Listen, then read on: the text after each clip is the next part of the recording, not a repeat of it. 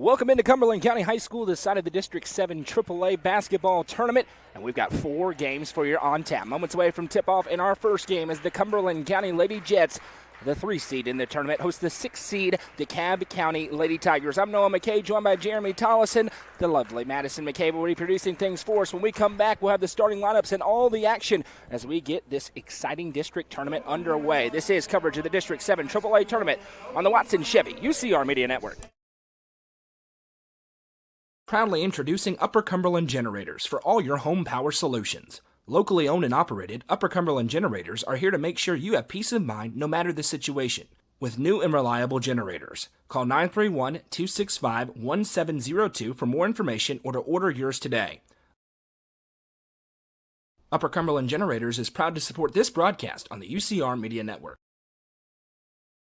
Eminence Eagle Auction and Realty is proud to present this 3-bedroom, 1.5-bathroom home in Livingston. In addition to the home, this auction also features a Mazda 2, Ford Taurus, furniture, and much more. Don't miss your opportunity to bid. You can bid on this property at eagleauctions.com or call 931-526-5335 for more information. Bidding on this online-only auction ends on Thursday, February 27th at 10 a.m. Eminence Eagle Auction and Realty is a proud sponsor of this broadcast on the UCR Media Network. 931 Sports Cards and Collectibles is your one-stop shop for sports cards, Pokemon cards, sealed product hobby boxes, and more. Whether you're just wanting some more memorabilia or you're a seasoned collector, the experts at 931 Sports Cards and Collectibles have what you need. Stop by 620 South Jefferson Avenue, Suite 208B in Cookeville from 12 to 6 Wednesday through Sunday, or 10 to 6 on Saturday to see their incredible selection. 931 Sports Cards and Collectibles is proud to support this broadcast on the UCR Media Network. Discover the stylish and modern 3-bedroom, 2-bathroom home with an open split bedroom floor plan designed for comfort and convenience. With 3,318 square feet under one roof, plus a bonus room over the garage and 1,400 square foot basement. Located in the Brookstone subdivision, this home is just minutes from Cookeville. The builder is also offering up to 3% in closing cost assistance. Call Sonia Brown with American Way Real Estate at 931-979-7145.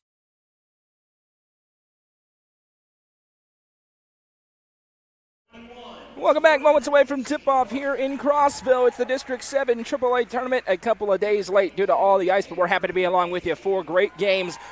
On the girls' side, we say it all the time, this is the best girls' basketball district in the state of Tennessee, and they're going to show it off over the next few days. I'm Noah McKay. He's Jeremy Tollison, the lovely Madison McKay, producing things as we are live right now on the UCR YouTube channel and the NFHS Network. We welcome you wherever you're watching around the world. Let's get to the starting lineups in this game. First for the road team on the scoreboard, and geographically, the DeKalb County Lady Tigers under head coach Brandy Alley. They're the 6th seed in this tournament, went 0-10 in district play. Starting tonight for the Lady Tigers, number 4, Chloe Van Branken. Number 13, Brooke Fusen. Number 14, Allie Melton. Number 22, Avery Agee. And number 32, Lily Young.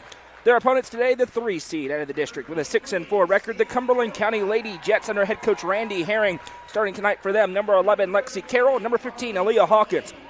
Number 23, Sydney Wilhite. Number 24, Cadence Wilson. And number 33, Carly Colleen. These 2 teams met twice in the regular season. 2 convincing victories for the Lady Jets, 62-21 back on January 14th on this floor, and 55-29 for Cumberland County in Smithville on February the 4th.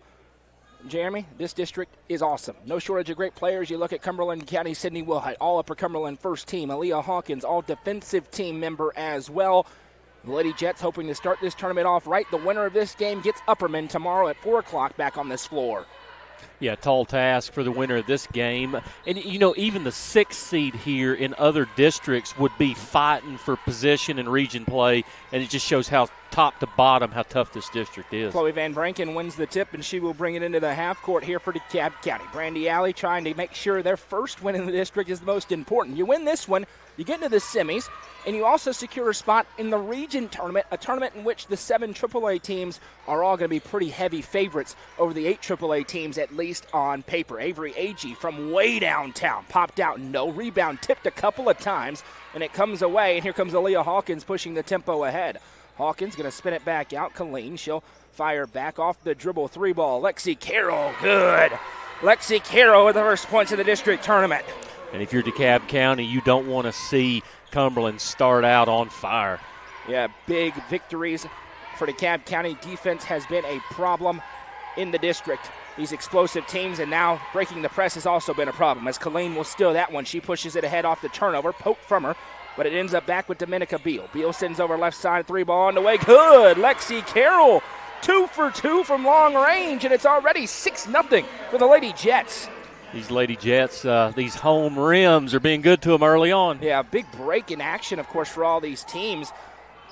It kind of neutralizes the bye in some ways for the top 2 seeds in this tournament. Everybody got a week off, although not a lot of practicing happening with no school, as Avery Agee has it left side. But from the rest perspective, everybody's on a fairly even playing field. Sparta, the 1 seed in action tomorrow, alongside Upperman, the 2. Another steal. This time it's Hawkins ahead to Wilhite, who finishes the lay-in, and Brandy Alley needs a timeout. It is all Cumberland County early on. We're 96 seconds in, and it's 8-0 for the Lady Jets. And for Coach Randy Herring, it's exactly what he wants. Leave no doubt and get ready. They hope to advance on in this tournament. For DeKalb County, not a big margin for error. They got to stop the bleeding immediately here. They do, and you know, typically this tournament's held at Tennessee Tech, and due to some scheduling conflicts, not.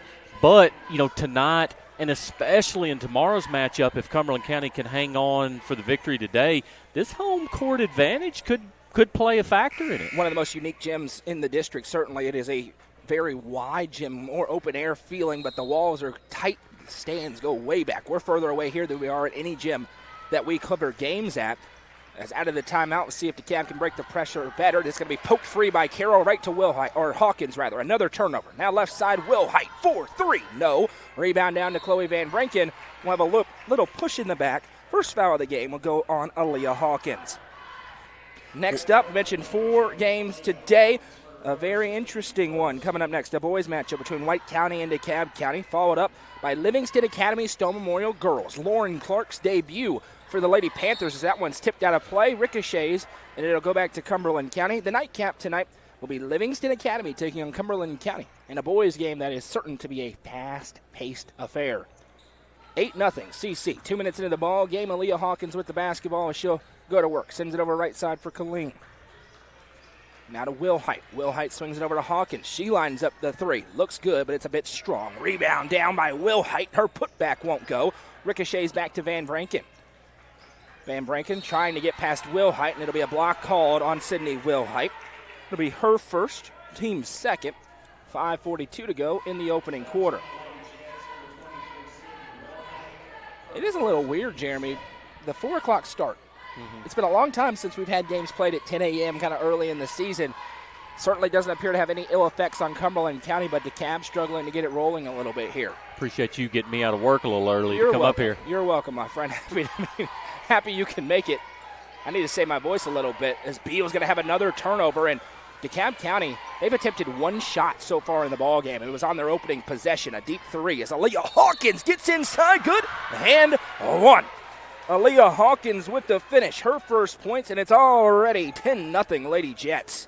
Yeah, right now DeKalb County just does not have an answer for anything that Coach Herring's trying to do. Aaliyah Hawkins at the line trying to complete a 3-point play, a 10-0 ball game. We're not even 3 minutes in.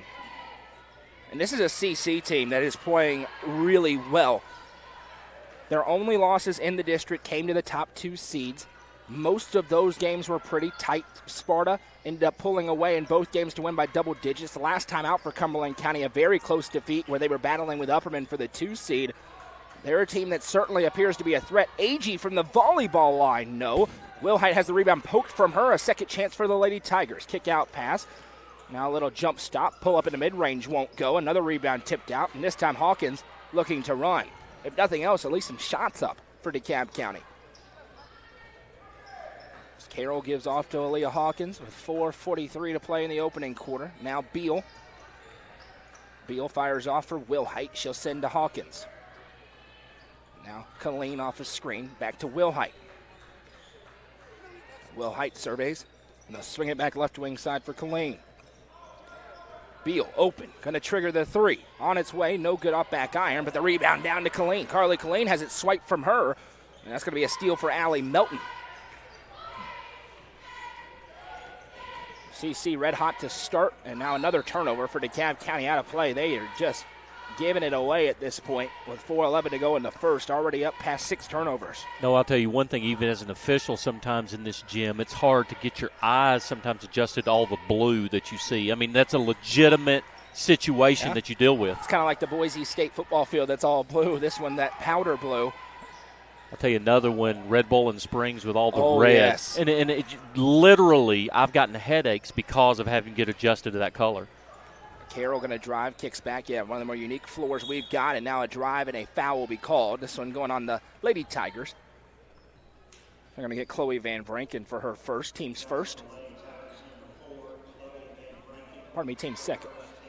I missed one in there. I'll figure it out later when I have one that's off. Bounces over the right side for Carroll. Now Wilhite being shadowed by Van Vranken. Beal triggers a 3. That one's no good, and both teams got a little bit cold from the field here. CC has the lead at 11-0. Van Vranken into the half court. She'll send back. Avery Agee wants it and has it. It's gut check time for the Lady Tigers. Win or go home today.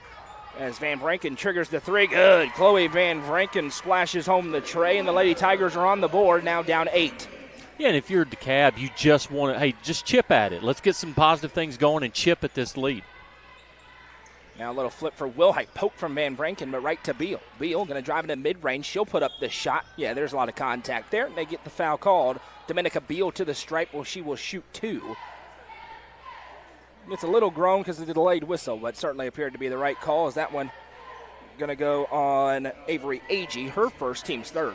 No, I'll tell you something you see officials do at times is have a delayed whistle, because sometimes you just want to see if they get that shot off easy, and you don't really realize how it affects the shot until a half a second or a second later. And that's why sometimes on jump shots especially, or finishes at the rim, you may see a little bit late whistle when you see how the shot reacted to the contact. 1 for 2 for Dominica Beal. That's the insight we get with Jeremy Tollison on the headset. Love it. Sub in for Coach Herring. Cadence Wilson to the table. She's in for Beal. CC not relenting out of the press. They've got the speed with the guards to do it. Now Agee swings it left side for Van Vranken. Back to Agee. You see a lot of press in this tournament over the next coming days. Van Vranken going to fire a pass into no man's land. Tried to be saved in by Melton, but it goes right to Aaliyah Hawkins. And now Hawkins turns and burns.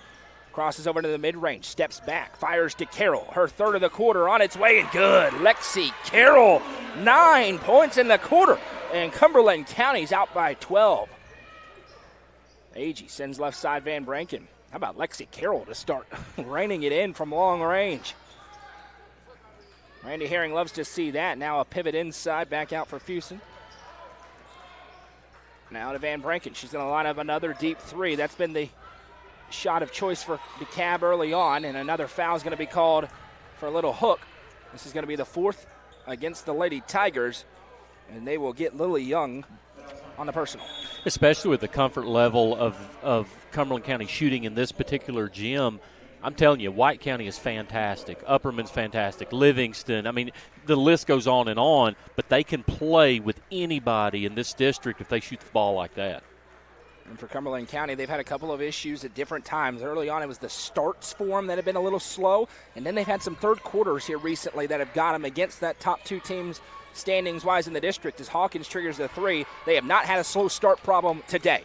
Second chance for the Lady Jets. Kick out for Carroll. This time she puts it on the deck. Lexi Carroll inside. Can't get it to go. Rebound down. Cadence Wilson wins it. Wilson sends over to Hawkins. Now she'll find Carroll again. Great ball movement early on for Cumberland County. Step back 3 for Sydney Wilhite. First team all Upper Cumberland for a reason. She splashes home the tray. Tell you, obviously Cumberland County shooting the ball well, but rebounding up to this point is killing DeKalb. They have got to get stronger and better on the glass. Now right side pass goes to Melton. Back to Van Vranken. A 15-point Lady Jets lead on their home floor after a week away from the floor. Showing no signs of rust here, leaving no doubt in the first. Bouncing in right side for Crook. Now Van Vranken works through a little contact. We play on. Agee has it. Melton wants it. Now she has it left side. Step back 3. That one's short. No good. Rebound down. Colleen sends it ahead to Hawkins. Now Aaliyah Hawkins pushing the tempo. Back to Wilhite. She's feeling it. From downtown, no. Rebound. Going to go out of play, and it'll go to the Lady Tigers with 44 seconds to play in the first quarter. We are producing 12 games today. Complete coverage of this tournament, complete coverage of District 7 Single A, and Jacob is in Lebanon today producing games for NFHS Network from 7-4A. He'll be back there tomorrow for Cookeville action. It will be 16 total games. Sorry, I lied. It'll be 20 total games in 2 days produced by UCR. We welcome you in for game number 1 of it, and it's a fast start for Cumberland County. 22 seconds left to go. Left side for Avery Agee. Agee steps back.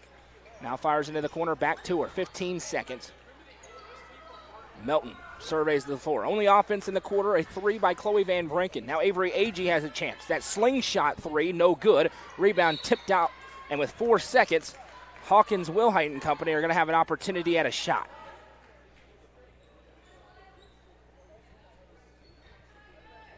Aaliyah Hawkins gets it to Wilhite. She's going to get a running start.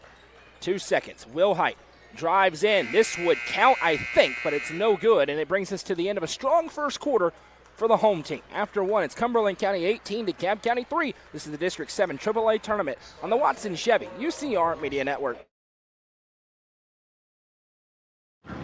How many letters? 5 letters.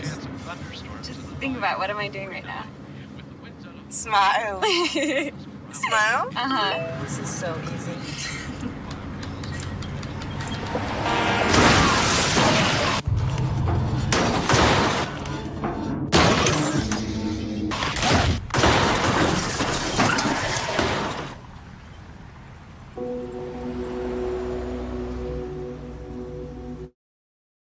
Livingston Regional Hospital is Livingston's hometown hospital. Located at 315 Oak Street, Livingston Regional Hospital provides compassionate, quality care for all patients from local people you can trust, so you can count on them to treat you like family. Their excellent staff offers years of experience and training to meet the needs of all patients. They understand the importance of providing care in a professional and comforting manner. They're proud to partner with Livingston Academy Athletics through the LRH Sports Medicine Team. Livingston Regional Hospital is a proud sponsor of this broadcast on the UCR Media Network.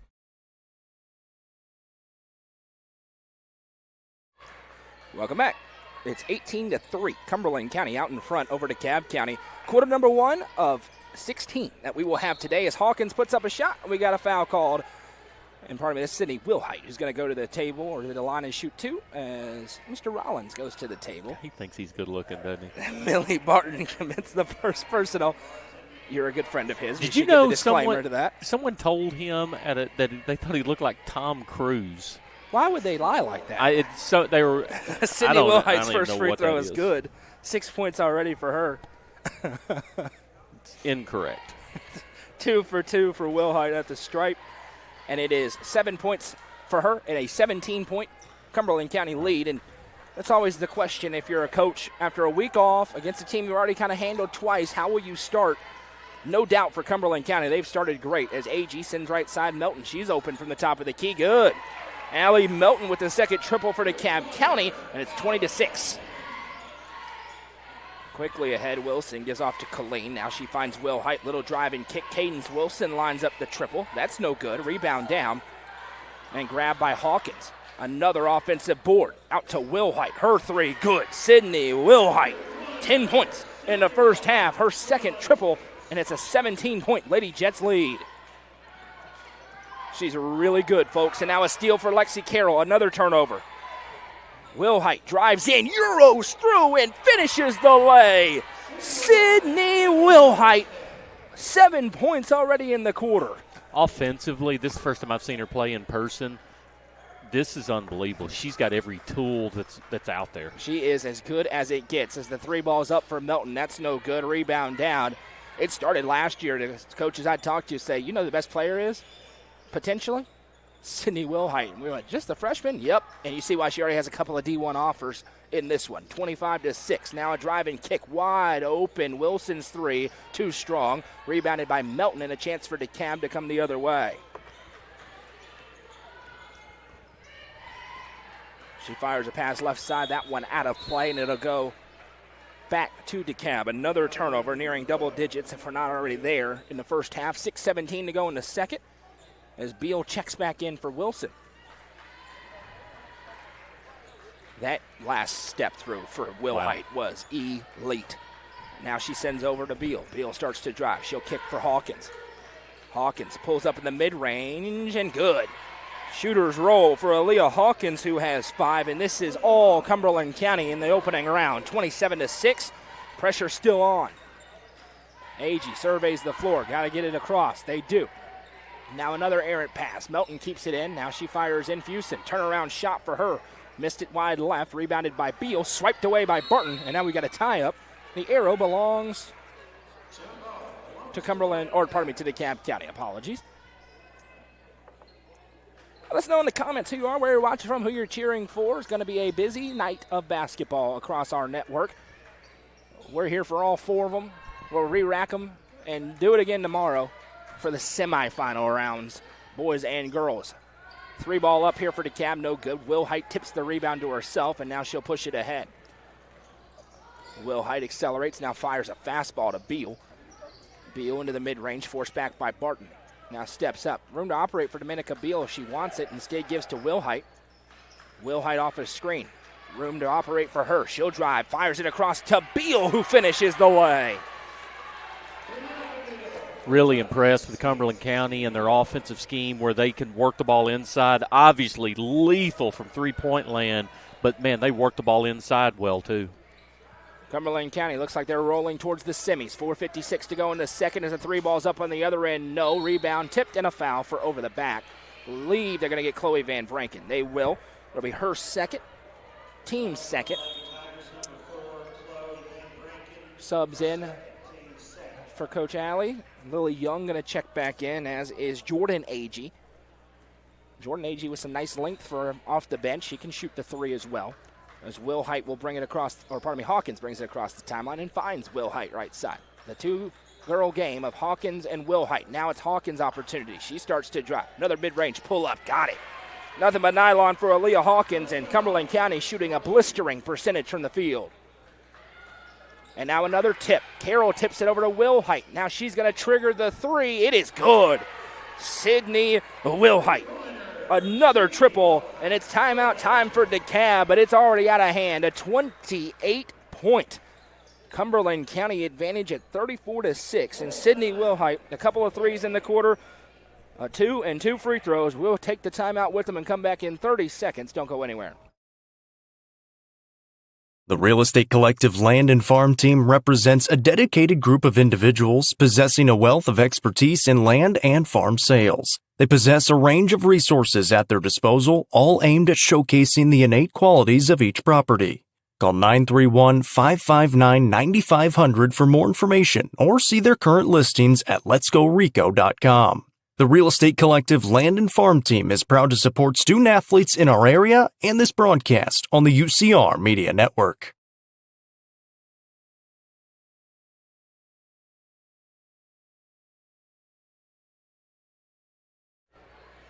Welcome back. 34-6 the score. Cumberland County rolling right now, looking for victory number 16 on the season. Sydney Wilhite is taking over the basketball game. 10 points in the quarter, 15 in the game. DeKalb County just with no answers to the sophomore from Crossville. Yeah, if you're Upperman, you're watching this game and hopefully they use it all up tonight. Yeah, Sydney Wilhite was really good on Friday night in Baxter. Needed a little bit of help, couldn't get it. Just 3 Lady Jets scored in that game. That'll be the question for moving forward. As Jordan Agee, I said she can shoot it, hits the 3 for DeKalb. That'll be the question for Cumberland County. Can this secondary scoring, we've seen today already a little bit. There's a 3 on the way, no good. They need that if they run into an Upperman, if they run into a Sparta potentially in a championship game. They'll need to play the way they have early in this game to be able to knock off some of those behemoths.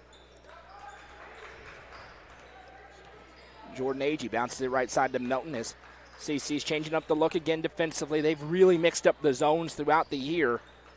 As Coach Herring, as that one's tipped, tries to keep teams off balance. A tip for Wilhite. Now she runs the floor, but the outlet pass up and over her head and out of play. 3:32 to go in the first half. Thomas Smith says it's weird hearing you on basketball games, Jeremy. He said he didn't think you could spell basketball. So, man, they're just throwing haymakers at you. Your turn to get haymakers thrown at you today. My goodness. I had to deal with it earlier. AG sends over right side. Now Melton, quick trigger three. That one's no good. Rebound down. Hawkins as it ricocheted around, and Aaliyah Hawkins wins the race, quickly fires it. Lady Jets have numbers. Wilhite accelerates inside, throws it up, and good. Sydney Wilhite with 12 in the quarter.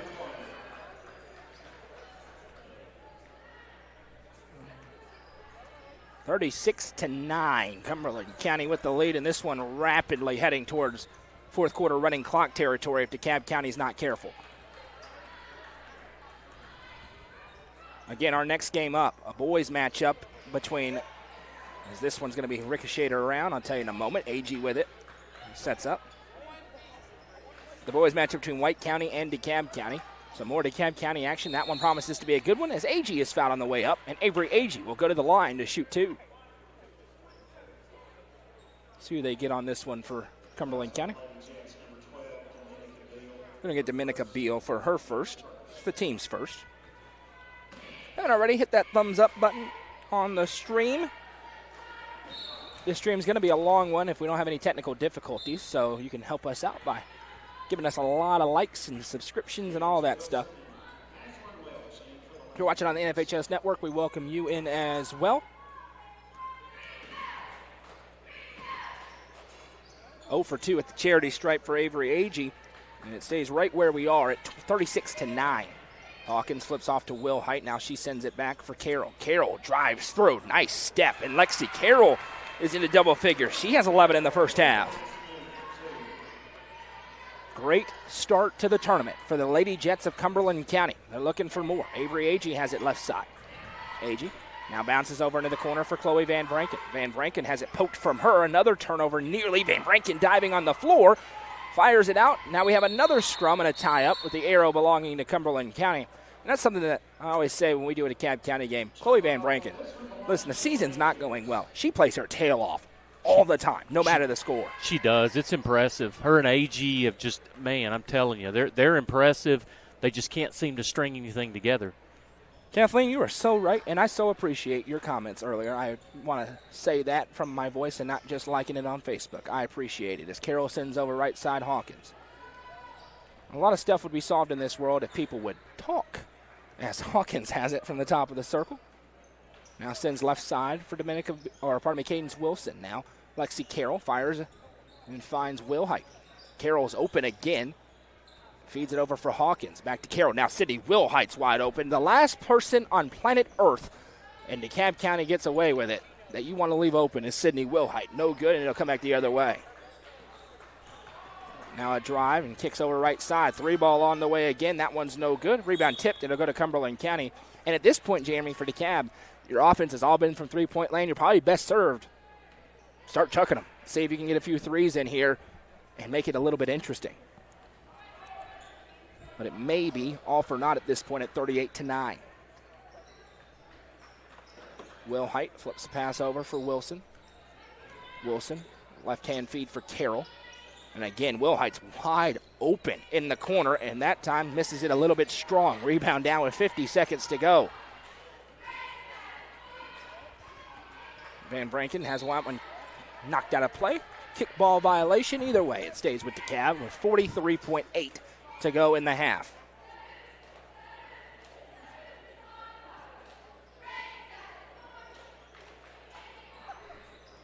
Little flip for Van Branken. She'll drive, throws it up, and a foul is called. We're going to get Aaliyah Hawkins for her second here. And two coming for Chloe Van Branken at the free throw line, trying to become the first non-three-point basket of the game for DeKalb County with 36 seconds to go in the half. You know, the last two times they've driven the lane, they've been able to get contact and go to the free throw line. First one for Van Branken is good. 4 points so far for Chloe Van Branken.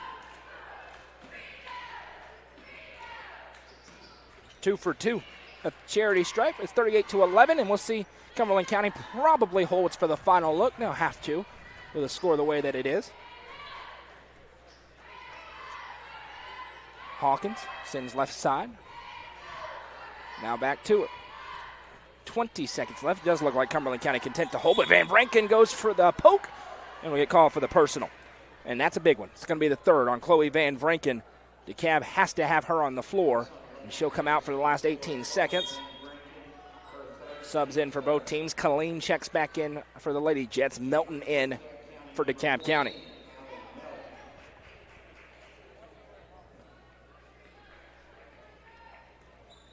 "13 seconds to go. Now Hawkins sends right side. Wilhite triggers the three. Good. Sydney Wilhite again. Her third of the quarter. This one we count if it goes, but it falls short. And it's all Cumberland County at the break. 41-11. Lady Jets, listen, we're doing 4 games today. We're doing 4 games tomorrow. We're not going to have a halftime show. We're going to hear from our awesome sponsors, and we're going to come back in about 9.5 minutes with second half action. All Lady Jets here at the break, 41-11. This is coverage of the District 7 AAA tournament on the Watson Chevy UCR Media Network.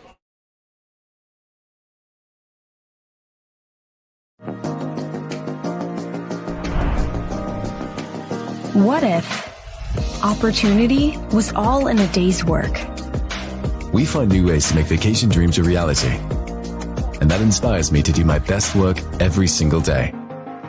What if you can make a real impact in people's lives with a team that cares? What I do matters, not just for guests, but for my team. We rely on each other each and every day. What if your work inspired fun and moved people? We put the world on vacation. Our job is to make people happy. Inspiring travelers around the world to live their best lives never stops being fulfilling. At Travel and Leisure, what if can be what is. Stop wondering. Join the travel movement and start a career where memories start with you.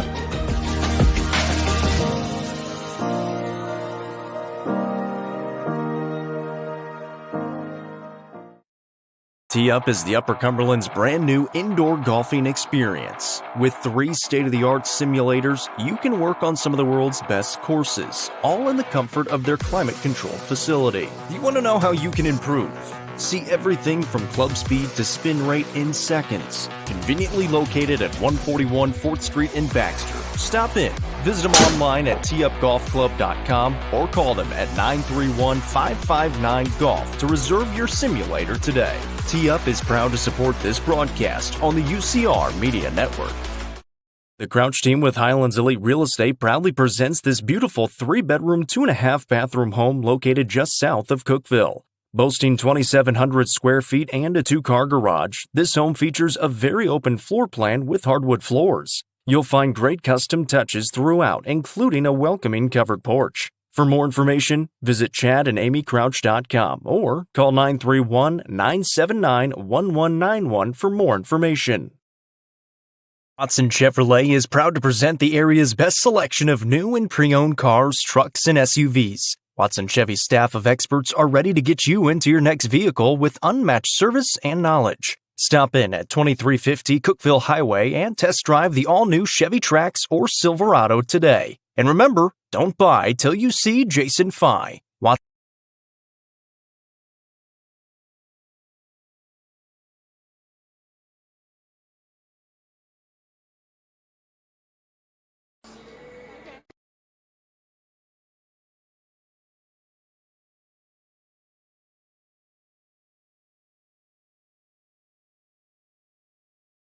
The Quality Family, a local company supporting and caring for our local communities. The Quality Family offers services to get you back to the game.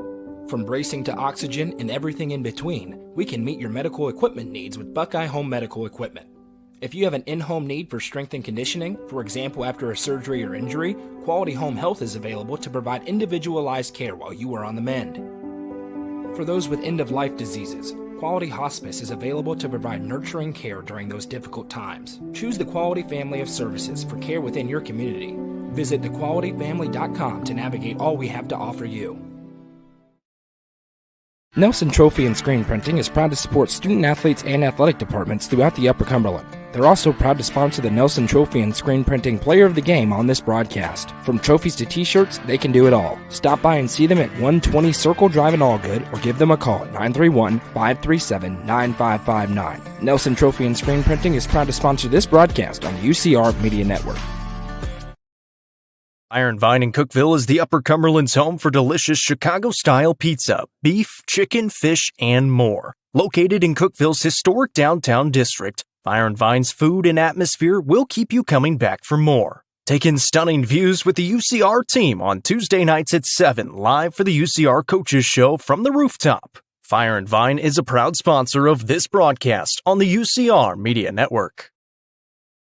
Loading the kids in the car, brokering peace in the back seat, mastering the snack handoff without even looking. Why are simple things sometimes so complicated? Thankfully, with auto owners, insurance doesn't have to be one of them. We work with independent agents who keep insurance simple, so you can worry about more important things, like figuring out what's growing in that cup holder. That's simple human sense. Visit swallowsinsurance.com or call us today, 931-526-4025. Protecting your future. It's what we do. Proudly introducing Upper Cumberland Generators for all your home power solutions. Locally owned and operated, Upper Cumberland Generators are here to make sure you have peace of mind no matter the situation. With new and reliable generators. Call 931-265-1702 for more information or to order yours today. Upper Cumberland Generators is proud to support this broadcast on the UCR Media Network. Eminence Eagle Auction and Realty is proud to present this 3-bedroom, 1.5-bathroom home in Livingston. In addition to the home, this auction also features a Mazda 2, Ford Taurus, furniture, and much more. Don't miss your opportunity to bid. You can bid on this property at eagleauctions.com or call 931-526-5335 for more information. Bidding on this online-only auction ends on Thursday, February 27th at 10 a.m. Eminence Eagle Auction and Realty is a proud sponsor of this broadcast on the UCR Media Network. 931 Sports Cards and Collectibles is your one-stop shop for sports cards, Pokemon cards, sealed product hobby boxes, and more. Whether you're just wanting some more memorabilia or you're a seasoned collector, the experts at 931 Sports Cards and Collectibles have what you need. Stop by 620 South Jefferson Avenue, Suite 208B in Cookeville from 12 to 6 Wednesday through Sunday, or 10 to 6 on Saturday to see their incredible selection. 931 Sports Cards and Collectibles is proud to support this broadcast on the UCR Media Network. Discover the stylish and modern 3-bedroom, 2-bathroom home with an open split bedroom floor plan designed for comfort and convenience. With 3,318 square feet under one roof, plus a bonus room over the garage and 1,400 square foot basement. Located in the Brookstone subdivision, this home is just minutes from Cookeville. The builder is also offering up to 3% in closing cost assistance. Call Sonia Brown with American Way Real Estate at 931-979-7145. How many letters? 5 letters. Just think about, what am I doing right now? Smile. Smile? Uh-huh. This is so easy.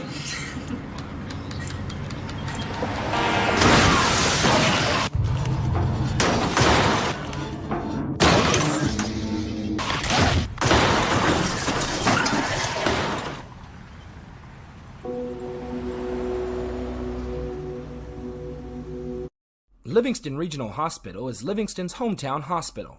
Located at 315 Oak Street, Livingston Regional Hospital provides compassionate, quality care for all patients from local people you can trust, so you can count on them to treat you like family. Their excellent staff offers years of experience and training to meet the needs of all patients. They understand the importance of providing care in a professional and comforting manner.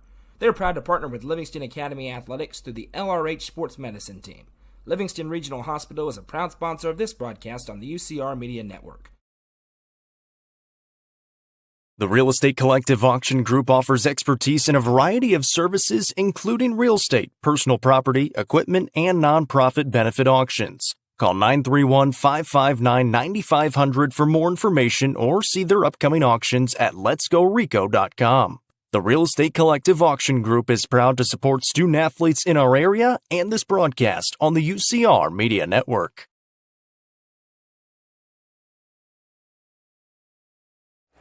Welcome back. It's time for the second half as it's all Cumberland County. They're out in front 41-11 at halftime as we open up the third quarter. I'm Noah McKay. He's Jeremy Tollison. First of 4 games coming up next is White County against DeKalb County in boys action. Then at 7 o'clock, Livingston Academy and Stone Memorial. Very interesting girls game. And we'll round out the night with Livingston boys against Cumberland County. Tomorrow, semifinals starting at 4 o'clock. 4 more games for you to watch as we're live on the main UCR YouTube channel and the NFHS network.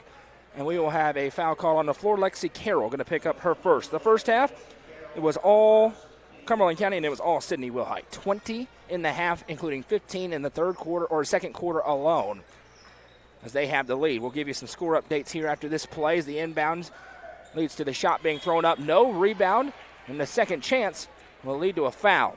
2 free throws upcoming here as they're going to get Colleen for the personal. And this will be 2 free throws upcoming for Lily Young. Score updates, Clay County and Clark Range facing off. It's 30-23, Clay County with the lead. That's in Livingston tonight. Casey and Jack on the call there. I told Casey earlier that Jack is a lot better than me, so please don't let him take my job. Jack is really good. He's really good. Jack is really, Proud really of good. him. Absolutely. Right side for Sydney Wilhite. And Jack, a freshman in college. Hey, he's going to be a professional. I promise you that. He is really good, and he's a good kid, too. Left side for Carroll. 41-12 the score. Hawkins triggers the 3. Good. Aaliyah Hawkins kind of nonchalantly threw it up, and it went through for her first triple of the game. And that's been the kind of day for Cumberland County. They cannot miss from long range. And I mentioned it earlier, but, tomorrow or Monday, if they hit like this, they're going to be trouble for somebody. Yeah, this is one. If you're Brandy Alley entering this game, you're thinking, we need things to go our way, them to miss some shots and us to hit some shots. And they have hit everything in the gym so far for the Lady Jets. And DeKalb struggling from the field. Left side it goes for Agee. She'll step back and now reverses out. A couple of Lady Tigers in the same place. From the volleyball line, banked it in. Jordan Agee, what time is it? The bank is open for 13 more minutes as she makes her second 3 of the game. Why not? Now a little flip. Hawkins found Wilhite. That is a great feed, and Wilhite with an easy lay. 46-15. The running clock rules in Tennessee. Fourth quarter, 35-plus points. It'll run from there on out. So not there yet, but certainly is possible. As Agee sends over to Van Branken. Now she'll bounce it in. Nice fake for Fusen. She'll drive, throw up the shot. No. Rebound tipped out. And it'll go to Cumberland County. 5:57 to play in the third at 46-15.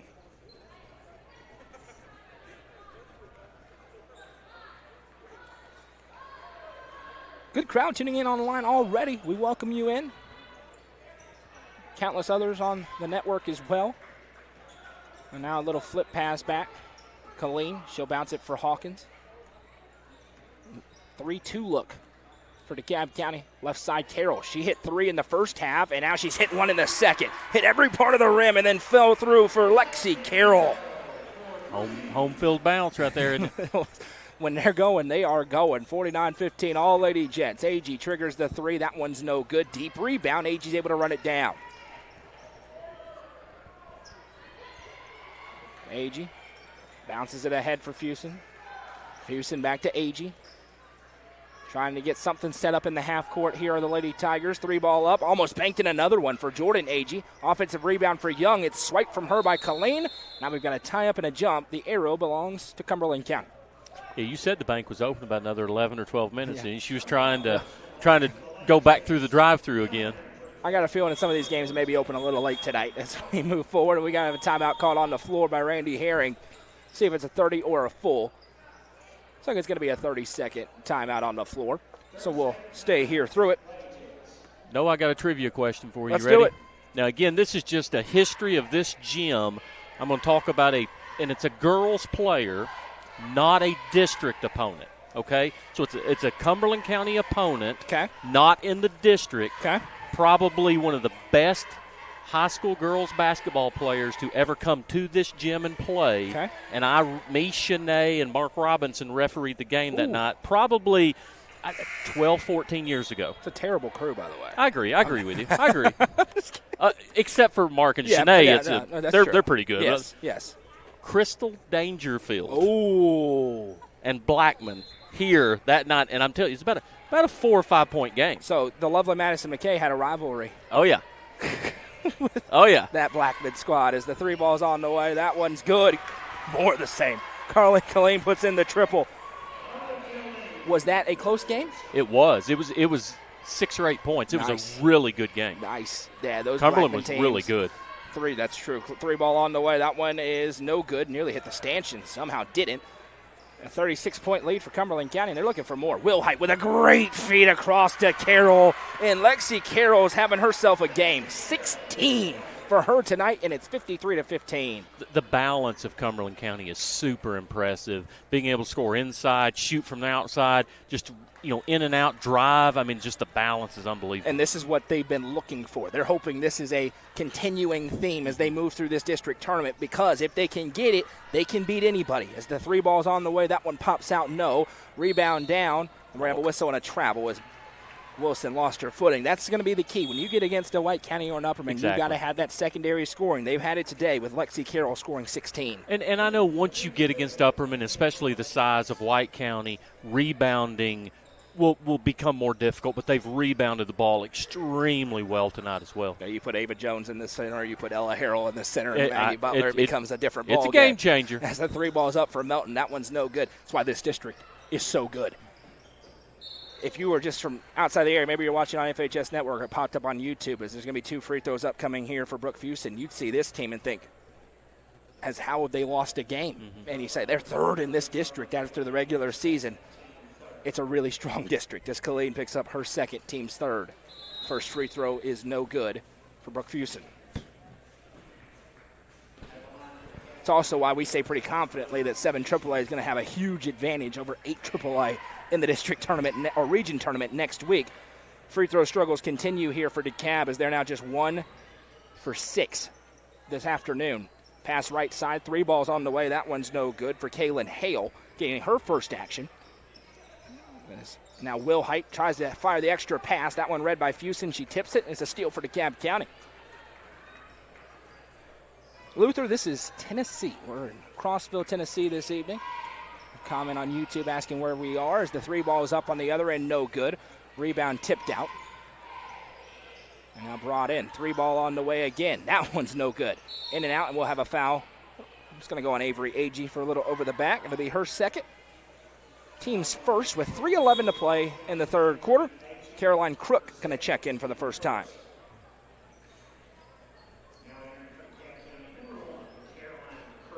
Stick around post-game. We'll briefly go through the scoring, have the Nelson Trophy and screen printing player of the game, and then we'll take a break, an intermission graphic for about 10 minutes, and we'll get right to it with our next game. It's White County taking on DeKalb County. And then later on, we've got Livingston and Stone. As that shot's up, and Livingston and Cumberland County, no good. A rebound ricochets around, and we're going to have a foul called on DeKalb County. Yeah, she thought Mr. Rollins should have put her on the line on the first shot, but he gets her there on the second one. Probably don't see too much complaints when it's 53-15, but Correct. You'll still get them. And that's where you as an official say, hey, it's 53-15. Bring me an X-ray, and I'll call a foul. Spearson inbounds it. Hawkins has it, sends left side Wilhite. Triggers another open 3, that time no good. Long rebound, out and running is Allie Melton. She's got defenders chasing, so she'll spin it back. Little flip pass over for Caroline Crook.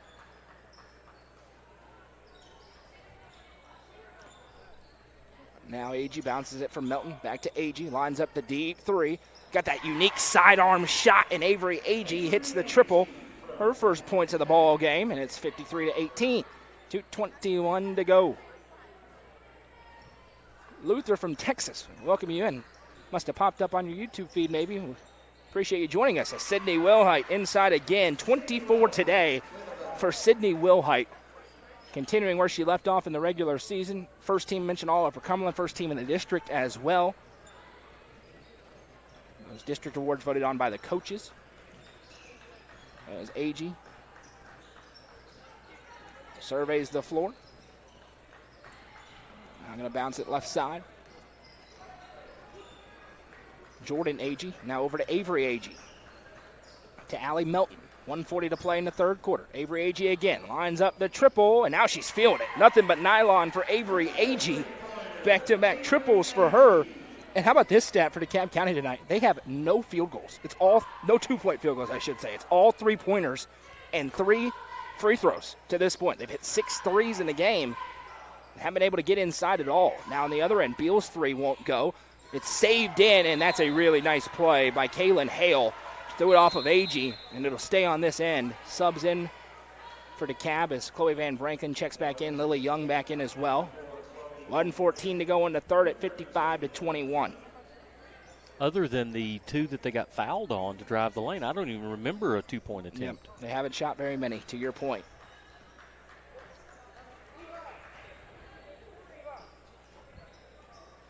Will Height sends left side.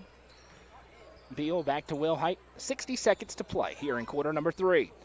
Will Height to Beal. I'm going to do my best Casey Bolden impression. 1 minute to play. Oh, goodness. I love it. He's got his thing. That's mine. I got a few of mine. He's got the 1 minute to play. I love it. You can hear Casey right now. District 7 single A action. Clay County Clark Range, and a good one over on the main page and on the network. There's Beal. Has that one. That one's kicked. 38 seconds to go in the third. We'll stay on this end. You know, Casey and I started officiating football the same year. 2000. Wow. Mm-hmm. You're so old.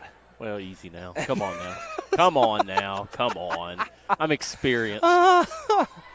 Your hair shows it. Wow. As Hawkins has it. We're going to have fun today. Hawkins brings it over left side. I'm experienced at eating. That shows too. That's now there will be a hold going on DeKalb County. I'll roast myself. We're going to be here for a long time tonight. Settle in. Get your popcorn ready already. May not be a close game, but you still need your popcorn, your snacks. You're in Cookeville. You need to call our friends at Fire and Vine, as there'll be a travel Great and call. possession goes back the other way to DeKalb County. Your Fire and Vine, you get yourself a nice Neapolitan-style pizza. Kick your feet up. We got 3 more games to go. By the time you pick it up, we'll be ready for our next game, and you're going to have a lot of fun tonight. You know, Fire and Vine, the greatest invention for pizza, honey drizzle. Oh, it's really good. On chicken, too. Oh, my goodness. Honey drizzle. 2 seconds left. This 3 would count if it goes. It's no good, and that brings us to the end of the third quarter. 55-21, Cumberland County rolling here. This is the District 7 AAA tournament on the Watson Chevy UCR Media Network.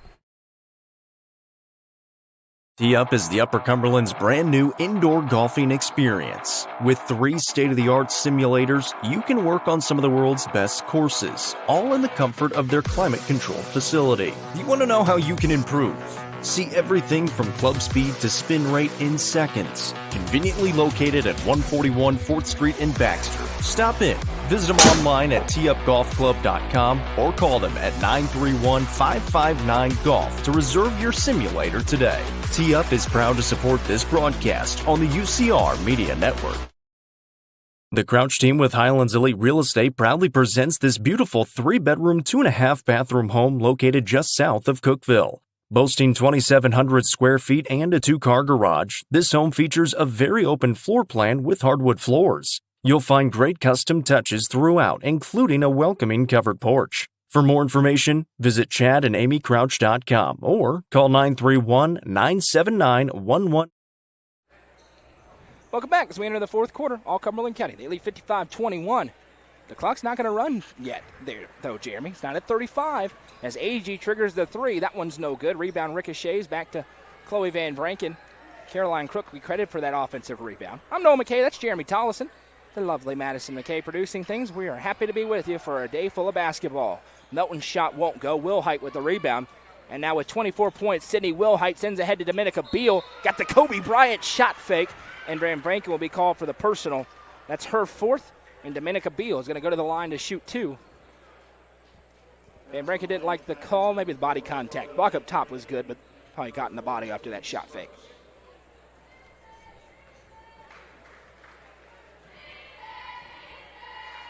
So, interesting note, you know, officials and I have a fun relationship depending on who you are. No. I just wanted everyone to know I'm consistent. I nearly got thrown out of an upward game last week for going unbelievably scorched earth. And you know what, Jeremy? I was so right. As Beal makes the free throw and the clock will run. Everybody can get it. That's what I'm saying. Everybody can get the smoke. On a guy volunteering his time. Oh, it was a girl volunteering her time. A girl volunteering her time. Whew.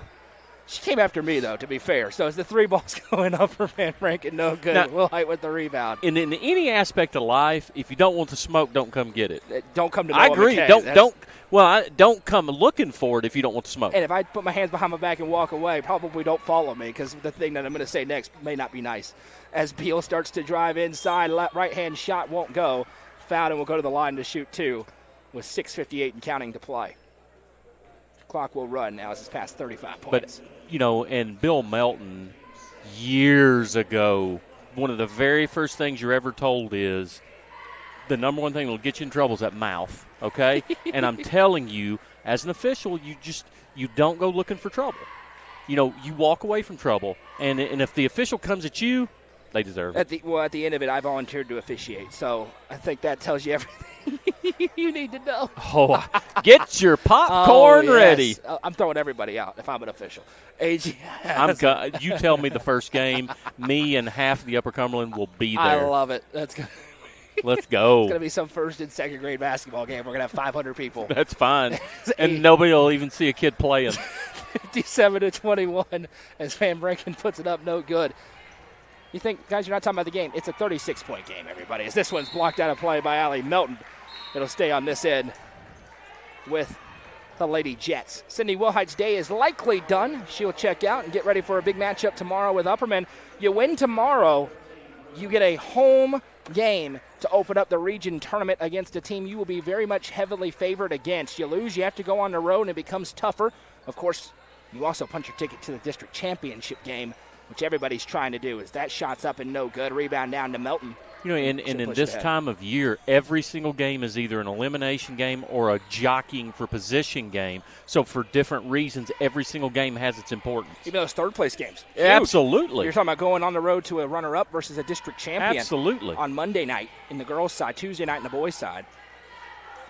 There's now a little baseline drive for Hale. Inside, nice shot finished by Welch. That'll be her first points of the game, and it's 59-21. Again, DeKalb County, they're playing hard. You got to tip your cap to them. It's been a tough season for them. This is not the district where you want to be trying to get right. As Van Branken has it left side, that's a tough spot to be in when you're just trying to build something and you're going up against these perennial powerhouses. But even now, in the moment, Van Branken turnaround shot. They're fighting for rebounds. They save the ball in there for Crook. Now into Agee, kicks out to Crook, and she traveled. Possession back to Cumberland County. Subs for both teams checking in. We're going to get a little bit younger with the outcome no longer in doubt and the clock running now under 4:40 to go. Derek Jones says he'll stream and commentate the first game that I referee. Let's go. Me and Derek, we got it. Right side. That one's going to be stolen away for DeKalb. Allie Melton with another steal. She's got several of them tonight. Sends the pass ahead. Don't forget, we'll have the Nelson Trophy and Screen Printing Player of the Game. Jeremy's got to pick that. Coming up post-game, we'll have an intermission. That's going to be hard. And then the boys' game, I think we're probably on the same page. Boys' game between White County and DeKalb coming up next. 3-ball up and good. Avery Agee with another triple. She's starting to feel it. 3 in the half for her. 3:54 to play. Now that one's stolen away. Fuson able to pick it away. And now back the other way it goes to Cumberland County. Score update, Clay County leads Clark Range 45-36 in girls action, trying to sweep the 3 meetings they've had this year. Now, is that? It's a semifinal game. Okay. Yes, that's a semifinal game in I was District 7A. fixing to say, if that was a quarterfinal and one of them are going home, right. that is a huge for either team, right, obviously. The winner of that game gets the winner of Pickett County Gordonsville. Probably Pickett County. Those two teams will play later on tonight. Pickett's good. They're really good. The defending champs are rolling right now. And I hate to give a high five to Brent Smith, but no, they're good. He's done a good job there for 20 years. Unbelievable. And they're fantastic. All those games will be broadcast live. I think Rochelle carries him a little bit, though. 100%. Truth be known. Rochelle Mason is now will have a blocking foul inside. Under 3 to play in the ball game.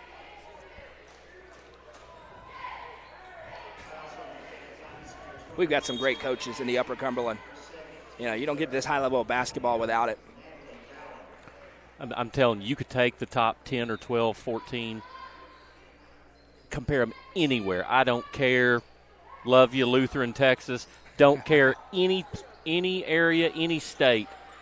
Can't find top to bottom a better set of coaches. Oh, I lived in Texas. I can assure you that's the case. Especially on the girls' side. It's unbelievable how good we have it. Girls basketball. We got great boys coaches as well, but girls basketball, we're the pinnacle of the country. As the three ball's up for AG, no good. Offensive rebound to Audino. Or Rockley, rather, and now AG drives and kicks. Three ball on the way. That one's too strong by Caroline Crook. Another offensive rebound. Under 2 minutes to go in the ball game. AG catches that one. Now puts it on the deck, and a little bump will be called. That'll be the first team foul against the Lady Jets.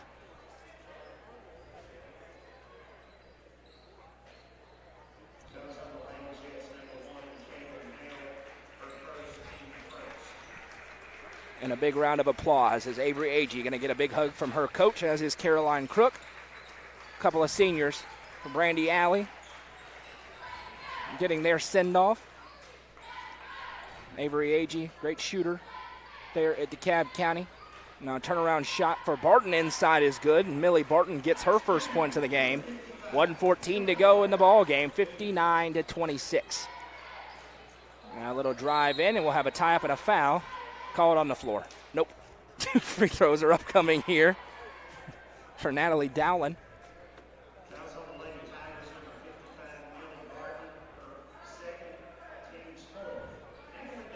Ooh, we got an update on that Clay County Clark Range game from Goose, who's also there. He'll be here tomorrow as Dowland makes the first. Ella Eads hits a massive three with 4:10 left for Clay County. Holds up the three as she runs back on defense and was assessed a technical foul. And from the text message I got, Goose, who's pretty tame at most times, did not like that one at all. 49 seconds to go in the ball game with 60-26 being the score. There's a fine line between celebrating a play and taunting your opponent. And I'm telling you, as an official, we've probably been unfortunately, on both sides of that. Maybe letting stuff go that we shouldn't have, or being a little ticky-tack. But I'm a firm believer, have no idea who's refereeing the game, and it very well could have been deserved, have no idea. But I also think when the games get more tense and more meaningful and seasons could be on the line, I think you let the rope go a little bit more. Well, speaking of big games, how about a big game today for the Cumberland County Lady Jets, as this one will be stolen away. We'll see if we get a little finish, as it'll be out of play with 2 seconds, and that will do it. A big performance for the Cumberland County Lady Jets as they open up district tournament action in dominant fashion. Final score, Cumberland County 60, DeKalb County 26. As we welcome into the post-game show, we'll tally up the scoring and have the Nelson Trophy and Screen Printing Player of the Game. Don't go anywhere. And then we've got a boys game to follow, and then another one after that. Scoring from the game is as follows. First for DeKalb County, whose season comes to an end tonight with a record of 6 victories and 23 losses.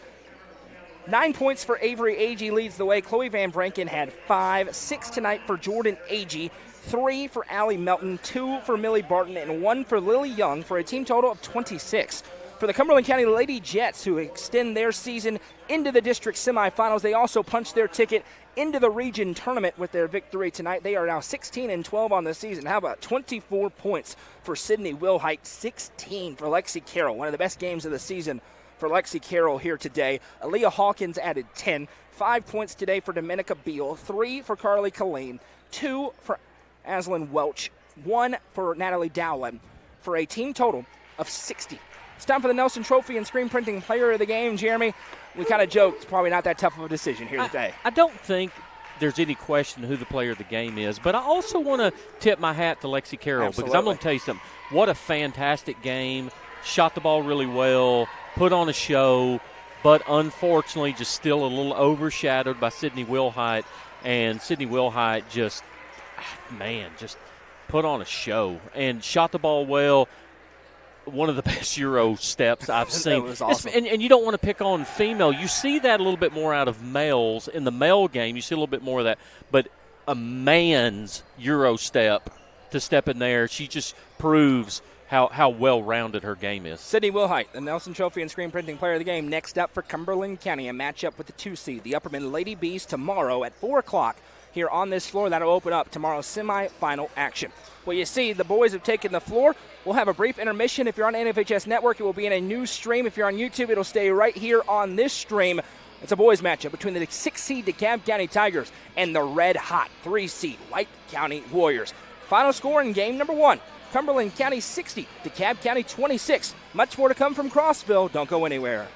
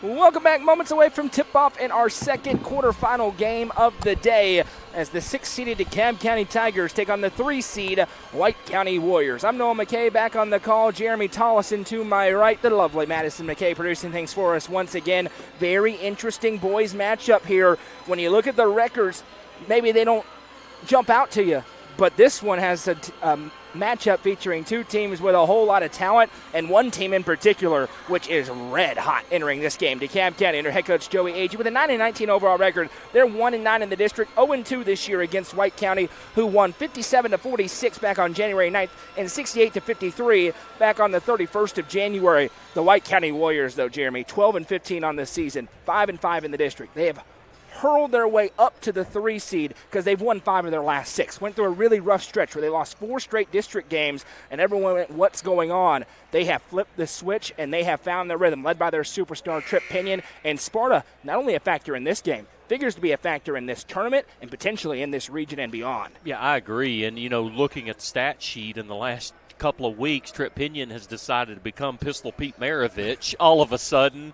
And, he's always had just a really good, well-rounded game, but he hasn't really taken control and scored like he has in the last few weeks. But, Trip Pinion scoring in the 40s, we didn't expect to see that, and he has consistently the last few games been, above 25, 30 points and just really been putting on a scoring onslaught. They've also added the three-point game back in. Lucas Dickerson, number 30. He can really shoot it. They've got the size and length with Gage Stevenson inside. Nate Griffin off the bench can absolutely jump out of the building and beyond. But on the other hand, this DeKalb County team, they have some real pieces. You talk about Jordan Parker, one of the best all-around athletes in the area. Speaking of multi-sport athletes, Dallas Kirby, a great baseball player, football player. He's on the hardwood as well for Coach Agee. This figures to be a really good game and one in which either result wouldn't surprise you. No, I completely agree with you. I think White County's the slight favorite, but just like you just said, if DeKalb County can sneak in here and end White County's season today, a lot of Maroons going to be surprised, but overall people within this district would not be super surprised by that. Tonight's broadcast is presented by our friends with the Real Estate Collective Sparta, a group of agents in Sparta dedicated to helping you make your real estate dreams a reality. Your Real Estate Collective, an all-inclusive sponsor to us at UCR, and the sponsor of today's ball game. As the starting lineups are being introduced in the building, and we will give them to you as well. Starters for the White County Warriors. Number 00, Cole Sims. Number 33, Tucker Pinion. Number 3, Trip Pinion. Number 30, Lucas Dickerson. And number 4, Gage Stevenson. Starters for the DeKalb County Tigers here. Number 0, Seth Fusett. Number 2, Jordan Parker. Number 10, John Hendricks. Number 23, Dallas Kirby. And number 21, Logan Duke. We are live on the main UCR YouTube channel and the NFHS Network. We welcome you in wherever you are. Let us know in the comments who you are, where you're watching from, and who you're cheering for this afternoon. Game number 2 of 4 in Crossville. Did I happen to see not too long ago that Jordan Parker and Tripp are going to be playing college football together? Cumberland University. That's what I thought. Sure are. That is awesome. Opponents today, teammates plus later. The kid from Cookeville. Absolutely. Absolutely. That's awesome. Cumberland is absolutely recruiting in the Upper Cumberland. Good for them. Sparta, the home team on the scoreboard. They're in the white jerseys and shorts. DeKalb County in the black and gold. Lead official throws it up. Let's get it on in the District 7 AAA tournament. Win or go home in the quarterfinal round. You win. Not only do you advance, you also advance on to the region tournament as Dallas Kirby fires it across to Duke. Duke now in a low block, double teamed. He reverses back out. 3-ball for Fuson's no good. Kirby gets the rebound as Sparta looks like they're going to start in a very interesting defensive look. A little matchup potentially as Jordan Parker drives inside, and Jordan Parker, the senior, goes off the glass for 2. Super athletic move there. Strong athletic move by Parker. Trip Pinion brings it across the timeline. You talk about most valuable player to his team. That may very well be Trip Pinion. He's the engine that makes him go as his brother Tucker sends it over right side, and now Cole Sims has it. Sims goes back for Gage Stevenson, a heck of a wide receiver and defensive back.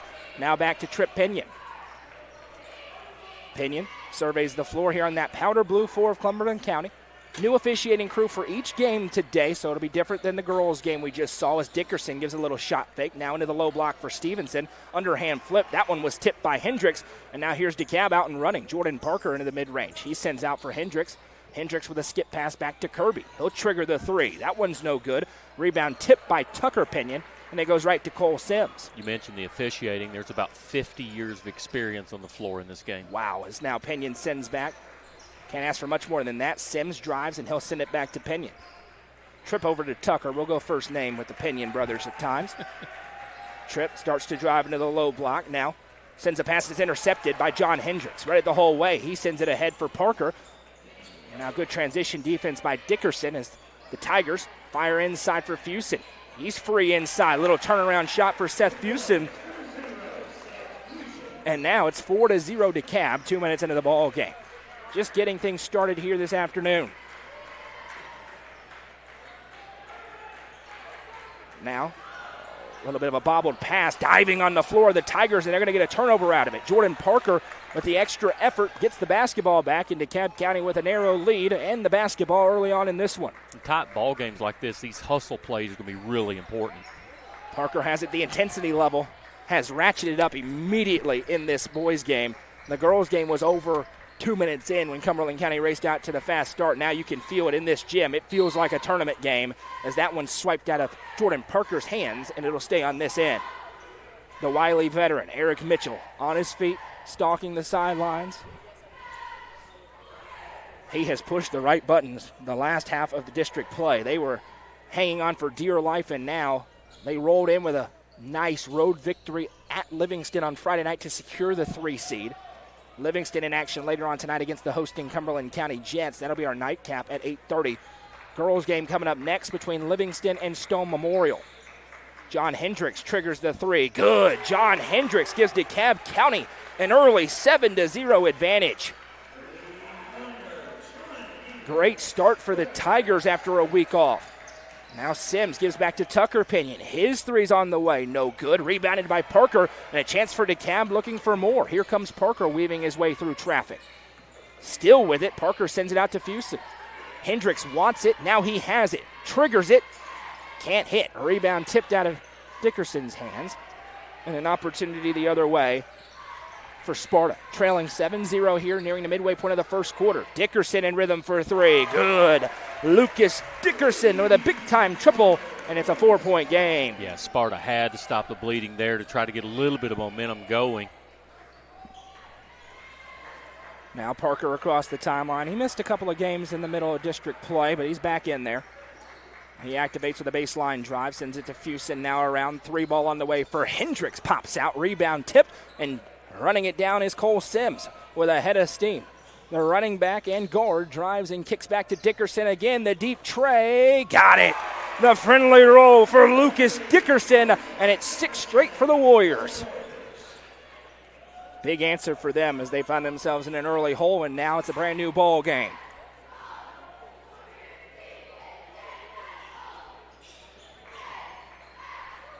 Score updates upcoming.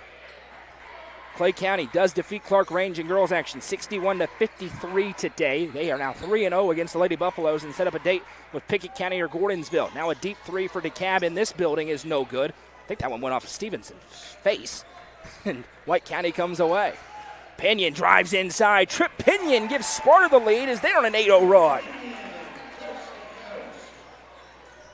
Just a matter of time before Trip Pinion gets going, and you've got to stop him. Such one of the best athletes that has come through the Upper Cumberland in a long time. And one of the best competitors that we've ever seen. As Parker's shot won't go. Stevenson able to save it and dish it to Sims before hitting the ground to avoid a travel.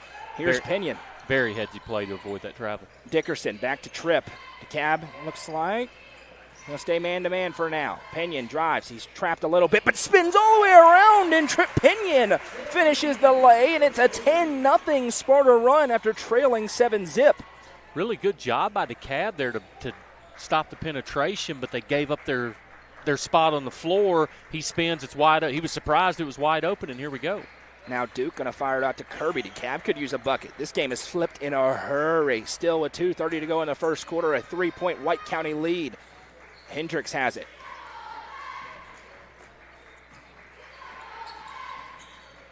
Now Kirby, and DeKalb was really in rhythm early. Sparta's defense is tightened up. You're seeing none of those open looks here the past couple of minutes. Now Kirby with it. Duke cuts off a screen into the low block. He's got 3 different Warriors around him. He's going to turn and put it up. Can't finish. Rebound down. And Sims able to find Pinion. Here comes Tripp. Fastball over to Dickerson. Puts it on the deck. Now back to Tripp. Tripp one-on-one with Fusen. Stutter steps. Pinion lost handle. Got it back. Spins it to Cole Sims. His three. Cash. Cole Sims makes it a 13-0 Sparta run. They're out in front by 6. Yeah, early on I was wondering why Coach Mitchell had not called timeout. Now I'm, questioning Coach Agee needs to try to rein this back in. Yeah, I'm right there with you, thinking the same thing. Hendricks with a little head fake. He'll pull up at the mid-range. No, another empty possession for DeKalb County. 13-7 the score, and Tripp Pinion going to slow it down a little bit. That mullet is mulleting for Tripp. I wish. I'm so jealous. Mine goes up. It doesn't go down like that in mullet form. Yeah, mine is just non-existent. Yeah, exactly. Tucker has it. Now he'll find Stevenson. Stevenson with a nice feed to Sims. Just hit one. Missed that one. Too strong. Rebound out of play. And it'll go back to DeKalb County with 58.2 on the clock. Subbing to the game, Elliott Barnes for the first time for Coach Agee. He checks in for Seth Fusen. No move to the bench yet for Eric Mitchell. Those benches and rotations shorten greatly in elimination games and into the postseason. You need your 5 out that you have the faith in to get it done. Right side for Duke. Kirby posting up. Help arrives, and that's great defense by Gage Stevenson as he gets the steal. Now here's Tripp Pinion into the half court with 36 seconds to go in the opening quarter. And Sparta content to hold on a 13-0 run. They're looking for the final shot. This game flipped immediately. It was all DeKalb for about 4 minutes. And White County has roared to life. Again, a week away from the floor as well. We could see some very interesting first quarters in all these games today. Pinion going to drive inside. Throws it up with the right hand. Can't get it to go. 10 seconds left. A rebound down for Barnes, but now it's tipped as Tripp Pinion fighting, and there will be a foul call. First foul of the game goes on Cole Sims, and we love that with 6 seconds to go. These teams are out here playing their tails off. And they've played clean. I don't know if I look at a play and I think that they've missed a particular call, but that's what you want in officiating in the postseason is let them play until they won't. Parker with 4 seconds into the half court, lost handle on it. It's loose. This would count if it goes, and it does it for Hancock, and that brings us to the end of the first quarter. Sparta finishes the frame on a 13-0 run, and it's White County 13, DeKalb County 7. You're watching coverage of the District 7 AAA Tournament presented by Rico Sparta on the Watson Chevy UCR Media Network. Proudly introducing Upper Cumberland Generators for all your home power solutions. Locally owned and operated, Upper Cumberland Generators are here to make sure you have peace of mind no matter the situation. With new and reliable generators. Call 931-265-1702 for more information or to order yours today. Upper Cumberland Generators is proud to support this broadcast on the UCR Media Network. Eminence Eagle Auction and Realty is proud to present this 3-bedroom, 1.5-bathroom home in Livingston. In addition to the home, this auction also features a Mazda 2, Ford Taurus, furniture, and much more. Don't miss your opportunity to bid. You can bid on this property at eagleauctions.com or call 931-526-5335 for more information. Bidding on this online-only auction ends on Thursday, February 27th at 10 a.m. Eminence Eagle Auction and Realty is a proud sponsor of this broadcast on the UCR Media Network. Welcome back, 13-7. White County leads. It was 7-0 DeKalb. Then Sparta got a couple of threes from Lucas Dickerson, another from Cole Sims, and 2 lay-ins inside by Tripp Pinion to take the lead. I'm Noah McKay. He's Jeremy Tollison. That's Madison McKay. And we're happy to be with you here this evening on a Friday afternoon in Crossville. Left side for Dickerson. He gives back to Tripp Pinion as we're back to action. Pinion spins it over left side for Dickerson. Back to Tripp. Now Dickerson off the bounce into the mid-range. He'll pull up for 2, and he's got it. 8 early points for Lucas Dickerson, and it's 15 straight for the White County Warriors. And DeKalb County has not gotten a good look since this run began for Sparta. It has started on the defensive end for the Warriors. Kirby surveys. Now he'll go to work inside. Dallas Kirby off the glass and good. See if that sparks them back to life. It's the first 2 of the game for Dallas Kirby. win or go home. The winner advances on into the region tournament and the semifinal round of this tournament and will face off with the 2-seed Stone Memorial Panthers tomorrow at 5:30 on this floor. Pinion with it in the half court. He surveys. Now bounces it back and forth. Tripp going to put it on the deck. A deep three. He's feeling it. That one's no good for Dickerson. And a rebound down on the floor, though. A turnover forced by Sparta. A little fadeaway for Tucker won't go. We've got a foul called. I'm not sure who it's on. There's a lot of contact there. And I think it's going to go It's going to get Sparta, on Sparta from the point. Nope. All right. This goes on Jordan Parker. It's his first. Yeah, the point was to the right, but that's not where the foul went. So it's the first foul on Jordan Parker, first foul of the game called on DeKalb County. And there were bodies flying in different directions. It was hard to pick out what she saw there. Yeah, I had no clue. There was a lot of contact, though, as it goes back for Tucker. Tucker now sends it over. Wide open again. Lucas Dickerson can't get that one. Rebound down to Pinion, and Tucker Pinion's putback is good. The big part about that call is her opinion is the only one that matters. You're exactly right. The rebounding margin starting to tip in favor of Sparta, and so is the scoreboard. They're out in front by 8. Now Dallas Kirby has it. He's going to trigger the tray. It's a big one. Dallas Kirby splashes home the second 3 of the game for DeKalb County, and it's back to a 5-point game. You may want to fuss about shot selection there, but you don't say a thing if it goes in, do you? Tripp Pinion drives the lane. He'll reverse it back for Sims. Sims over to Pinion. Tripp working on Parker. Now spins inside. That one nearly blocked and a foul. Tripp Pinion with the explosive turn. Porter Hancock going to be called for his first. And this will be 2 freebies upcoming for Tripp Pinion at the Wallace Insurance Agency free throw line. One thing I've noticed about Pinion over the years is the spin move. It's almost like he has just chained to that. He's done it for 4 years. Does it look familiar? He does it in pads a lot as well. That's true. On a football field. True. But the spin move has created so much opportunity for him offensively for the last several years, has got him in the 1,000-point club, has done a lot of things for him. But that spin move is lethal. First one is no good for him, and for the first time, Eric Mitchell goes to his bench. Keon Lewis and Nate Griffin, a couple of the longer players for Sparta check in as Pinion makes the second. He's up to 5 points in the half, and it's a 6-point White County lead. Huge crowd tuning in on YouTube. We welcome you in. Appreciate you spending part of your Friday with us. As Dallas Kirby has it, just hit a 3 on the last time down. Now Parker with a driving kick. John Hendricks triggers the open 3. No rebound. Fought for collision, and Parker comes away with it. Barnes was in the area on the tip. Second chance for DeKalb. Parker working on Griffin. Mentioned the athleticism of Nate Griffin. He's got some highlight reel jams this year. As Kirby puts it on the deck.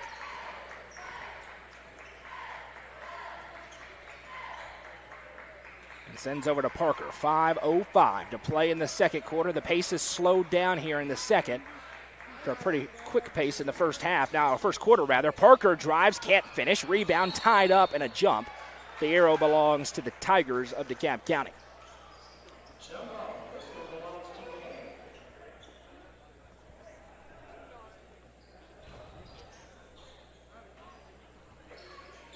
Inbound, that one was tipped, but Kirby able to escape with it. Lewis stretches out to defend. Kirby going to drive inside, gets free. Dallas Kirby with an explosive take. How about 7 in the quarter for him, and it's back to a 4-point game. Mentioned, throw the records out the window. These are 2 good basketball teams. You're seeing that already. Now pass in for Tripp Pinion. He drives into the low block, little tie up, and now Pinion with the heads-up play to save it. He throws it off of Porter Hancock, so it'll stay on that end with Sparta. 4:32 to play in quarter number 2. 18-14. White County with the lead. Inbounds goes to Keon Lewis. He'll bounce back for Tripp Pinion. Tripp over to Dickerson. Thought about it. You see the respect now paid to him. 2 defenders immediately jump towards Lucas Dickerson. Now left side, Tucker Pinion. He's open for 3. Good. Nothing but nylon for Tucker Pinion. And it's back to a 7-point Warriors lead.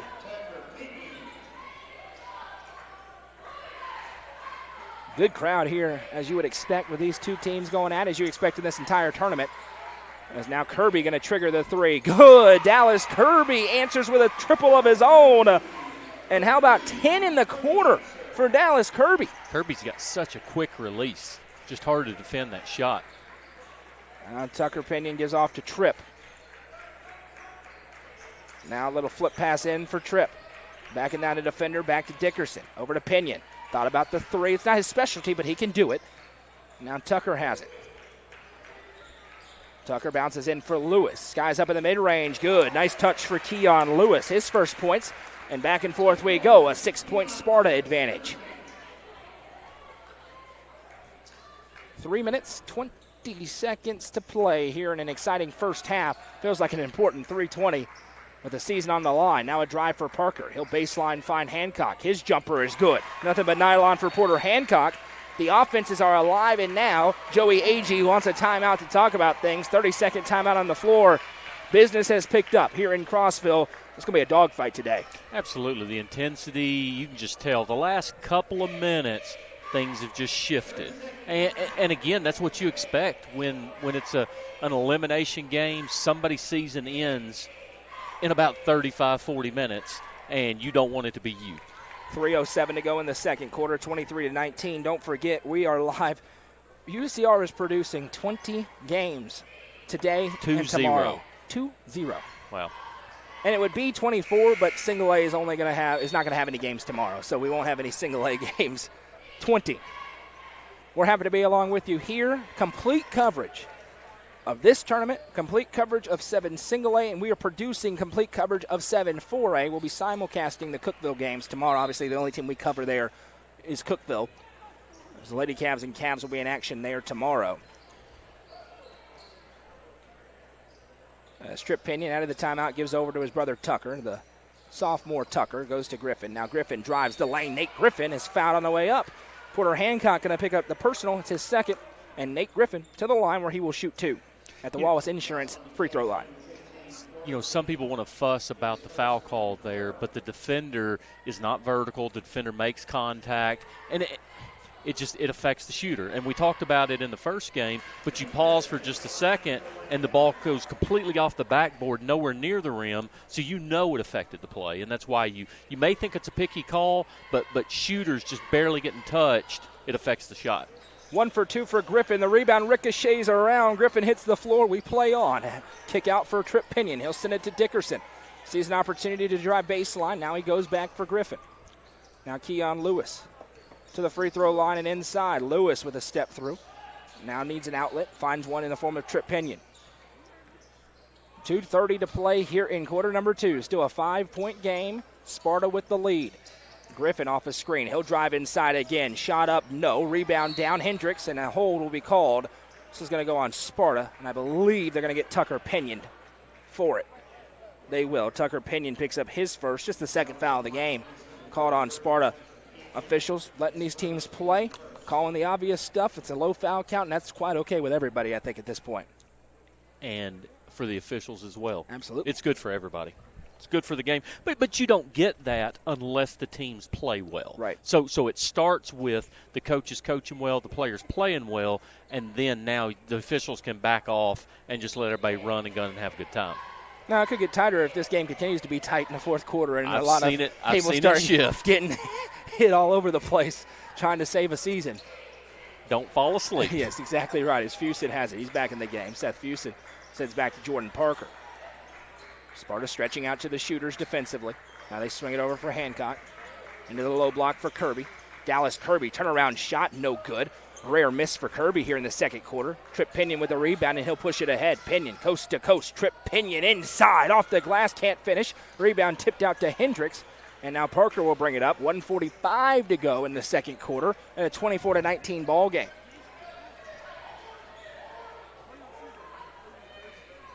Parker. 95 seconds to go in the second quarter. A drive and kick into the corner for John Hendricks. Got it. The 3-ball good. Both teams shooting it great from the field. That's the first Tiger not named Dallas Kirby or Porter Hancock to score in the quarter. And it's a 2-point game with 1:20 to go. Now, a little tic-tac-toe. Pinion into the low block. Throws up this shot. No. Rebounded by Hendricks. Pinion wanted a foul. He doesn't get it. Coach Mitchell wanted a foul as well. You need to go make sure you got that popcorn box ready to go. You may need to get it ready in the second half of this one. Nearing 60 seconds to play in the second quarter. So you're saying go ahead and get the box so whenever you cue everyone, they're ready. Now Jordan Parker with a finger roll inside, and we're tied. 4 in the first half for Parker, and it's 24-24. How does Sparta approach this? They're going to draw something up. Eric Mitchell wants 30 seconds, and the DeKalb faithful are on their feet, all tied up in an elimination game late in the first half. You know, this game has just really been about 3 or 4 and now 5 runs. You know, if you 2 minutes in the game, if you'd have told me that it was going to be 13-7 White County in a couple of minutes, I'd have told you were crazy. Then all of a sudden the Cavs fought back. So it's just, you know, it's just not consistent scoring. But when one of the teams kind of gets on a run, you know, they'll put 6, 8, 10 points on the board, and then it just completely flips the script. And also feels like both teams have now lost any sort of rest they had with a week away from the floor, and we're back in the grind of the season. And if somebody wants to extend theirs here this afternoon, 47 seconds to go in the second quarter. We are all tied up at 24. And how will Sparta approach this possession? Are they going to hold, or will they look for a quick shot? We'll find out. Lucas Dickerson has it. Surveys the floor. Here comes a little trap. He works away. Now back to Tripp. Tripp Pinion sends to Dickerson. Into the corner now. Cole Sims works around a defender. Now skip pass back to Tucker. Over to Tripp. He will trigger the three. No. Rebound down. Jordan Parker has it. And a chance for DeKalb to regain the lead. They're holding On the final possession. So we wondered what Sparta would do. They were just looking for a good shot, not necessarily holding. Certainly looks like DeKalb is going to hold. 13 seconds for Jordan Parker and company. Parker accelerates baseline, little head fake, now fires across. We have a whistle and a push with 2.3. Not the worst thing in the world for Sparta because it's 2.3, and that was probably going to be a good look. Cole Sims picks up his second personal, just the second team foul against the Warriors. And now here we go with 2.3. John Hendricks going to inbound. Tosses it for Fusen. Got to put up a shot. He does. They said it would count, but it doesn't go. What a first half that was. After 1 half of play, it's Sparta and DeKalb tied up at 24. We'll take about an 8-minute break to hear from our sponsors and come back with third quarter action in District 7 AAA Tournament presented by the Real Estate Collective Sparta on the Watson Chevy UCR Media Network. 931 Sports Cards and Collectibles is your one-stop shop for sports cards, Pokemon cards, sealed product hobby boxes, and more. Whether you're just wanting some more memorabilia or you're a seasoned collector, the experts at 931 Sports Cards and Collectibles have what you need. Stop by 620 South Jefferson Avenue, Suite 208B in Cookeville from 12 to 6 Wednesday through Sunday or 10 to 6 on Saturday to see their incredible selection. 931 Sports Cards and Collectibles is proud to support this broadcast on the UCR Media Network. Discover this stylish and modern 3-bedroom, 2-bathroom home with an open split bedroom floor plan designed for comfort and convenience. With 3,318 square feet under one roof, plus a bonus room over the garage and 1,400 square foot basement. Located in the Brookstone subdivision, this home is just minutes from Cookeville. The builder is also offering up to 3% in closing cost assistance. Call Sonia Brown with American Way Real Estate at 931-979-7145. How many letters? 5 letters. Just think about what am I doing right now? Smile. Smile? Uh-huh. This is so easy.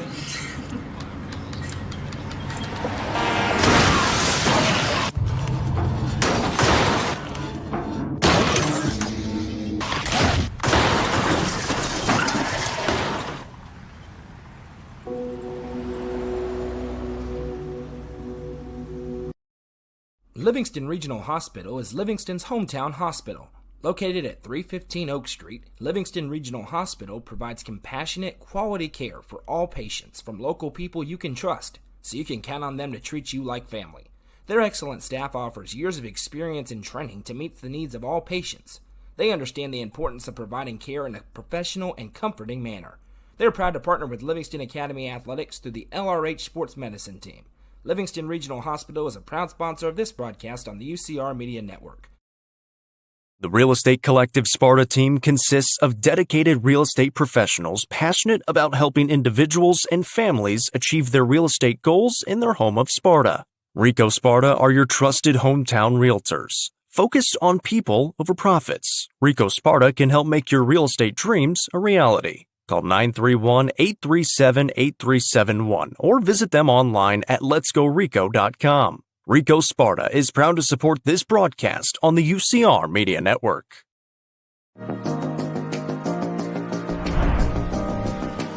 What if opportunity was all in a day's work? We find new ways to make vacation dreams a reality. And that inspires me to do my best work every single day. What if you can make a real impact in people's lives with a team that cares? What I do matters, not just for guests, but for my team. We rely on each other each and every day. What if your work inspired fun and moved people? We put the world on vacation. Our job is to make people happy. Inspiring travelers around the world to live their best lives never stops being fulfilling. At Travel and Leisure, what if can be what is. Stop wondering. Join the travel movement and start a career where memories start with you.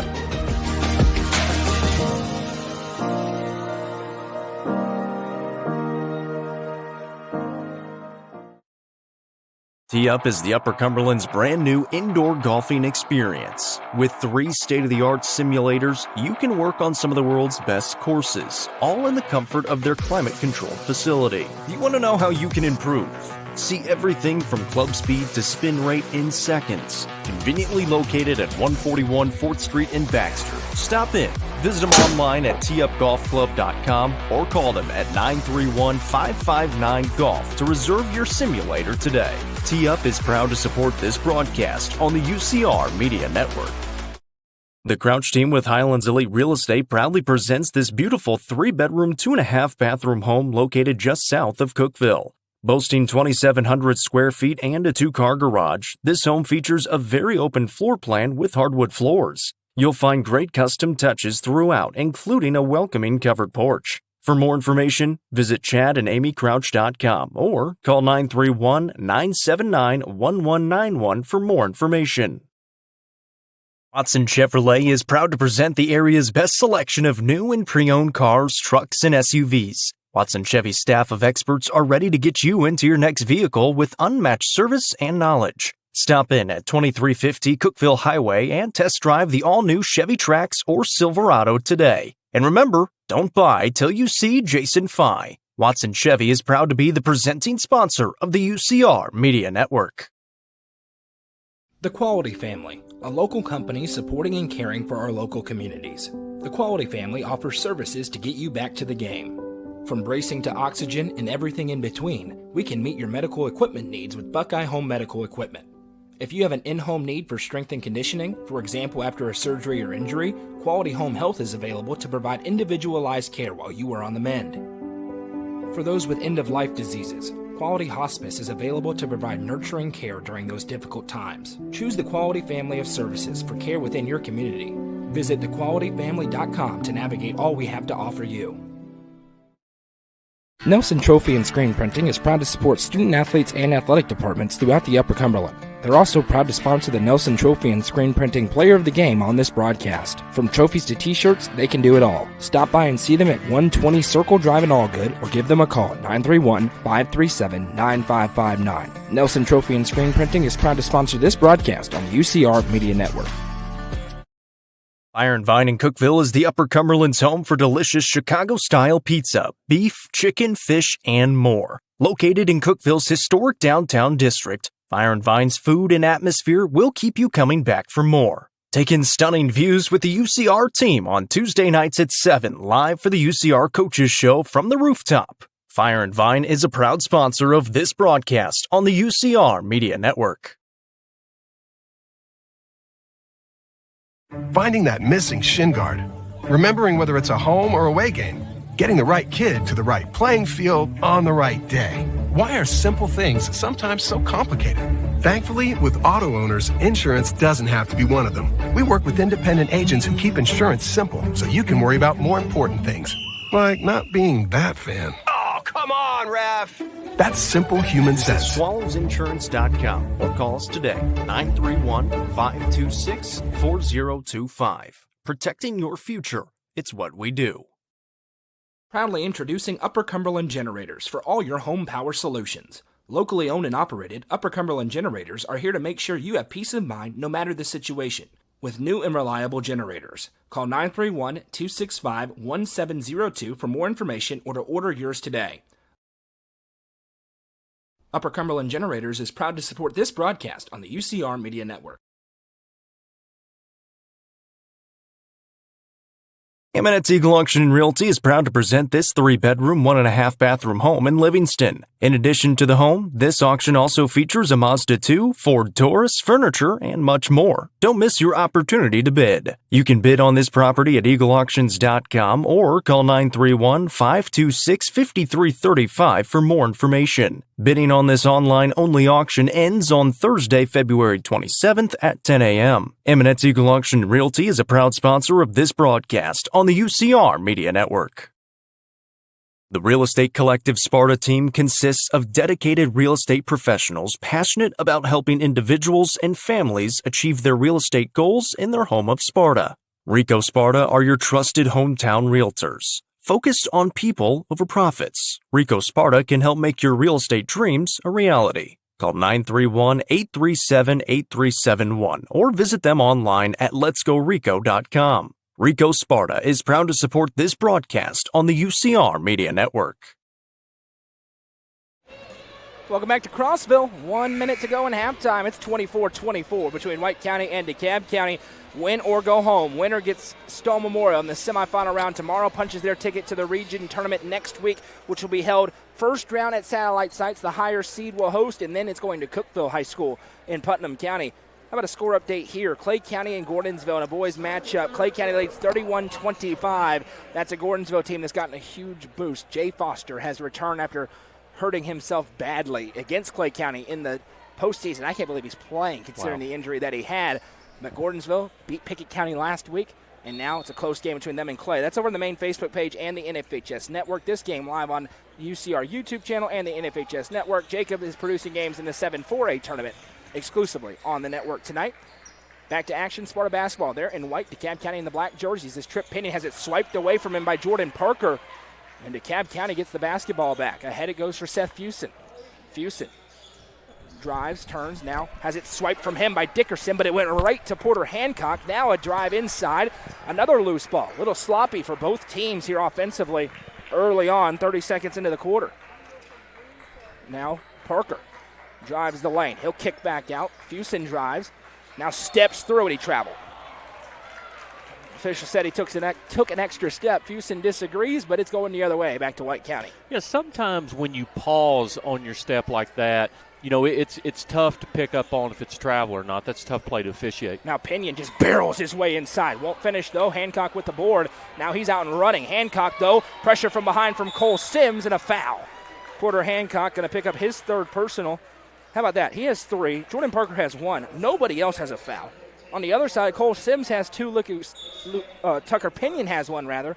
Nobody else has 1. So no foul trouble, really, for either team besides Porter Hancock, who comes out for Logan Duke. Speaking of that travel that he called a minute ago, in the NBA, you get 3 more steps in addition to that. Well, you actually get, I think, as many as you want in the NBA. They haven't called a travel since 1976 in the NBA. Tucker Pinion's 3 won't go. Bodies hit the floor. We're going to have a little push foul against DeKalb County. I think they're going to get Jordan Parker for it. We'll wait and see. They do, and that is the second on him, so he'll have to be careful. Sometimes it's not about the amount of fouls, it's where they're going that can get you into some trouble. Here's Trip Pinion with it. Pinion sends over left side to Tucker Pinion. Tucker fakes the trip, now finds Dickerson over to Stevenson. Gage Stevenson still looking to get on the stat sheet offensively for the first time. Sims lost it, but Stevenson was there. He gives it back to Tripp. Now over to Dickerson. Tripp to Tucker. We're 90 seconds into the third quarter. Nobody scored yet in the frame. And now An errant pass stolen away by Jordan Parker. He sent it ahead to himself, saves it in. Chaos ensuing at Cumberland County and a foul. Trip Pinion going to pick up the personal. Parker thought his man Duke was going out to the fast break. Duke wasn't. Parker could have driven it all the way himself for a layup. Instead, it's a foul on Trip Pinion, the first of the quarter against Sparta, and it's DeKalb County basketball. And can you sense that these two teams know the season's on the line? Oh, it is. The intensity's wrapped up. From way downtown, no good. Jordan Parker tried it, and it goes out of play and back to White County. One thing that's going to become really, and we talked about this earlier in the game, going to become really important in this game, rebounding and hustle plays. To me, that's what's going to determine, who's going to have the advantage here. That's really what's propelled Sparta through this win streak, or 5 out of 6 games that they've won in district play. They've been getting after it. And now a foul will be called on Dallas Kirby, and you can sense it. The whistle is tightening a little bit. We mentioned that. Contact starting to increase. So we'll see some more fouls called here in the second half than we did in the first. It's really an intensity thing, and what they want to do is try to keep the game under control. In the first half, they were playing with a little contact, with not much excitement, and now it's ramped up. Here's Tripp, that spin move inside. You talked about it, Jeremy, and Trip Pinion does it again for 2. 7 points for Trip Pinion. That 1 point behind Lucas Dickerson's 8 for the team lead. 5:36 to go in the third quarter. It's 26-24. Dallas Kirby going to drive inside. Kirby is fouled. I think they're going to get Stevenson for this one, which would be his first. And Dallas Kirby going to try and tie the game with 2 at the free throw line. 5:29 to go in the third. And you're about to see what district tournament action is all about. It's a postseason sport, and we've got ourselves a good one as Kirby hits that low line drive. He had 10 points in the second quarter, really propelled him, makes the first free throw. I think both teams are going to have to get adjusted a little bit to how they're officiating the game now and understand that the whistle's coming more often. Cole Sims with it after Kirby went 2 for 2. He finds Tucker. Now Tucker Pinion floats back out. Sims, wide open 3, good. Cole Sims, his second of the ball game. It's a 3-point White County lead. Sparta's led by as many as 7. DeKalb County's led by as many as 7. And it's a 3-point game right now. Now Parker gives off to Kirby. He thought about the 3, instead starts to drive, nearly swiped. He resets back out. Kirby gets a screen from Duke. Now another. Lost handle on it, but it goes to Parker. And he's a little frustrated. This is a messy possession for DeKalb, but they have the basketball. Kirby trying to post up Stevenson. Good positioning for Gage inside. Now Parker off the dribble. Pull up. Jumper, no. Rebound punched out. There's a tie-up for it. Parker has it and a push in the back. It's going to be the second on Trip Pinion, I believe. Maybe on Tucker. Maybe. Both Pinions were there. You're right. It's going to be on Tucker. That's his second. So either way. Repeat what happened. I'm what? Back to action. 4:30 to go in the third quarter. Kirby gives back to Parker. We knew it was opinion. I got that part right. That's 50% credit. That was your opinion. Jordan Parker has it left side. 4:13 to play in the third quarter. This game has grinded into a struggle. Both offenses pretty open in that second quarter. That is not the case anymore. Now a drive, a little flip. It ricochets around and stolen away by Trip Pinion. Pinion, outlet pass, way too much on that one. Looking for Sims, and it'll go back the other way. And Eric Mitchell wants 30 seconds to talk about things. Both teams feels like starting to grip the basketball a little bit tighter right now, Jeremy. No, I agree with you. Nerves, the ball's not going in the basket. They're committing a few more fouls. You can just see, we've talked about it, but the intensity's ratcheted up, and you can just feel the pressure just squeezing on them just a little bit more right now. You get some of the factors in these games tonight, and we talk about it a lot in the region semis, that in some ways they're more intense than your championship games because of the way that these tournaments are set up. that your season's on the line. Now, you may be going on the road the Sure. next time out, but when your season's on the line, it really adds to the intensity in the gym. And I'll tell you, the region semis, I've refereed from opening night to a state championship game in those region semis because there's some rivalry tied to those sometimes as well. It's the best night of basketball. 3:50 to go. This is a little bit of an appetizer for that environment in the region semis. And now Fusen spins a couple of times, puts it up, and he somehow finished. Seth Fusen with a tough finish. He's got 4 points tonight. Prayers are answered, aren't they? He threw that thing up. He's running out of time with 3 seconds looming. Able to make it fall. It's a nice shot for him. Now a skip pass across to Dickerson. Trying to move the zone. Tucker Pinion fires in for Cole Sims. Sims flips it to Stevenson. Couldn't get it cleanly, and it's wrestled away by Logan Duke. 1 point lead for White County. It's DeKalb basketball. Now a drive. Parker with a cross and kick. Kirby's three on the way. No. Long rebound right down to Jordan Parker. Second chance for the Tigers. Whoever's on the run has typically been dominating on the boards. Early on it was DeKalb, then it was Sparta. Right now DeKalb starting to get those rebounds, but they're in a 1 point deficit. Here's Kirby. He starts to drive. A lot of contact, and we have a block. Dallas Kirby's going to shoot 2 at the charity stripe. And they get it on Lucas Dickerson. That's his first, and it's the team's 4th. Yeah, I absolutely feel like it was the correct call. I know sometimes those real quick plays, but you always look at what did the defender do wrong, and I thought he jumped to the position. And sometimes whenever you put on the acting job like you've been shot, you kind of tell on yourself a little bit. But great job by the officials. They both had a block. I believe they got it correct. First one was good for Kirby. We're tied. Now he's trying to give the Tigers the lead. No good. Rebound tipped up into the air.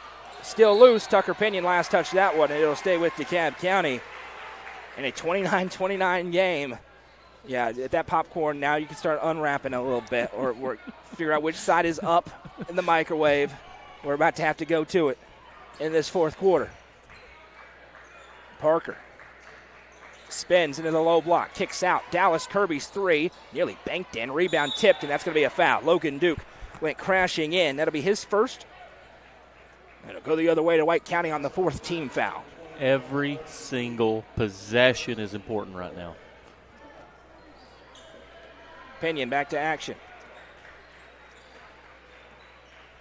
Gives to Dickerson. He sparked the run, then he raced a 7-0 deficit with a couple of threes. Now Pinion into the mid-range. Skies up. No. Rebound down to Jordan Parker. How about the battle between Parker and Pinion in this basketball game? Must-see TV. Parker spins back out. 3-ball on the way for Barnes. Good. Elliott Barnes with the triple. Timeout called by DeKalb County. And the Tigers have taken a 3-point lead. Full timeout. We'll take it with them. Coverage of this game is presented by Rico Sparta on the Watson Chevy UCR Media Network. 931 Sports Cards and Collectibles is your one-stop shop for sports cards, Pokemon cards, sealed product hobby boxes, and more. Whether you're just wanting some more memorabilia or you're a seasoned collector, the experts at 931 Sports Cards and Collectibles have what you need. Stop by 620 South Jefferson Avenue, Suite 208B in Cookeville from 12 to 6 Wednesday through Sunday or 10 to 6 on Saturday to see their incredible selection. 931 Sports Cards and Collectibles is proud to support this broadcast on the UCR Media Network.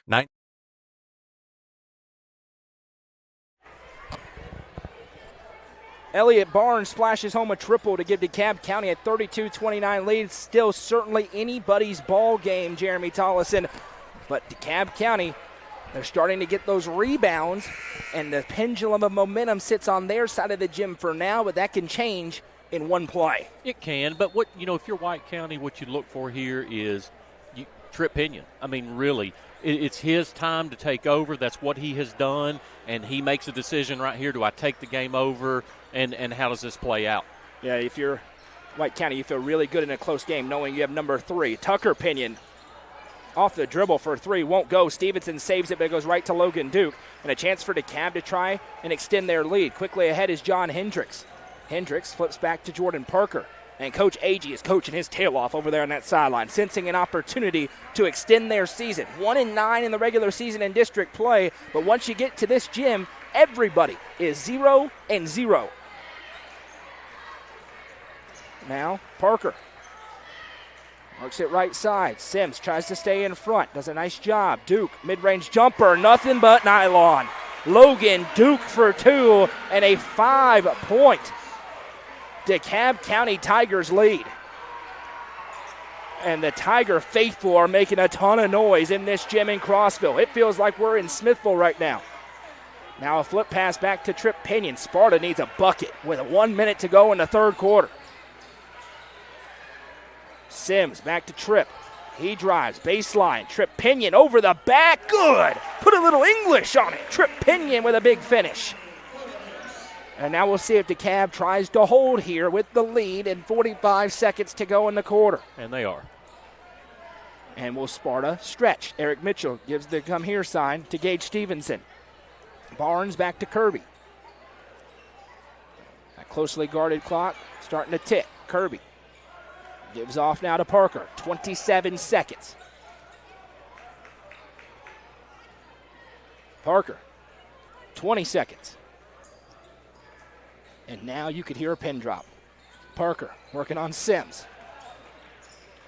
Sims staying with him, stride for stride. Parker drives inside, now outlets it over.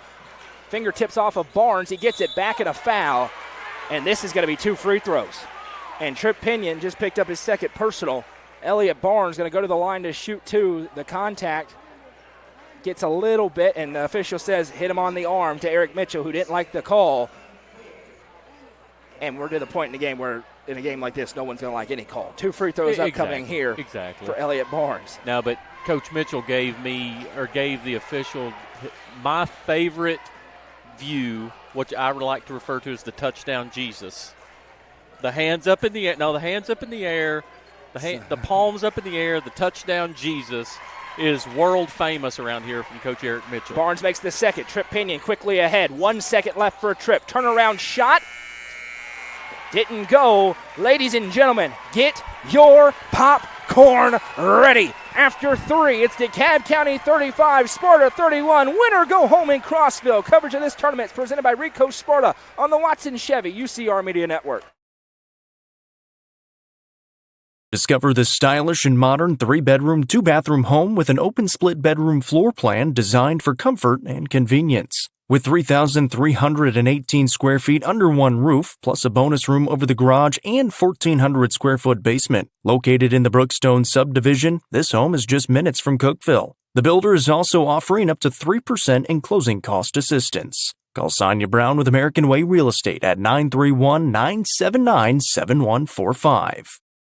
The Real Estate Collective Sparta team consists of dedicated real estate professionals passionate about helping individuals and families achieve their real estate goals in their home of Sparta.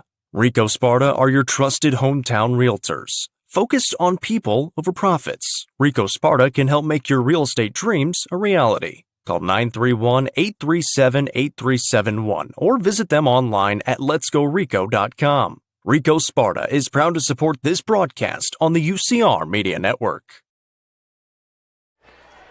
Here we go. 35-31. DeKalb County with the lead in the basketball, and it's pressure time a little bit for the White County Warriors. I'm Noah McKay. He's Jeremy Tollison. DeKalb County goes on a run, making some free throws and a big 3 by Elliott Barnes. But this one certainly still up in the air. Winner moves on to face Stone Memorial and advances to the region tournament. Loser season ends here this evening in Crossville. Jordan Parker inside. Tries to move Sims. That's easier said than done. The turnover works. The trap works, I should say. It's a turnover ahead. Here comes Trip Pinion, wasting no time. Little turnaround for Trip Pinion won't go. And Dallas Kirby has the rebound. And you mentioned it at the end of the quarter, Jeremy. For Sparta offensively, it's Trip Pinion time. They need him to step up. For DeKalb County, it's Jordan Parker time. They need their guards to come up big. Here's Parker into the half court. He spins it inside, tipped by Stevenson, but a foul will be called. Let's see who they get here for White County. And I think Dallas Kirby may have some blood on him, potentially. They want him to get checked out. You know, when Trip Pinion drives the lane, it opens up the outside shooting for White County. So him driving the lane, obviously he can score, but it opens it. It seems like their entire offense kind of runs off of him spreading the ball out or muscling his way up for shots. Cole Sims just picked up his third personal. It's the first team foul, and Dallas Kirby's getting wrapped up whatever's bleeding. Doesn't look to be a big ailment, but they have to stop that, and they do. And we're back to action. Parker to inbound. Now you're seeing a stingy defensive team in White County starting to try and apply the stickum, the glue. As Parker has a right wing side. He gives to Dallas Kirby. Kirby with a little flip. Now a drive inside for Fusen. Big collision. We play on. It's district tournament time. Here's Trip Pinion into the half court. Jumps through and is fouled. Jordan Parker got him on the arm. And that's going to be the third on Parker. So now a couple of players with 3 fouls for DeKalb. Parker and Porter Hancock. Cole Sims has 3 for Sparta. 6:47 to go in the ball game, and the transfer Trip Pinion at the Wallace Insurance free throw line to shoot 2. The first one is no good, and these free throws are massive. Porter Hancock back in. Keon Lewis and Nate Griffin back in as well. Yeah, we've talked about hustle plays and rebounds. Let's add, just like you just said, add the free throws to it. Unbelievable deciding factors in this game. Free throw, Cash. Trip Pinion splits them, and it's a 3-point, 1-possession game here in this quarterfinal round. Little flip pass over. Huge crowd tuning in online. Huge crowd in the gym. Into the corner, Dallas Kirby. Thought about it, gives back. Wide open inside is Hancock, and he finishes the lay. Trying to trap leads to an open shot, and it's back to a 5-point gap. Now a flip back. Finds Cole Sims. He'll drive inside. Sims with the right hand, no. Rebound fought for. Hancock has it for DeKalb. Poked away from him, and it's going to the Tigers with 6:09 to play. If you haven't already and you're watching online, please hit that thumbs up button. A huge crowd of people, and we only have 19 thumbs up. I need a lot more of those. I know it's not on Facebook. It's a little bit different, but make sure you do that and subscribe to the channel. We do a lot of streaming on YouTube now. We welcome you in. If you're watching on the NFHS network, we welcome you as well. It's a good place where you can watch it on a smartphone or a smart TV. As now, they send it over right side for Jordan Parker. Is it kill the clock time, or is it just try and get an open shot time for DeKalb County? Maybe a little of both. Back and forth. That one nearly stolen away by Pinion, but now they have numbers. Fusen going to drive and kick. Extra feed to Parker, and now Parker in no hurry. Lewis from behind can't get it. Now Pinion steps out.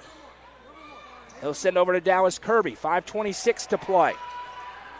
Back to Parker. DeKalb trying to protect the basketball. Sparta trying to get him to turn it over. Parker to Kirby. 5:17 to play. Now Fusen. He's going to trigger the 3. Good! Seth Fusen from downtown, and it's the largest lead of the game for DeKalb County. Here's Trip Pinion on the other end. He spins, foul on the floor. The shot will not count. Goes on Jordan Parker, I believe. It does. That is Jordan Parker's 4th. Huge call there, but what a shot by Seth Fusen. I'm speechless. What a great shot, timely shot. 8-point lead. I mean, Sparta better do something, better do it quick. Pinion trying to inbound. Gets it into Keon Lewis. Lewis, mid-range jumper, up. No. Rebound tipped up. Fusen with the board. Pinion took a hard fall. He's okay. Tough young man. But now, time, the worst enemy of Sparta, DeKalb County can feel it. 1-9 in the district in regular season. But they have an 8-point lead. Now Porter Hancock's open in the half court. He gives back. Jordan Parker with it. 4:35 to go. Season's on the line in this game. Parker drives in. Parker left-hand lay, and it's a double-digit lead for DeKalb County. 42-32, 4.5 to play. Trip Pinion drives, and he's hitting fouled. John Hendricks got his money's worth, and Pinion just went 1 for 2. He's back at the Wallace Insurance free throw line to shoot 2. Yeah, DeKalb County doesn't like that call because Tripp goes in there very physical. He's such a physical player.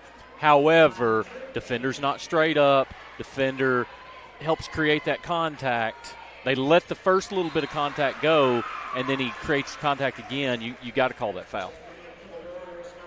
The first free throw is no good. So far in the quarter, 1 point for Sparta, on a Trip Pinion free throw. DeKalb County's defense has been stifling, and now we have another stoppage. And is this a blood issue potentially? It looks like it. It is. That's a reflection of the game. Now our second stoppage due to that. By the way, that was the first on Hendricks. It was the third team foul against DeKalb. Sparta only has one foul against him. They're going to have to get very aggressive defensively and try and force turnovers. Still time, but they're going to need a little bit of help. Now, remember, they went on a 13-0 run in less time than this in the first quarter, but the intensity level very much different right now than it was in the first quarter. It was, and to me a big difference between that run and now is just kind of shot selection. You know, right now they were moving the ball early in the game and they were creating open shots, and here it just seems like it's drive the lane, try to get a foul, and not really looking for cutting and open shooters. Pinion's second one is good. Full court press. 2-on-1 though for DeKalb. Dallas Kirby drives. Stevenson nearly got the block. Hancock's putback won't go. Sims with the board. Here comes Sparta pushing the tempo ahead. Pinion. Lucas Dickerson for three. No. Stevenson got the rebound and a foul. Seth Fusen going to be called for a little hook. And that will be the fourth on DeKalb. First on Seth Fusen. This place is a powder keg right now in this tournament. My goodness. If you haven't already, share this stream.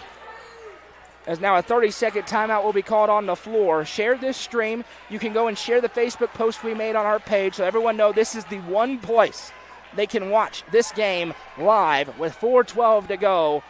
Live and in color from Crossville, Tennessee. Keep browsing UpperCumberlandReporter.com for the latest coverage of high school sports throughout the area. The area's standalone leader in high school sports coverage. 42-33 our score with 4:12 to go in the ball game. Sparta basketball. Still time, Jeremy. You don't have to hit that desperation mark, but you're going to need a bucket here in a hurry. You'd love a three if you're Eric Mitchell. Absolutely. I think another thing White County needs to really focus on is they've let DeKalb go on the offensive side of the court and kill the ball, kill the clock, throw the ball, and they've really got to do something to turn that up and make them do something with it. 4:12 to go in the ball game. 42-33. Pinion to inbound from the baseline here, and we have a foul. And this is free throws. This will put them into the bonus. There's a hold away from the ball. See who this is on. Porter Hancock. He also just picked up his fourth. And a dream if you're Eric Mitchell. 2 free throws. The clock is stopped for Cole Sims at the Wallace Insurance free throw line. First one, cash. Nothing but nylon for Cole Sims. The sophomore, he's up to 7 points. Next one on the way. 2 for 2, and now doesn't feel anywhere near as big as it was at 10. Sims nearly got the steal. Fusen, could he save it? He did, but right to Tucker Pinion. Tucker Pinion now drives inside. Off the glass, no. John Hendricks got the rebound. He spins it over and a foul. Now this could be an important call. Cole Sims has 3. Trip Pinion has 2. I believe it's on Tucker. And they're going to go on Tucker Pinion. That is his third. And Tripp is slow to get up. And if he's slow to get up, you immediately get concerned. Brent Ryan, the best in the business, going out to look at Trip Pinion, who's down favoring one of his legs. We'll take a break while they tend to trip and come right back with more action. 4 minutes to go in the ball game. Don't go anywhere.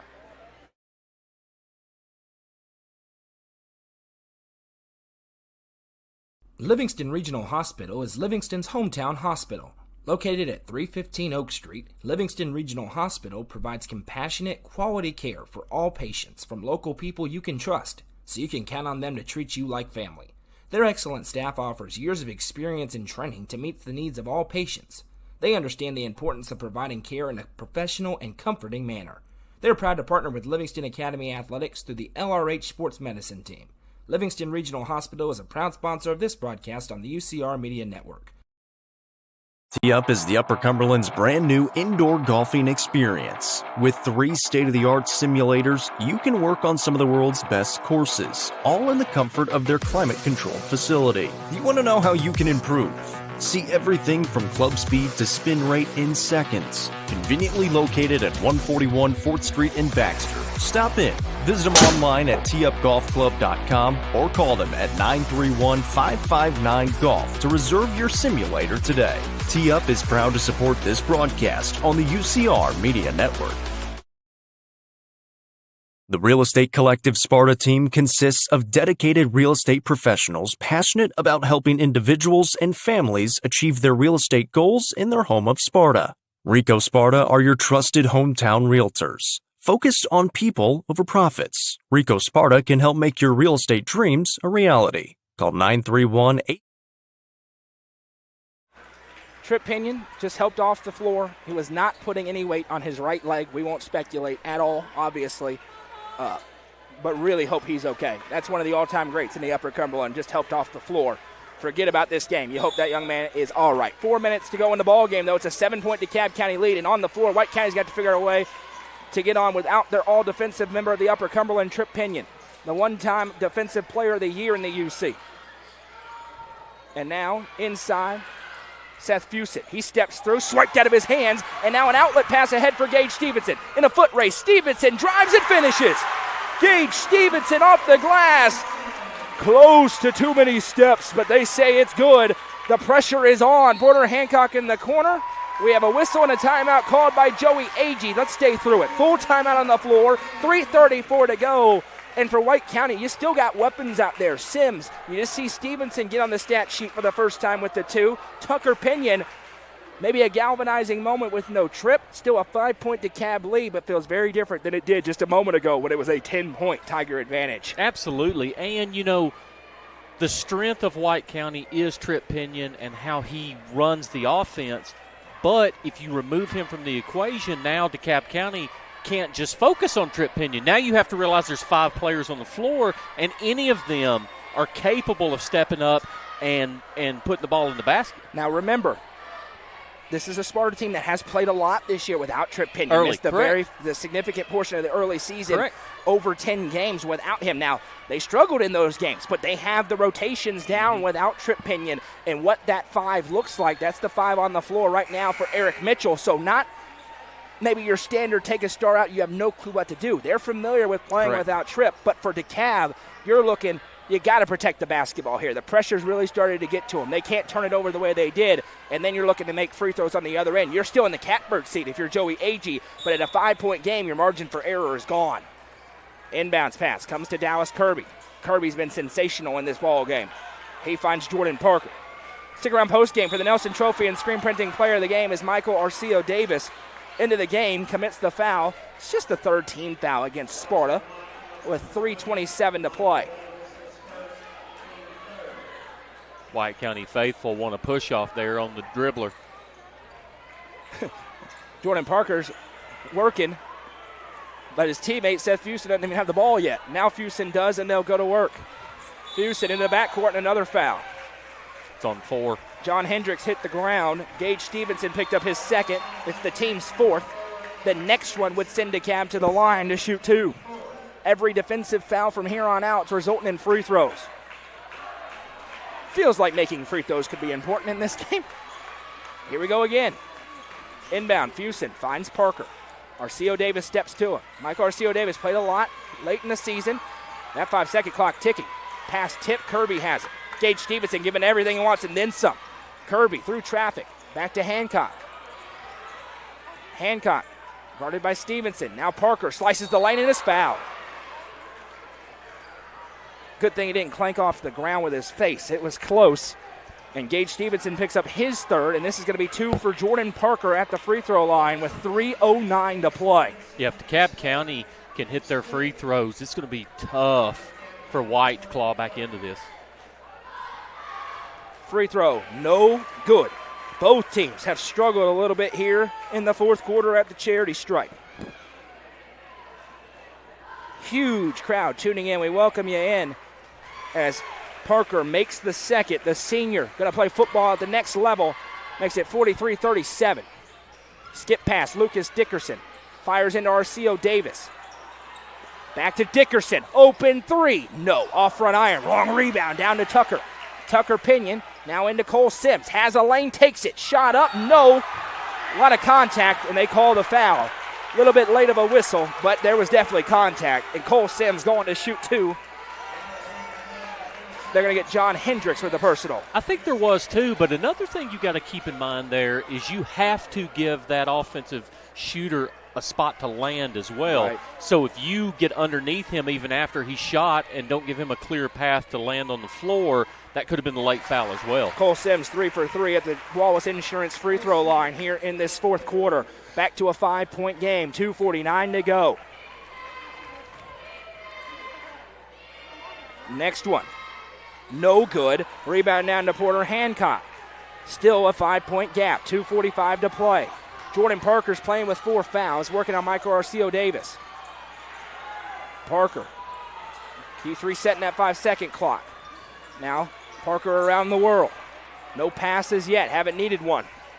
2.5 to go. And a foul. 2 shots. Arceo Davis going to be called for his second personal, and Jordan Parker just went 1 for 2. Returns to the line to shoot 2 with 2:29 to play. And White County fans may be frustrated with that foul call, but you put 2 hands on a dribbler, you're going to get that 99% of the time. First one for Parker is good. That's now 8 points tonight for Jordan Parker. This one to make it a 3-possession lead at 7 points. Popped out, no good. Sparta still in it. Here they come. Cole Sims has to run the point over to Tucker Pinion. His 3, no. Rebound tipped down. Jordan Parker has it. DeKalb County with it. Now Pinion pokes it free. Parker has it. It's loose. Away it comes to Sparta. Tucker Pinion pushed to the back, and that's an intentional foul. 2 shots and the ball as John Hendricks, no doubt, shoves Tucker Pinion. And now there's going to be a discussion because that was pretty egregious. Intentional foul is the call. And they call it on Dallas Kirby, which that may have been my mistake. Apologies. They call it on Dallas Kirby. That'll be his second. The first free throw, though, is no good for Tucker Pinion. A great job by the officials. Definitely an intentional foul. I think they were talking about potentially ejecting. I think you were right about that. That's what I was alluding to. And it really just boils down to a safety. My apologies. That was on Dallas Kirby for the push in the back. But that was 2 hands right in the back. That's why you have a pad down there, by the way, behind the goal. The thing, he didn't have to. Yeah. There was no reason. It's one thing to just try and block it. Now we're back to action, a 5-point game. Sims drives and kicks. Tucker Pinion, 4-3, good! Tucker Pinion from downtown. Timeout called by White County. 2:01 to go. We'll take our final timeout as well and come back with the finish. Don't go anywhere.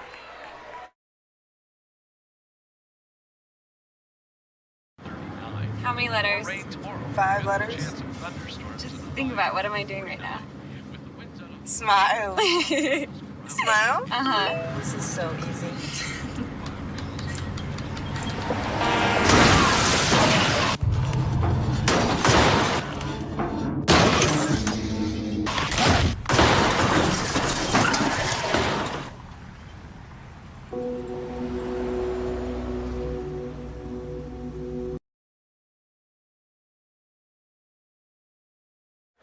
Tucker Pinion with a big-time 3. He had 4 points on that last possession, and now it's a 2-point game. No trip Pinion for White County. They've still clawed back into it, trailed by 10 early in the quarter, and now 2:01 to play, 44-42 the score. DeKalb County, no doubt, trying to protect this basketball and make free throws. Sparta selling out for turnovers. Full court press time here. Still a lot of time to go in this game. One thing DeKalb can't do now is stall and try to play keep away. They have to score. Big call. Cole Sims about to pick up his 4th. And for Sparta with no trip Pinion, they really need Cole Sims on the floor to run the point. He picks up his 4th, and this is 2 free throws again for Jordan Parker, who is 2 for 4 in the frame and in the game. I mean, what more could you want than this? As the first free throw for Parker is good. This one critical to make it a 2-score lead. And he got it. Nothing but nylon for Parker. Now here comes Cole Sims. Under 2 to play. Sims drives inside. Now spins it back to Stevenson. Over to Keon Lewis. Parker's playing with 4 fouls. He's got to be really careful. Tucker Pinion in the mid-range. Good. Tucker Pinion putting the team on his back, and we'll have a delay of game warning against Sparta for hitting the ball. So that one's on Sims. The next one would be attack. 1:43 to play. It's a 2-point game again, right back where we were 18 seconds ago. Another inbound for Seth Fusen. Fires into Porter Hancock. Hancock foul. Keon Lewis picks up his first, so he can be the real aggressive one out there on defense. And 2 free throws coming for Porter Hancock. It's his first trip to the line. He has 4 total points tonight. 1:41 to go.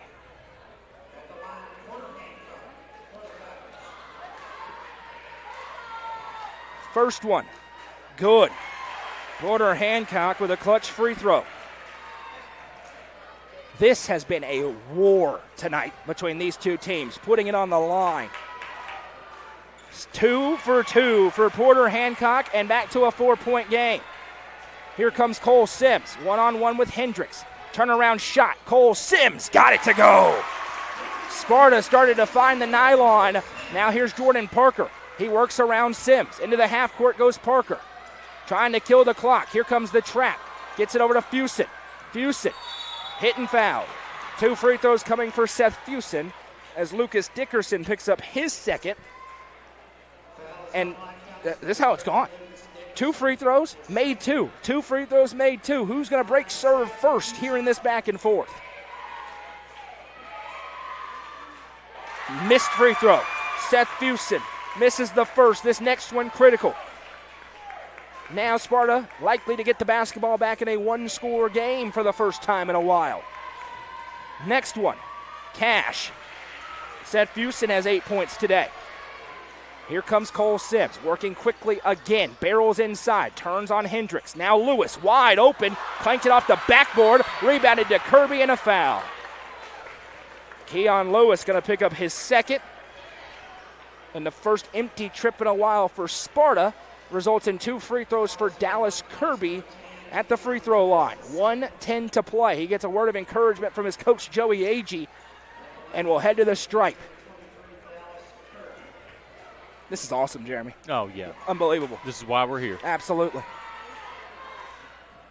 Good on the first one for Dallas Kirby. 14 points tonight for him. Stick around postgame for the Nelson Trophy and Screen Printing Player of the Game. It's up for grabs, depending on who wins. Kirby, 2 for 2. A 5-point Tigers lead, nearing 60 seconds to play. Cole Sims with it. Again, no trip Pinion. Left the game with 4 minutes to go. He's sitting on the end of the bench right now. Now a foul. This is huge. On Parker. Oh, it's an offensive foul. They call Tucker Pinion for hooking the arm, they say. It was either going to be Pinion's 4th or Parker's 5th. It's Pinion's 4th. Eric Mitchell's not happy. He calls full timeout because he wants to have a discussion, but he knows he has to be careful. They say that Pinion reached around on the drive, so now 2 players on the floor with 4. Resident official, I'll leave it up to you. Now, unfortunately for us, We don't from have where a I have zero idea if that happened or not. You know, obviously, for the official to make that call in that situation, it has to be pretty blatant. But unfortunately, just this one view from our perch here, I don't have a clue. So here's the situation. That's not free throws, an offensive foul, but it is DeKalb County basketball. 5-point lead for the Tigers, who now had to withstand a big push from Sparta. That defensive intensity, I don't know if it can ratchet up anymore. It's going to have to for White County. DeKalb, they're on the doorstep of the first big-time win, kind of eye-popping win in the District 7 AAA tournament, a tournament that's known for having a lot of those over the years.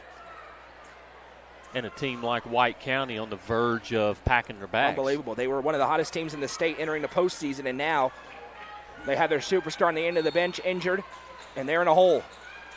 Inbound coming. Fusen running out of time. And he's going to call timeout. Did he get it? No, it's a foul. They call a foul first as Gage Stevenson got called for a hold on Dallas Kirby, and now Gage Stevenson has 4. 3 different Warriors have 4 fouls, and Dallas Kirby just went 2 for 2. He's back at the line shooting 2 more.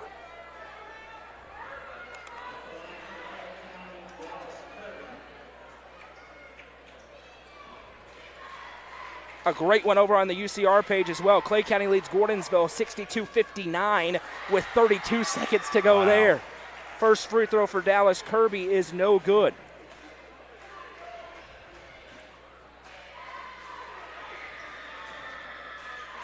Second one is through, and now a 6-point game. Sparta could really use a 3 or an and one. Cole Sims drives, shot up and good. Decisive take for Cole Sims. 50 seconds left. Big collision. Who's it on? It's on. Offensive foul called on Seth Fusen. That'll be his second personal. So now the offensive foul calls that are maybe 50-50 have balanced out a bit, and it's Sparta ball with 48 seconds to go in a 4-point game. Marcio Davis to Dickerson. Now Stevenson. Back to Dickerson. Thought about it. Passes it up. Tucker Pinion won't pass it up. No good. Rebound down. Jordan Parker has it. And Lucas Dickerson, that one not controversial. Over the back. 2 free throws upcoming here for Jordan Parker with 38 seconds to play. Well, now we have a little bit of everything in this one. A couple of offensive fouls that nobody will be happy with. A couple of big made shots. Well, 50% are happy. That's true. 50% are not. Well, now that means everybody's unhappy, I guess, as Parker makes the first. It's back to a 5-point game. 38 seconds to go. Sparta trying to save their season. DeKalb looking to extend theirs. Second one, no good for Parker, but he got his own rebound. The hustle play. He sends it back out, stolen away by Tucker Pinion. Tucker with a ton of speed ahead. Triggers the 3. Too strong, long board out. Dickerson going to run it down. Kirby slides. Dickerson saves it ahead. Now Sims drives in. Sims fouled and one. What a finish by Cole Sims inside. And he's going to try and complete the 3-point play. Wow. Foul goes on John Hendricks. That's his 3rd. Sparta will not go away quietly. Back to the line to shoot 1 is Cole Sims. He's 3 for 4 at the line today. This one is no good. Popped out. Rebound down, a 3-point game. Sparta has to foul or get the turnover, and a foul is called. It goes on Lucas Dickerson. That's his 4th, and the Boo Birds are out with 15 seconds to go. 2 free throws to try and get it back to 2 possessions upcoming here for Seth Fusen. Got anything on that one, Jeremy? Yeah, obviously White County thinks that he gets the steal before there's a foul committed, and actually thinks the foul's against DeKalb County, and it flips pretty quickly. Unfortunately, she may have gotten both calls right. I have no idea. I didn't see it. But 2 really crucial plays in the last minute or so, and they're both in her lap, unfortunately. Right. Seth Houston made the first. That makes it a 4-point game, and the Boo Birds are really out for White County. Here's the deal, 15.7. Houston going to try and make it a 5-point game regardless of the free throw. Sparta doesn't have to have a 3 going the other way, but they have to have something really quick. And then you're likely playing the foul or turnover game again. For DeKalb County, they've done a really nice job in this chaos. This crowd has been on them right here. The pressure from Sparta has been there. A DeKalb County team that struggled to finish games this year. They've done a really nice job. Jordan Parker playing with 4 fouls, hasn't picked up his 5th, and they're in position to get a gigantic victory here. This is an impressive effort so far to Joey Agee's squad. And simply put, DeKalb County has hit the majority of their free throws. And that has really played. I mean, obviously it would be totally different had they not. Fusen makes the second. Here we go.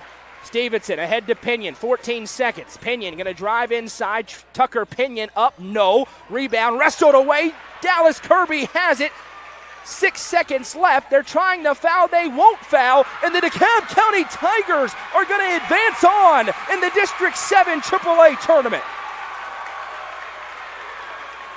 Final score today, DeKalb County 55, White County 50. What a ball game here this evening, Jeremy. As we welcome you into the post-game show, we'll tally up the scoring and have the Nelson Trophy and Screen Printing Player of the Game.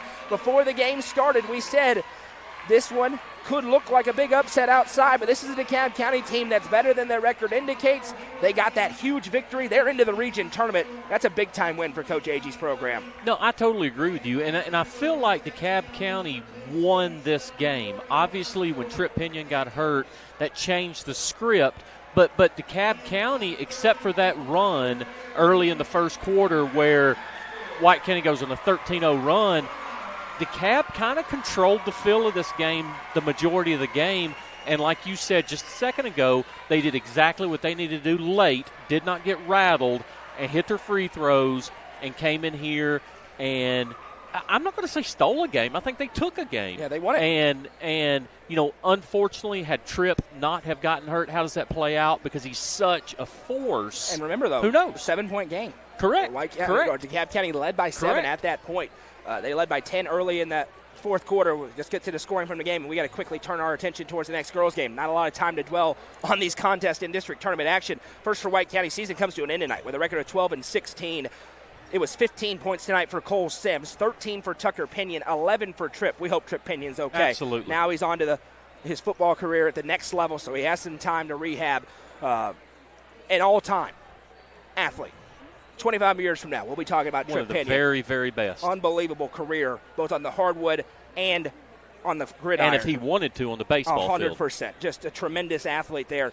Lucas Dickerson with 8 tonight, 2 for Gage Stevenson, 2 for Keon Lewis, and 1 for Nate Griffin, for a team total of 50. For the victorious DeKalb County Tigers, who improved to 10-19 on the season and punch a ticket to dance with the Stone Memorial Panthers tomorrow in Cade Caps at 5:30 on this floor. Tonight for DeKalb County, 16 for Dallas Kirby, 11 for Jordan Parker, 10 for Seth Fusen, 6 for John Hendricks, 6 for Porter Hancock, 4 for Elliott Barnes, and 2 for Logan Duke, for a team total of 55. It's time for the Nelson Trophy and Screen Printing Player of the Game, Jeremy Tollison. Who's it going to today? Number one, it's going to Dallas Kirby. Okay, had a great game, but here's what I was most impressed with him. Early in the game, hit a couple big shots. Honestly, late in the game, made a bonehead play. You know, he did not need to push the kid in the back with the intentional foul, but he shook it off. He hit a couple of really big free throws at a really important time, and just kind of got himself back on track, and just absolutely Dallas Kirby player of the game. Dallas Kirby is the Nelson Trophy and Screen Printing Player of the Game. Next up for us, we would turn our attention towards the girls' district, and it's the Stone Memorial Panthers, the 5 seed against the 4-seeded Livingston Academy Wildcats. Ellie Butler, Miss 2000, is in the building. Lauren Clark making her debut in Stone Memorial black and white. So much intrigue. It's going to be awesome. If it's anything like that boys' game we just had, we are in for a treat. The Tigers from DeKalb County are moving on. Your final score, DeKalb County 55, Sparta 50. Much more to come. Disclaimer, if you're watching on an NFHS network, it will be on a new stream, that Livingston Academy against Stone Memorial game. If you're watching on YouTube, we're going to try to do something we've never done before, which is change the camera mid-broadcast. It's going to jump, and we hope we can do it quick enough to where it doesn't kill the stream. It's possible during this intermission the stream may end. If it does, don't worry. We'll be back live in a new stream 1 minute after. Just a fair warning on that. We hope to keep it in the same stream, but if we can't, that is why. What a game we just had. We'll have much more to come. Stone Memorial against Livingston coming up in 10 minutes from Crossville. Don't go anywhere.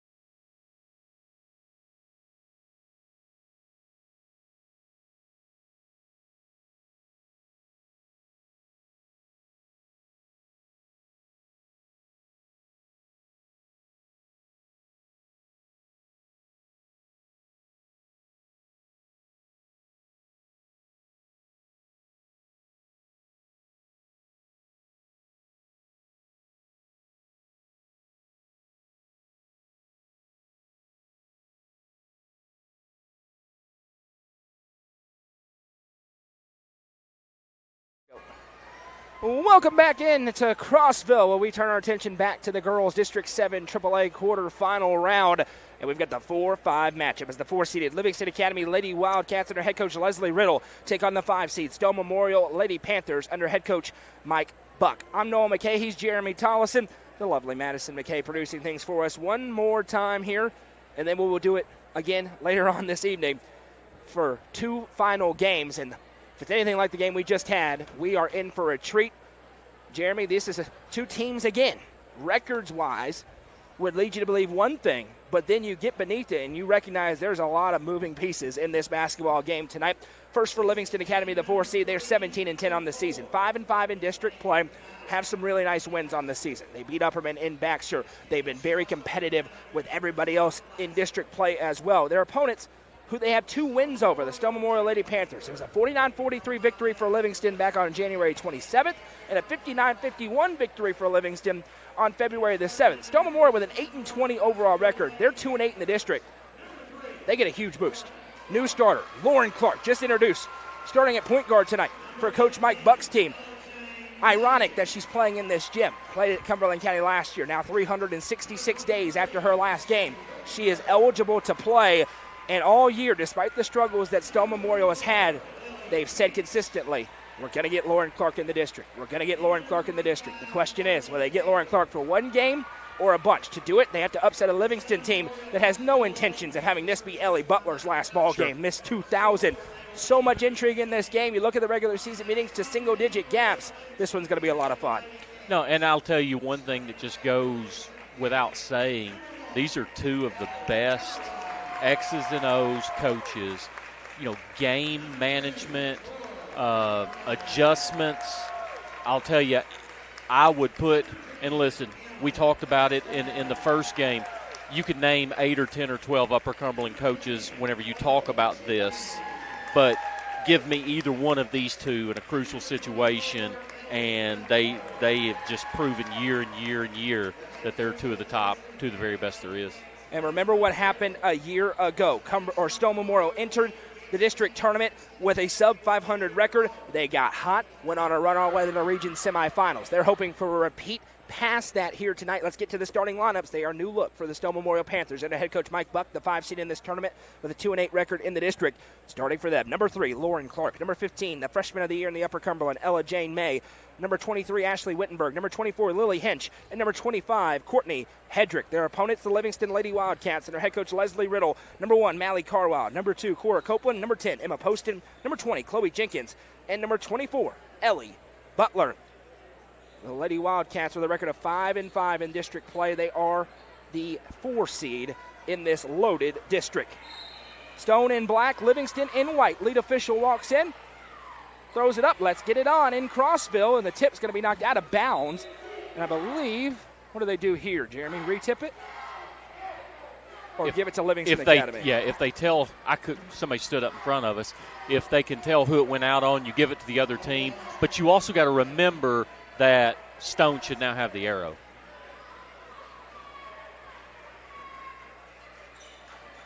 Carwile with it here for Livingston Academy. She fires a pass inside, finds the intended target, Copeland. Now back out. Carwile in the mid-range. She'll fire it across Jenkins. No call. They call it a clean block for Ella Jane May. And now Lauren Clark running the floor. First action in a year for Lauren Clark. Drives and a travel. Lost her footing. Possession back the other way. Yeah, Coach Riddle definitely wanted to see some free throws in the other end that last possession. We have 7 single-A action right now live as Pickett County takes on Gordonsville. An early lead for Gordonsville, 5-3, very early on there. Mally Carwile has it, fires inside out. That pass going to be intercepted. Lauren Clark picks it off. Now a 2-on-1. Clark across, intercepted back the other way. Oh, we're going to have this could be a while. Now ahead comes Mally Carwile. A drive in for Poston. She sends back out. 3 ball on the way. That one's no good. Rebound down. Ella Jane May comes away. Now Lauren Clark again running the floor. It's been no secret. All the eggs are in Lauren Clark's basket for Stone Memorial. They said, we're a Lauren Clark away from competing in these games. We're going to find out if they're right, as Courtney Hedrick has it. Remember, she missed a big portion early in the season, but has played in district play. Now Clark thought about the 3, puts it on the deck. Fires it across, another turnover. Ellie Butler read it the whole way, and now Butler's out and running. Speaking of superstars, there's one. Butler picks up her dribble. The first team all Upper Cumberland members had it swiped away by Lily Hinch. Back the other way it goes. Hinch, she throws up this shot and a foul. Emma Poston going to pick up the personal. That's her first. And a trip to the line to shoot two for Lily Hinch as we begin to settle into the game a little bit here. 96 seconds in. One thing I want to say real quick is we need to make sure we're fair to Clark as well. Because 100%. that is not an easy task. No. You know, because you can practice all year long, you can do anything you want to do, but this game speed and this pressure is just a totally different situation. It would be a superwoman performance to come in here and dominate this game. As Hinch makes the second, and that's not me putting the pressure on her. That's everybody around the program. Hey, I agree with Memorial. you. That's not me. I agree. And you know, I know you're not, but whoever, Right. if they are, they have to be realistic too. I think she welcomes it from what I've seen. Good. But she Good was for a great her. freshman player last year. Her and Sydney Wilhite here at Cumberland County were lights out. Could you imagine those two together this year as well? I know Wow. it. Now across town for Stone. 1-0 Lady Panthers. Now a mid-range pull-up on the way. No. Rebound ricochets. And Hinch comes away. Collision we play on. And we saw that in the boys' game. They're going to let you play. This is two good teams in a district tournament. There's a three ball for Wittenberg. No. Rebound down and a foul. It'll be over the back on Ella Jane May. It'll be her first. Team's first. We're 2 minutes and 14 seconds in. Winner of this game gets the number 2 ranked team in the state, the White County Warriorettes, waiting tomorrow. They're hungry to get back on the floor. 7 o'clock tip-off on this floor between Sparta and the winner of this game. You win that one tomorrow, you host your first-round region game. Tonight's broadcast presented by our friends at the Overton County Farm Bureau as the mid-range pull-up is good for Emma Poston. We so appreciate Christy Key and the entire team there in Bradford Hicks Drive in Livingston for being the presenting sponsor of LA Athletics all year long as Ashley Wittenberg drives inside and finishes the first field goal of the game for Stone, back to 3-2. Now Poston working on Clark. She sends back out, now over to Mally Carwile. Carwile, open three. She can really shoot it, but that one misses wide right. And it'll go the other way with 5:02 to go in the first.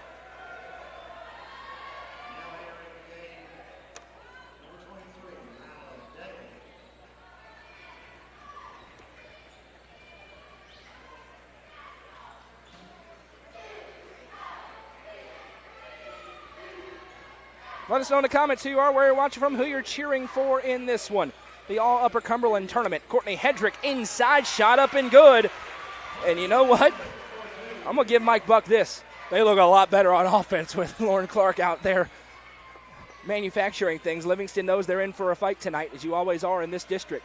It's tough to beat a good team 3 times. Poston now sends it over. Mid-range jumper, no good, a little bit strong.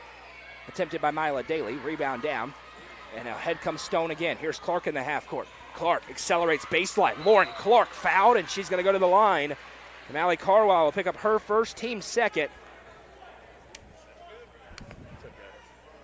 Jimmy Miller's in the building. His Wildcats in action next against Cumberland County. And if you like fast-paced basketball, you're going to love our nightcap. Now, for the commentator, after 3 games, having that game next, it could be a little interesting. I'm glad I'm not goosing on the sideline reporting. I can sit in a chair and do it. First one for Clark was no good. Looking for her first points of the season. Still have to wait. No good. Hedrick tipped the rebound, went right to Howard. She couldn't finish. Both teams missing some easy looks on both ends so far. 5-2. Ahead comes Poston. Slams the brakes, pulls up, and good. Emma Poston feeling it early. She's got 4 points, and it's 5-4. Nearing the midway point, just past the midway point of quarter number 1. 5-4 the score. Stone with the lead. Tip pass finds Courtney Hedrick. Now over to Lauren Clark. Clark sends over for Hinch. Now back out Wittenberg. Finds Howard. Wide open 3. That one's no good. And there is another pro to these new rotations. Is out of bounds. Little push goes uncalled. Did they call it? No, never mind. They did. I saw the signal and thought he was motioning where it was going. It was I agree. not. It was the foul signal. And that one goes on Lauren Clark. Her first. Team second. As I was saying, the Addison Howard can play a little bit more off the ball with Lauren Clark's in, and she can really shoot the 3 ball. They're hoping that frees her up a little bit more with maybe slightly less attention. one thing I was going to say, a huge disadvantage to Coach Riddle and the Wildcats is not having anything on film. Right. You got to go back and watch a completely different system that Clark's playing in. There's Ellie Butler inside. Foul's called. It's going to be a big one. See who it's on. It is on Brooklyn Lane, her first. Clark was also in the area. And Ellie Butler goes to the Livingston Regional Hospital free throw line where she will shoot 2. First one, good for Ellie Butler. Certainly can make the argument. She had an argument to be on that Miss Basketball finalist list. Just missed it. It is a really good list, though. This 3A classification has got some dogs. 2 for 2 for Ellie Butler at 6'5". Pass ahead, Brooklyn Lane has it. Lane sends it ahead to Howard. Howard steps inside, fires to an open Lily Hinch. Her 3-ball up, that's no good. Rebound tipped up into the air.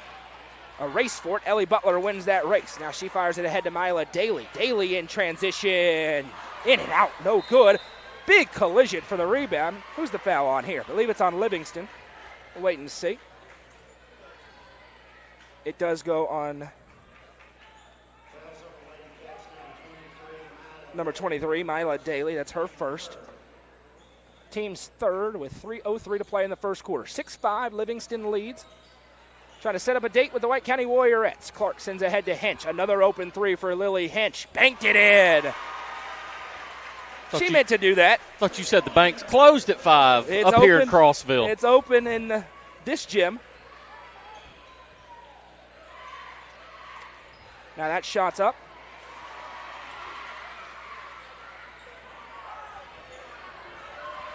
Now that shot's up.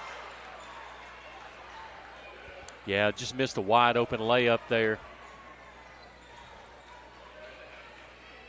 Livingston moved the ball pretty well. Got a shot up right off the back of the rim. And now for the play-by-play debut of Jeremy Tollison. Yeah, nobody wants to hear that. Pass ahead to Wittenberg. And we'll have a whistle. Out of bounds. Yeah, Stone Morrill standing on the out of bounds on the end line whenever they touch the ball, Livingston ball.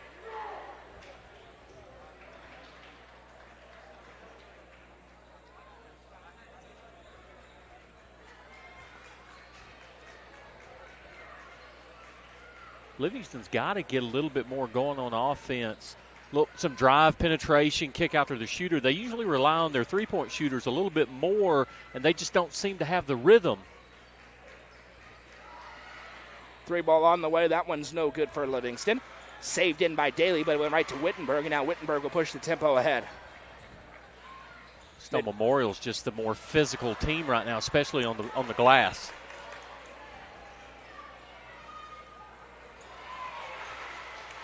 Another turnover back the other way to Stone. They're bringing it up ahead. Pass inside Hedrick. Courtney Hedrick off the glass. Good for 2. Again, working on some deals with other streams. So if the commentary is a little in and out, that's why. But 10-6, Stone continuing to get out in transition. They look very comfortable on offense early on in this one. Now a pass over right side to Daly. She finds Poston. She's already got 4. Now she's got 6. Emma Poston with another mid-range pull-up. Poston's really keeping them in the game right now where they're scoring. Stone Memorial happy just to slow it down. They feel good where they're at.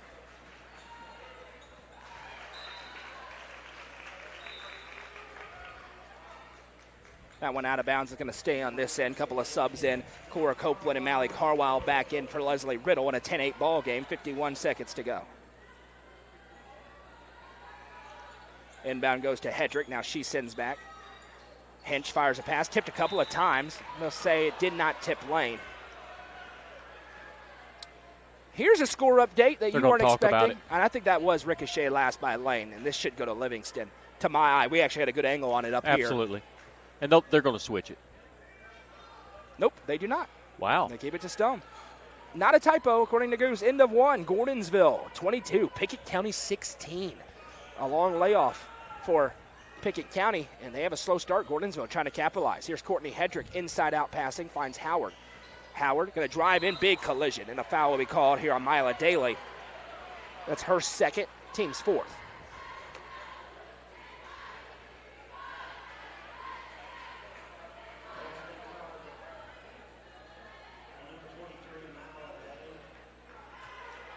little confusion on if they were shooting or not. And they do give Howard 2 free throws, so she goes to the line to attempt a couple. And the first one is good for Addison Howard.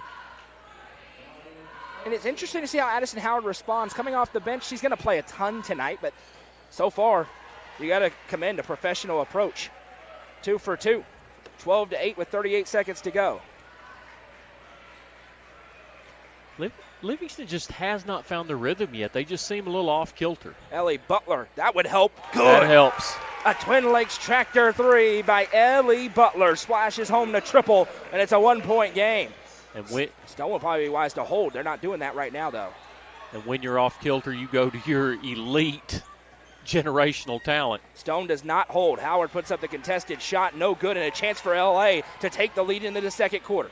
Carwile back to Butler from the other wing for 3, no good. Rebound out of play. 1 second to go exactly in the quarter. And it just doesn't feel, you just feel like Stone's up by more than a point right now. And that's because the 3 ball is the ultimate equalizer, and Ellie Butler splashing a key one. See what they do with 1 second. Probably not going to get a look. They will not, and that brings us to the end of the first quarter. A tight one in District 7 AAA. 12-11, Stone leads. Coverage of the tournament is presented by the Overton County Farm Bureau, and you're watching it on the Watson Chevy UCR Media Network. Overton County Farm Bureau Insurance is proud to serve our community. Christy Key, John Godwin, and Corey Nard are your local auto, home, and life insurance experts. Whatever insurance you need, they will work to find you a solution. Visit them at 7486 Bradford Hicks Drive in Livingston or call them at 931-823-1322. Overton County Farm Bureau Insurance is proud to present Livingston Academy Athletics all year long on UCR. Eminence Eagle Auction and Realty is proud to present this 3-bedroom, 1.5-bathroom home in Livingston. In addition to the home, this auction also features a Mazda 2, Ford Taurus, furniture, and much more. Don't miss your opportunity to bid. You can bid on this property at eagleauctions.com or call 931-526-5335 for more information. Bidding on this online-only auction ends on Thursday, February 27th at 10 a.m. Eminence Eagle Auction and Realty is a proud sponsor of this broadcast on the UCR Media Network. Welcome back. 12-11, Stone with a narrow lead as we head into the second quarter in this elimination game. Winner advances on to the region tournament and sets up a date with the district champion White County Warriorettes out of the regular season. I'm Noah McKay. That's Jeremy Tollison. Madison McKay producing things. Happy to be along with you wherever you're watching this game on YouTube or the NFHS Network. We welcome you in. Happy to be along with you. Stone basketball as we get back to it. Addison Howard gives off to Courtney Hedrick. Hedrick skip pass to Lily Hench. Livingston in their patented zone look of Leslie Riddle and mixing it up over to Hedrick. She has a quick trigger 3. No, long rebound. Hench able to run it down and extend the possession. Tries to get it to Hedrick. May reverses over to Howard. Addison Howard's 3 is good. Nothing but nylon for Addison Howard. It's the second 3 of the game for Stone. They're back out in front by 4. Jenkins sends over to Carwile.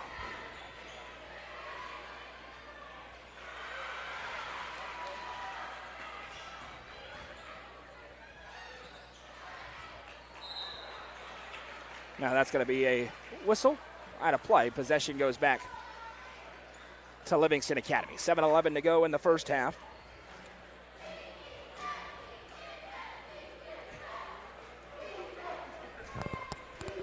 Emma Poston bringing it up. Poston sends right side for Ellie Butler. Now Cora Copeland. Little tie up and a whistle. Big one. Lauren Clark just picked up her second. So far, Lauren Clark only got to attempt a couple of free throws. Livingston doing a nice job defensively. Ashley Wittenberg going to check in 4. And if you're Leslie Riddle, you're thinking, hey, get Lauren Clark into foul trouble, and you don't have to worry about that X factor. You're back to the team that you faced a couple of times. Yeah, the film we've watched now becomes back into effect. And Cora Copeland gets the nice roll. Her first basket of the ball game. Back to a 2-point gap, 15-13. Here's Lily Hench. She gives off to Addison Howard.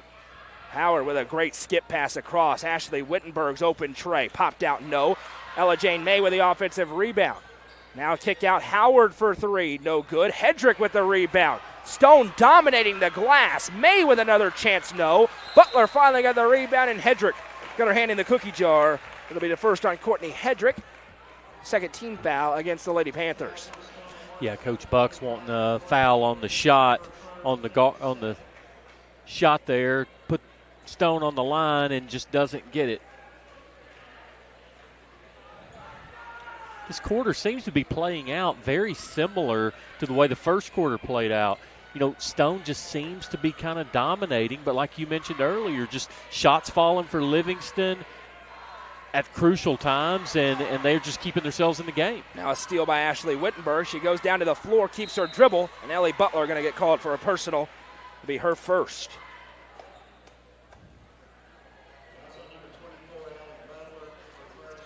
One thing we're going to have to pay attention to, I mean, foul trouble is going to play an important part of this game. It just seems like there's fouls quite a bit being called, and you put the wrong person at the wrong time, it's going to change the outcome of this game. Now another one. This time going the other way. Mally Carwile comes away with it. Carwile sends over to Poston. Emma Poston had a really nice first quarter. Inside Ellie Butler. Turnaround shot. Good. Going down a little bit easy defensively, and Ellie Butler with the easy lay. She's got 7 early ones, and then we're all knotted up at 15. Wittenberg with it.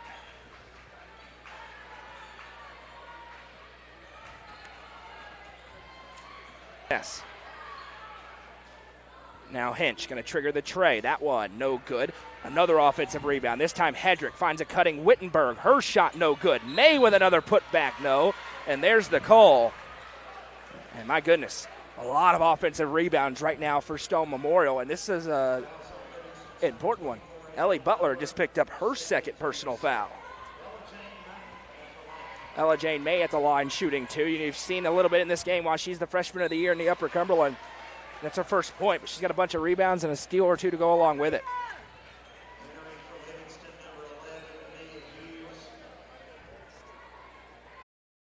Livingston's moved the ball quite a bit better tonight, thankfully. We had to reset it real quick. Hopefully you can hear us now, and if not, we'll have to reset it again. We'll find out in about 10 seconds. Ellie Butler has it. Flips back. Poston's three. That one's no good, too strong. Livingston struggling to find that shot from long range early on. Here comes Ashley Wittenberg. She flips to Howard. Howard. Hedrick now back. May. Ella Jane May for three. That one way off of the mark. Rebound down, though, and Brooklyn Lane with another offensive rebound.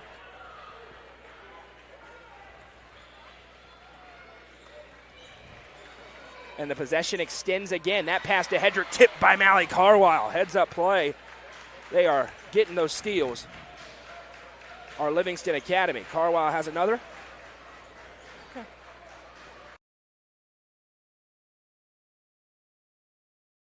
And now 15 is our score. Mally Carwile triggers the three. That one in and out, no. Rebound down. Ricochets around. Now it's Livingston's turn for an offensive rebound. Butler's three, no. That rebound knocked out of play, and it'll go back to Stone Memorial. Lily Hinch to the table, about to check back in.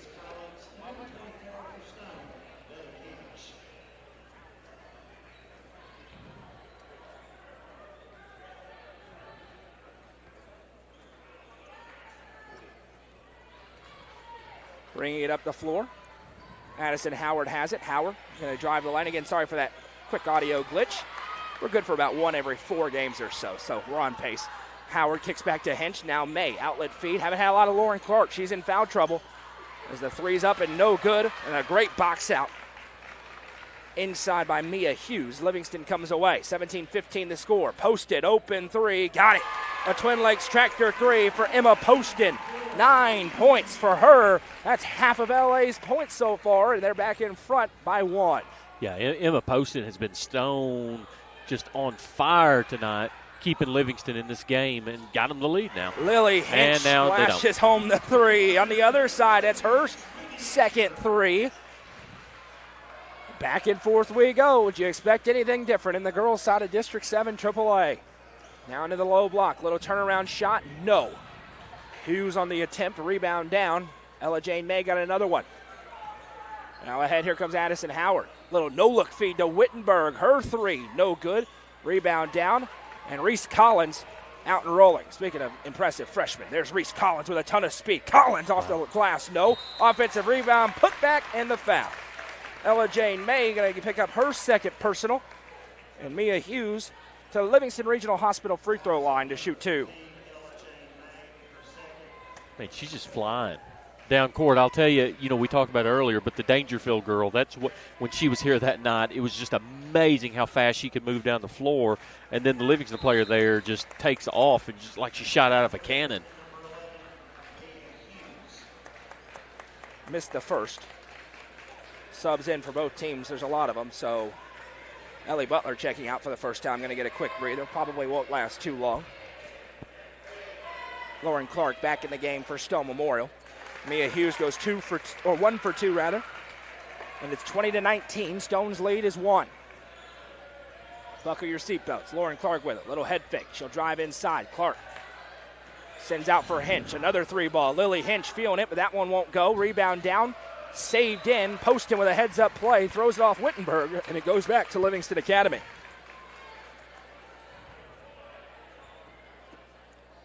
Great crowd tuning in. Still, we welcome each and every one of you. Appreciate you spending part of your Friday night here with us. If you've been here the whole time, since 4 o'clock, let us know. If you're just here for this game, let us know as well. Comment along with us. That pass tip goes into the low block for Copeland. Copeland, turnaround shot with the left hand. Nice take for Cora Copeland. Gives Livingston Academy a 1-point advantage again. Now Howard, skip pass across to Wittenberg. Her 3 won't go. Rebounded by Lauren Clark flying in. Clark tries to step through, and we got a foul. Foul on the floor is going to be called on the tie-up. Mia Hughes going to pick up the personal. That'll be her first.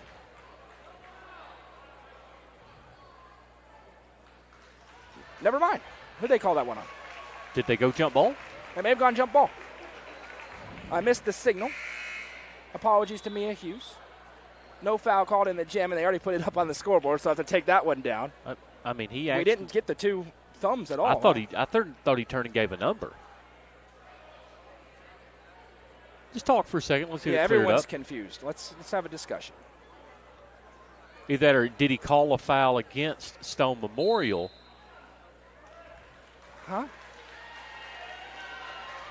He called the foul now against Stone. Livingston shooting 2 down here. Okay, they call the foul on Lauren Clark, her 3rd. And in her first game back in action, Lauren Clark saying, "What did I do?" And I'll be honest, I'm not sure what Lauren Clark did either there, Jeremy. She had the basketball in her hands and was trying to get away. I'm not a huge fan of that one. Mia Hughes going to shoot 2. I would have been a fan of a jump ball there. Mia Hughes makes the first of the Livingston Regional Hospital free throw line. She's now 2 for 3 today. Yeah, the official may have seen something we didn't typically, but if you've got the ball, typically the only thing you're going to call on the ball handler there is some kind of elbow violation or something to that effect. Next one pops out for Hughes, rebound down. And a chance coming the other way for Stone Memorial. Howard with it. All right, now the Lauren Clark effect has been minimized by the fact that they don't have her in the game. She's been in foul trouble all night long, but Stone still within 2 of Livingston Academy.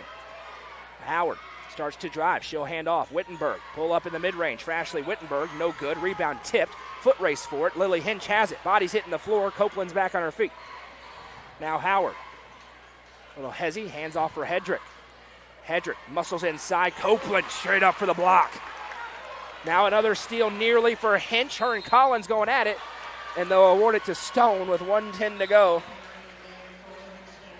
Chloe Jenkins back in the game here for Leslie Riddle's squad and for Cora Copeland. 1:10 to play in the first half, 22-20. Been a good one so far. Serena Baldwin goes out to get that inbounds pass. Now she finds Courtney Hedrick. Howard gives the call, and nervous anticipation in the gym here. 1 minute to play in the first half. Howard, little shot fake, now needs an outlet. She finds it in the form of Ashley Wittenberg. 52 seconds and counting to play in the second quarter. Now Courtney Hedrick has it left side. Hedrick gives off to Howard. Now Wittenberg. Back for Howard. Flip pass looking for Hedrick, nearly stolen, and it will be. Carwile tips it to Collins. Now Reese Collins, maybe the fastest player in the UC, ahead. Finger roll, no. Rebound down, and ahead comes Lily Hinch. She'll fire it to Wittenberg. Across for Hedrick, and she is fouled. Emma Poston going to pick up her second. Courtney Hedrick to the line to shoot two, looking to tie the game. Yeah, really good outlet pass there. Find the wide open offensive player, put it up, get the foul, shoot your free throws. 21.4 to go.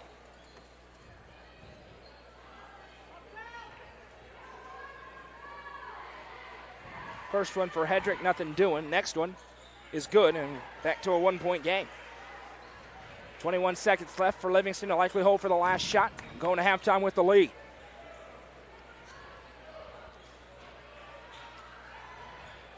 Collins, 10 seconds. Fires past Tip, finds Ellie Butler. Been a long time since she's touched it. Butler into Jenkins. Now a skip pass out to Collins, 3 seconds. Reese Collins from way downtown, no. And that brings us to the end of a tight first half. After two, it's Livingston Academy 22, Stone Memorial 21. We'll be back in about 8 minutes with third quarter action. You're watching coverage of the District 7 AAA Tournament presented by the Overton County Farm Bureau on the Watson Chevy UCR Media Network.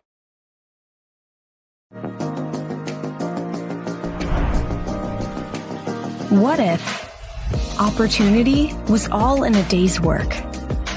We find new ways to make vacation dreams a reality. And that inspires me to do my best work every single day. What if you can make a real impact in people's lives with a team that cares? What I do matters, not just for guests, but for my team. We rely on each other each and every day. What if your work inspired fun and moved people? We put the world on vacation. Our job is to make people happy. Inspiring travelers around the world to live their best lives never stops being fulfilling. At Travel and Leisure, what if can be what is. Stop wondering. Join the travel movement and start a career where memories start with you.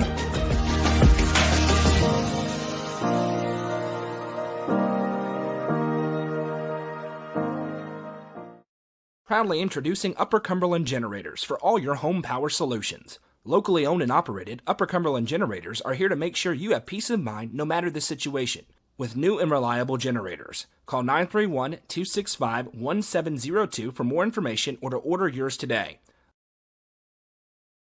Upper Cumberland Generators is proud to support this broadcast on the UCR Media Network. Watson Chevrolet is proud to present the area's best selection of new and pre-owned cars, trucks, and SUVs. Watson Chevy's staff of experts are ready to get you into your next vehicle with unmatched service and knowledge. Stop in at 2350 Cookeville Highway and test drive the all-new Chevy Trax or Silverado today. And remember, don't buy till you see Jason Fye. Watson Chevy is proud to be the presenting sponsor of the UCR Media Network. The Quality Family, a local company supporting and caring for our local communities. The Quality Family offers services to get you back to the game. From bracing to oxygen and everything in between, we can meet your medical equipment needs with Buckeye Home Medical Equipment. If you have an in-home need for strength and conditioning, for example after a surgery or injury, Quality Home Health is available to provide individualized care while you are on the mend. For those with end-of-life diseases, Quality Hospice is available to provide nurturing care during those difficult times. Choose the Quality family of services for care within your community. Visit thequalityfamily.com to navigate all we have to offer you. Sonia Brown is a full-service realtor and is licensed across the state of Tennessee, listing and selling residential and multifamily, land and farms, commercial and industrial properties. Sonia handles the sale from start to closing and beyond. Let her put her 30-plus years of experience to work for you. Sonia Brown with American Way Real Estate has been supporting student-athletes in the Upper Cumberland since 1990. You can reach Sonia Brown at 931-979-7145. Sonia Brown, realtor with American Way Real Estate, is proud to support this broadcast on the UCR Media Network.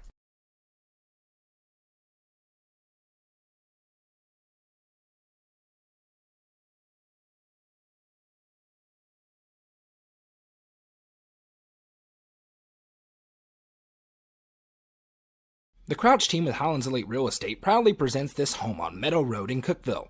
With 4 bedrooms and 2 bathrooms, this beautiful brick ranch could be your forever home. Call 931-979-1191 for more information and to schedule a showing, or visit chadandamycrouch.com. The Crouch team with Highlands Elite Real Estate is a proud sponsor of this broadcast on the UCR Media Network. All Sports and Outdoors in Jamestown is the Upper Cumberland's best sporting goods store. From cleats to camping supplies and everything in between, this family-owned store has it all. All Sports and Outdoors is proud to support our community, including student athletes throughout the Upper Cumberland. Stop in at 207 South Main Street or visit their website at hall42.com. All Sports and Outdoors is a proud sponsor of this broadcast on the UCR Media Network. Let the bidding begin. It's time for the show, and you know it's gonna go high. There's a buzz in the air, and people come from everywhere to hear the auctioneer cry. The sound of the gavel never gets old when you hear DJ say so. Live or online, we handle auctions of any kind. Call Amanette's Eagle Auction at 526-5335, where we soar higher. Fire and Vine in Cookeville is the Upper Cumberland's home for delicious Chicago-style pizza, beef, chicken, fish, and more. Located in Cookeville's historic downtown district, Fire and Vine's food and atmosphere will keep you coming back for more. Take in stunning views with creative food and drinks on the rooftop. Fire and Vine is proud to support this broadcast on the UCR Media Network. Nelson Trophy and Screen Printing is proud to support student athletes and athletic departments throughout the Upper Cumberland. They're also proud to sponsor the Nelson Trophy and Screen Printing Player of the Game on this broadcast. From trophies to t-shirts, they can do it all. Stop by and see them at 120 Circle Drive in Allgood or give them a call at 931-537-9559. Nelson Trophy and Screen Printing is proud to sponsor this broadcast on the UCR Media Network. Getting the kids to practice on time. Remembering if it's your day to bring snacks. Making it to the game with a clean jersey.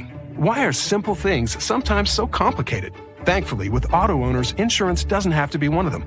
Auto Owners works with independent agents who answer when you call, so you can worry about more important things, like whether your kid is going to run toward first or third base.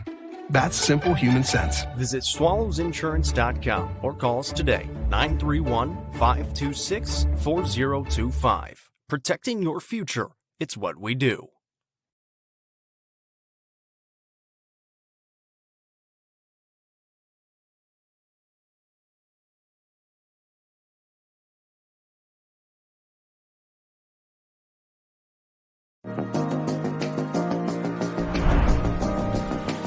What if opportunity was all in a day's work?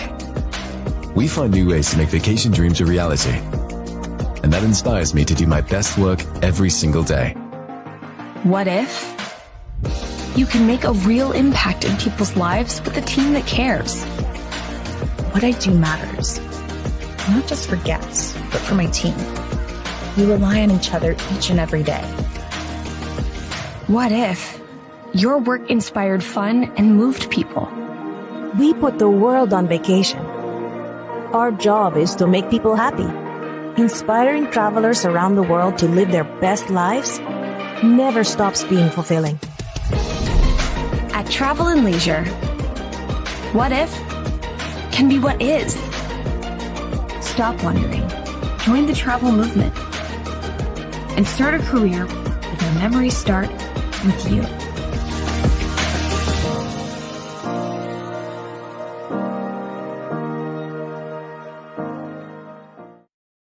Livingston Regional Hospital is Livingston's hometown hospital. Located at 315 Oak Street, Livingston Regional Hospital provides compassionate, quality care for all patients from local people you can trust, so you can count on them to treat you like family. Their excellent staff offers years of experience and training to meet the needs of all patients. They understand the importance of providing care in a professional and comforting manner. They're proud to partner with Livingston Academy Athletics through the LRH Sports Medicine Team. Livingston Regional Hospital is a proud sponsor of this broadcast on the UCR Media Network. Overton County Farm Bureau Insurance is proud to serve our community. Christy Key, John Godwin, and Corey Nard are your local auto, home, and life insurance experts. Whatever insurance you need, they will work to find you a solution. Visit them at 7486 Bradford Hicks Drive in Livingston or call them at 931-823-1322. Overton County Farm Bureau Insurance is proud to present Livingston Academy Athletics all year long on UCR. Eminence Eagle Auction and Realty is proud to present this 3-bedroom, 1.5-bathroom home in Livingston. In addition to the home, this auction also features a Mazda 2, Ford Taurus, furniture, and much more. Don't miss your opportunity to bid. You can bid on this property at eagleauctions.com or call 931-526-5335 for more information. Bidding on this online-only auction ends on Thursday, February 27th at 10 a.m. Eminence Eagle Auction and Realty is a proud sponsor of this broadcast on the UCR Media Network.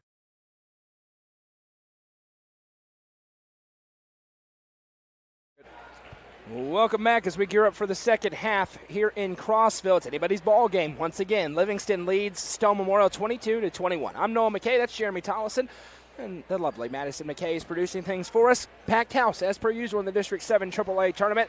And Jeremy, this one absolutely could go either way. It absolutely could. Now, just like we saw in the previous game, I feel like the intensity is going to get ramped up just a little bit to start this third quarter.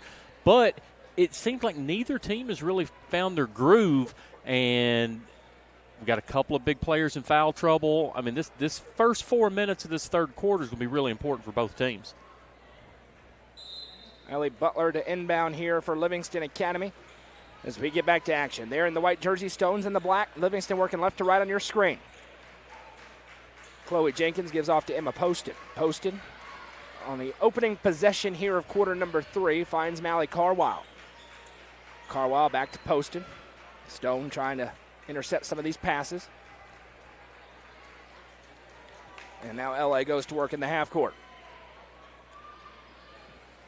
Now Carwile from the left wing, surveys, goes to Cora Copeland. Ellie Butler flashes off a screen. Carwile triggers the 3 on the way. No, an air ball, but right down to the waiting Chloe Jenkins, who has an easy lay-in. Chalk it up as a pass from behind the arc. A 3-point LA lead. Typical starting 5 we've seen this season for Stone Memorial back in there. Lauren Clark's play, but she has 3 fouls and has been in foul trouble throughout. Now Wittenberg, a little double team arrives. She gets out of it to Howard. Screen set from Hedrick, little pick and roll, and Hedrick, hand on the jersey, and it's stretched back. Copeland, you can get away with that sometimes, but the jersey stretch will get you called. What is that? Is that 10 yards and automatic first down? What do they do there? Yeah, I think NFL? It's 10 yards automatic first down. That's fair. That's defensive holding. It's actually 5 yards in the NFL. First down, though. Inbound goes to Hedrick. Now over for Ashley Wittenberg. We're a minute and 10 seconds into this third quarter. Livingston stretched their lead to 3.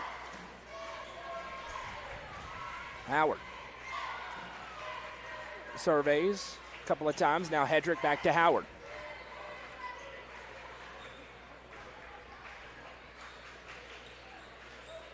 Howard finds Hedrick.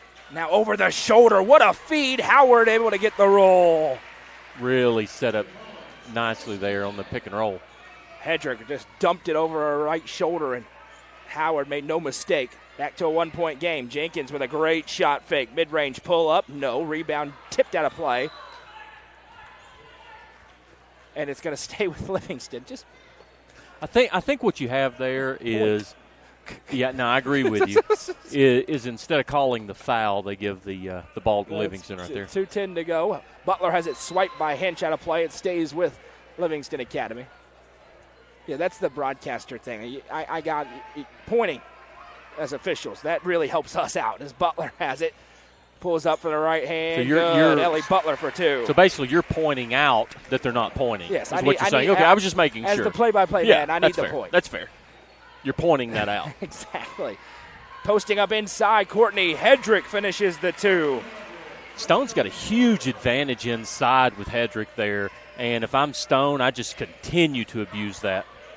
5:42 to play in the third quarter. Ellie Butler goes to work. They swing it over left side. Jenkins. Now Carwile. Corner 3. No, too strong. Hedrick able to win the board.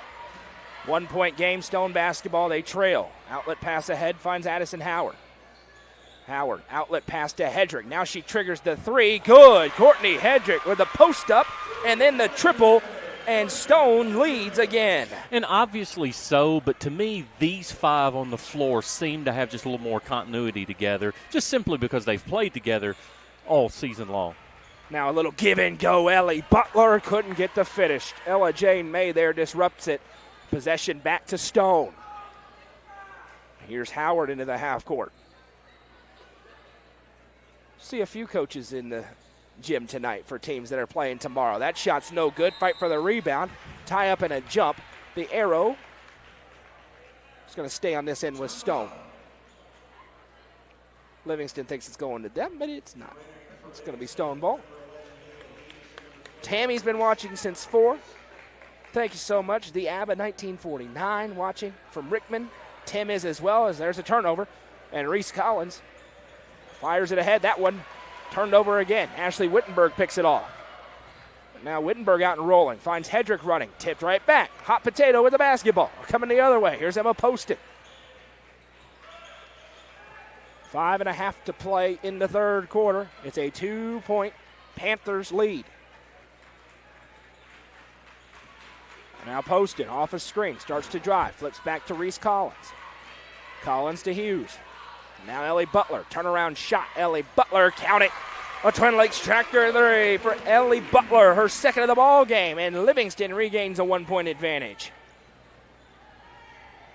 Now ahead. Little flip. Addison Howard. Hedrick trying to post up Hughes inside. Hughes doing a good job trying to shield her. Now Howard goes to work. Drives baseline. Howard finds Hench. Now Wittenberg. Wittenberg drives, swiped out of her hands by Emma Poston. Active hands defensively. And here comes Brooklyn Lane back to the table and in for Courtney Hedrick, who needs a breather. Hedrick sparked them with 5 points in the quarter so far. See if they can get some offense without her as Hench gives off to Howard. Still no Lauren Clark here in this second half for Stone Memorial. Just interesting how these games go. That was all the storyline, and now it's back to what we saw in the regular season. 2 single-digit wins for Livingston. Stone trying to even the score and win the elimination game. Livingston trying to extend their season, but Lily Hench splashes in the deep 3. That's her third triple of the night. These teams just trying to take body blows after body blows. Turning into a really good one, as you would expect, and it only gets better from here. Semifinals tomorrow night, starting at 4 o'clock. My goodness, do we have some fun matchups. Pass right side, now Poston gives in to Hughes. Great feed to Chloe Jenkins for 2. Back and forth we go, tied up at 31. And, without Kendrick in the game, that opens up the inside for Livingston quite a bit more. They can be a little more aggressive in the paint. Now back out in a timeout called by Mike Buck. Lauren Clark at the table. She's checking in. 30-second timeout on the floor. We'll stay through it. So coming up later tonight, Livingston, Cumberland County boys. Tomorrow, 4 o'clock, girls game. Cumberland County and Upperman. Wow. That's going to be a lot of fun.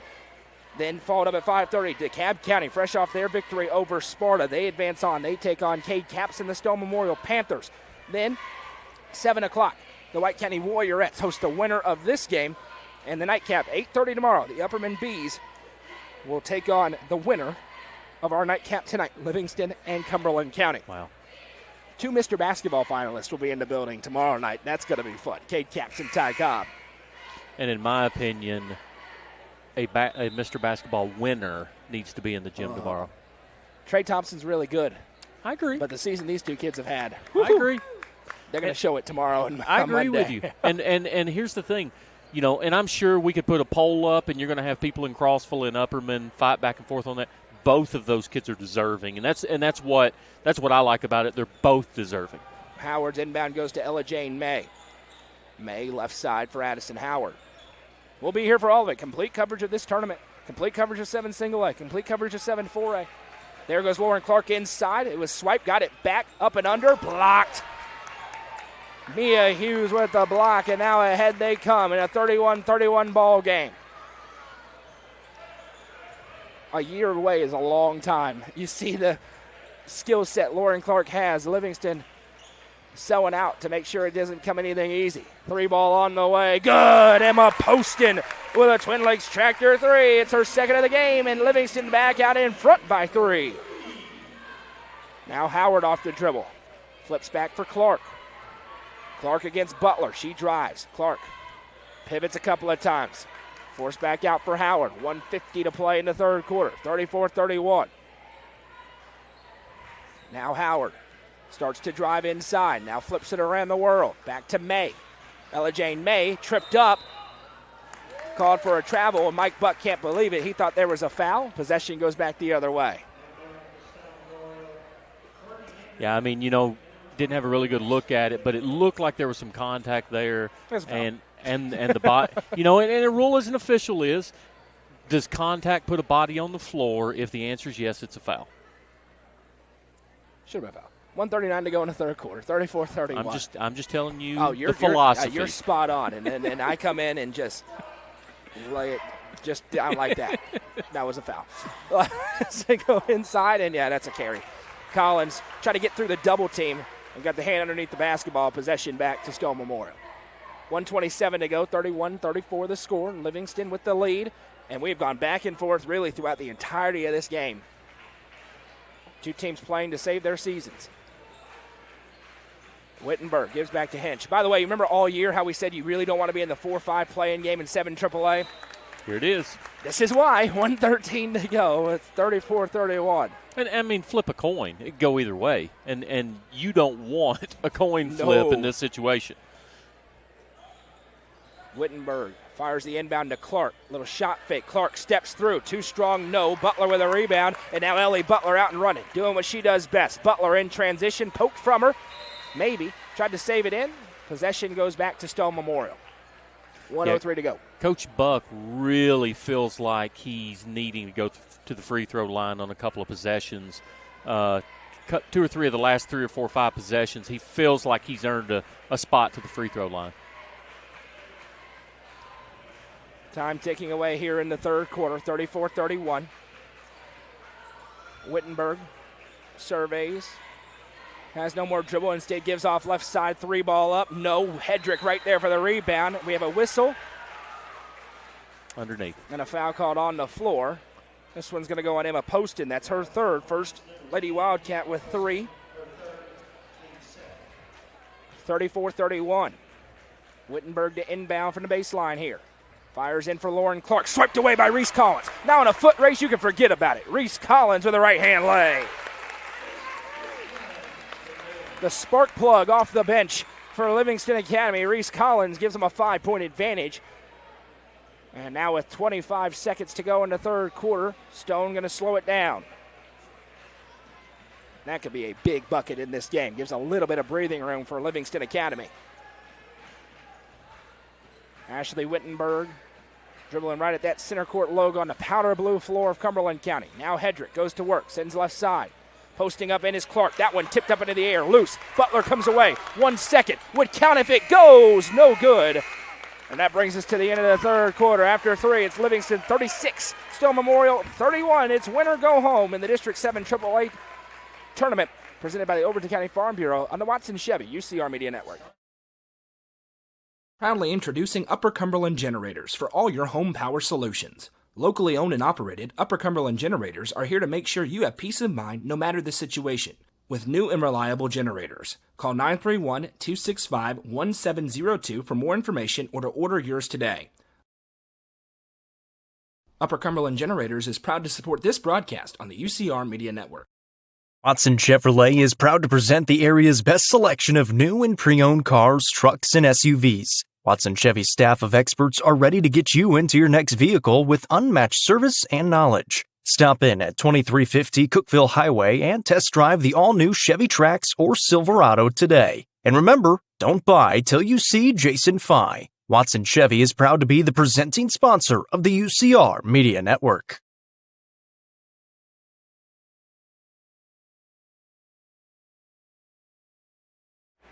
One quarter to go. The winner gets White County. The loser season comes to an end. It's 36-31. Livingston with the advantage here at Cumberland County High School. I'm Noah McKay. He's Jeremy Tollison. Madison McKay to our left. Happy to be along with you today. This is game 3 of 4 at Cumberland County, and we're still going strong. The nightcap coming up. It's the Livingston Academy Wildcats against the Cumberland County Jets. And then we will have about 2 hours without basketball and come back with more tomorrow starting at 4 o'clock right back here. And it starts tomorrow with the Cumberland County Lady Jets against the Upperman Lady Bees at 4 o'clock. That is the 4 o'clock game. Let's just get it started with a bang tomorrow. Oof. Come out swinging.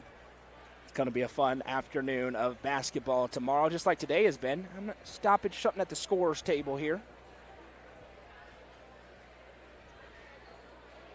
I think they're wanting to get the foul. Well, they've reset the fouls. Don't know.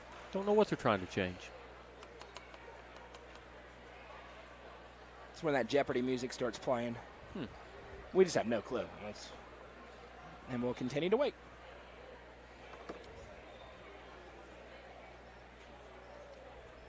Appreciate the team today as now we're going to have a stoppage. I wonder if there's a clock issue potentially or something. I mean, you start at 8. We're ready to go. They had the book. I just wonder if they were trying to make sure that the score was correct. Well, we know we had a weird foul earlier, so we also had one of those. As Mally Carwile lines up the 3. That's no good. Rebounded by Lauren Clark. Still looking for her first points in her first game of the season. Clark sends ahead to Wittenberg. Now Hedrick has it. Wide open. Hedrick for 3. Good. Courtney Hedrick. It's her second 3 of the half. And all of a sudden, the Lady Panthers are back within 2. Huge shot there. And the inside presence is back in. Now Carwile fires a fastball to Butler. Skip pass to Collins. Doesn't trigger the 3. Instead gives off to Carwile. Back to Collins. There's Ellie Butler. Butler back to Collins. Now Carwile in for Jenkins. That one kicked out. Carwile. Corner 3. No good. Rebound down. Reese Collins comes away again. Ellie Butler's a little bit hobbled as Collins pulls up in the mid-range and hits. She is so fast. Super quick guard. Reese Collins. I feel like she's got the potential to make a big impact in the coming years. Just a young player still. Ella Jane May has it. Just a freshman, Reese Collins. Now Howard. She's going to pull the 3. That one's no good off back iron. Rebound tipped. Still loose. Ricochets. Addison Howard ends up with it. Howard now drives into Butler. Kicks to Clark. Clark head fake. Drives into the low block. Clark off the glass and good. Lauren Clark with her first points of the season. And it's back to a 2-point game. Really strong physical drive there. And just really good control of her body to get that shot up, and it falls. And her younger sister's coming next year, Lexi Clark.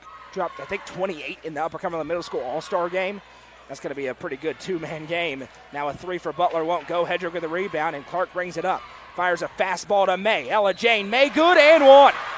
We are tied. The freshman finishes, and the Lady Panthers have a little bit of an important thing. Belief on the floor. Coach Riddle wants a full timeout. Timeout going to be called on the floor by Livingston Academy.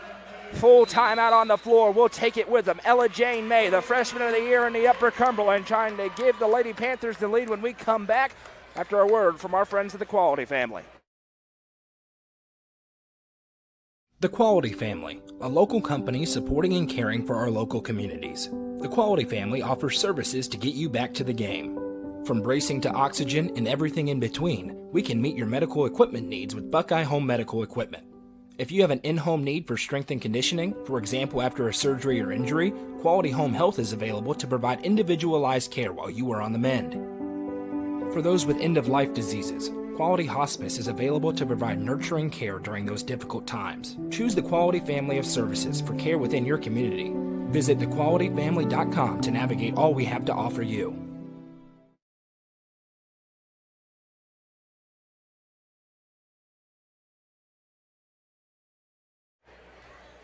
Ladies and gentlemen, I'm a little delayed, but get your popcorn ready. 6:08 to go in the ball game. 38-38. Ella Jane May at the line, trying to complete a 3-point play when we get back to action. Mia Hughes got called for the first personal. And Jeremy Tollison, this is what you expect in 7 AAA. Elite coaches. Really good teams going to war in an elimination contest. You know, playmakers, a little unknown offensively on the Stone side. Again, I mean, you know, this is why I refereed in this area. This is why I'm sitting at this table.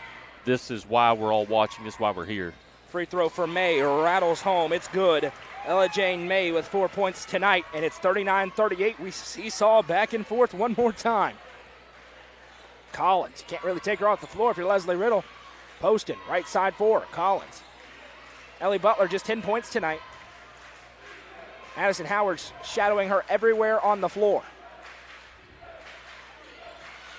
Now Collins.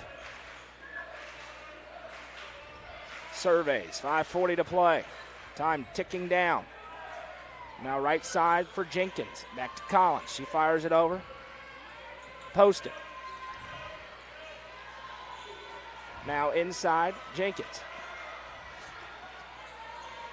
And now we have a whistle and a timeout called by Leslie Riddle. And it's another full timeout on the floor. The second in the past minute or so as Livingston's trying to get something drawn up. We'll hear from one of our all-inclusive sponsors, Sonia Brown with American Way Real Estate, and be right back to Crossville.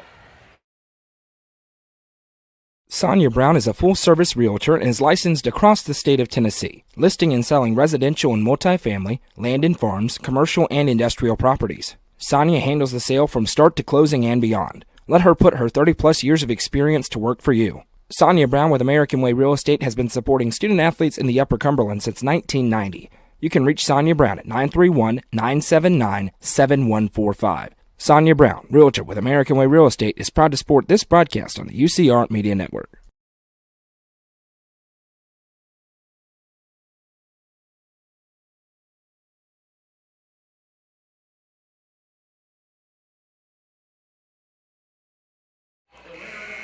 .5:24 to go in the ball game. It's 39-38. Still anybody's game. Stone Memorial with a narrow lead. Livingston Academy with the basketball. It's interesting to see what Coach Riddle does here. She's got a 5 on the floor that you may not think of as your typical 5, but she's trying to get something working on the offensive end. She's got a little more speed out there right now with this 5. Exactly. Ellie Butler with the basketball. She gives to Reese Collins. Collins fires over to Emma Poston. Poston really been the engine today. 12 points for L.A. Got them started with 6 in the first and has hit a couple of 3 since. She has it again. Poston over to Collins. And this kind of weird-looking zone for Stone Memorial is giving problems for Livingston right now. 5:05 to go. Essentially a box and one. It is. They're shadowing Ellie Butler everywhere she goes, and Addison Howard's making her feel her presence. Now right side, Mila Daly. Her 3, good. A Twin Lakes tractor 3 for Mila Daly. Swings the pendulum of momentum back towards Hawkeye. Now Ashley Wittenberg has it. All of a sudden now Stone finds themselves down 2. Off a screen from Hedrick. Wittenberg. Back out from May. Now Wittenberg again. Over to Clark. Clark checking around her. Wittenberg. 4:27 to play. Now Clark. Off the dribble. Lauren Clark. Turnaround shot. Inside. Right hand. No. Rebound down. And Chloe Jenkins comes away. Now here's Ellie Butler with a ton of speed. She spins back out. 41-39. Right side for Collins. Big possession as LA tries to take control a little bit with a 2-possession lead. Flip pass back to Collins. It really is a full-on box and one that we're seeing right now at Stone Memorial. Somebody else going to have to make a shot likely. Ellie Butler's going to get hers, but it's tough. And everywhere you go, you've got defenders looking at you. Poston gives off. They just got a big shot the last time down from Mila Daly. Now we have a whistle and a foul called on the floor against Stone. It'll be the first foul of the quarter against the Lady Panthers. And they're going to get Ella Jane May for her 3rd. So now 2 Lady Panthers have 3. 1 Lady Wildcat has 3. That's Emma Poston. It's Clark and May. Now an inbounds pass. Quick strike for Chloe Jenkins, who finishes the 2. Quickly ahead. Now Stone all of a sudden needs a bucket. Howard swiped away by Ellie Butler. Fight for it on the floor and a push. Addison Howard going to be called for her 1st. Team 2nd. Livingston out of that full timeout by one of the best to ever do it. Looks a lot more comfortable on the floor. Here comes Lily Hinch back in for for Ella Jane May.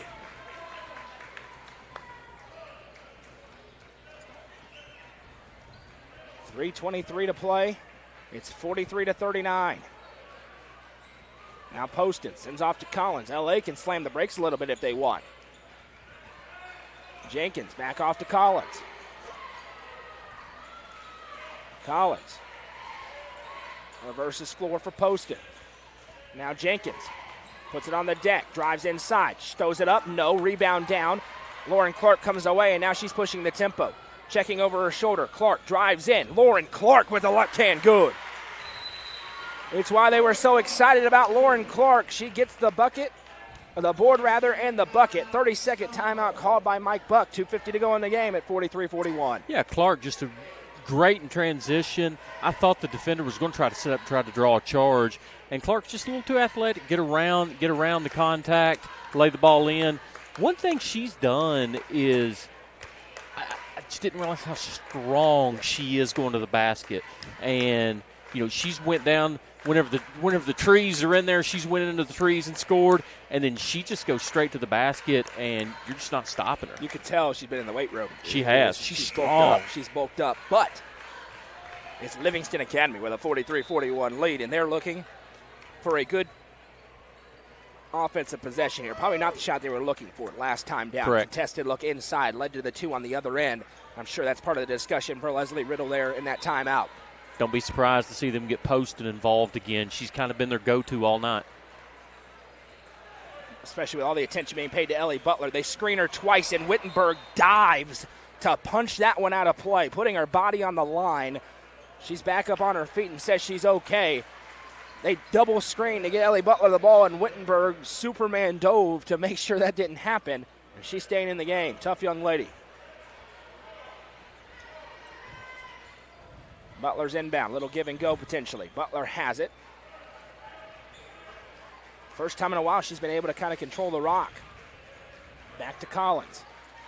2.5 to play. Butler drives in. Right-hand shot, no. Rebounded by Clark. Here comes Stone. Numbers if they hurry. Clark slows down. Sends it ahead to Hinch. Nearing 2 to play. 2:15. Now an offensive foul. Hinch extends the arm on Collins, who was in her face. And that's a big one. The third team foul against Stone gives the ball back to Livingston Academy. First personal on Lily Hinch.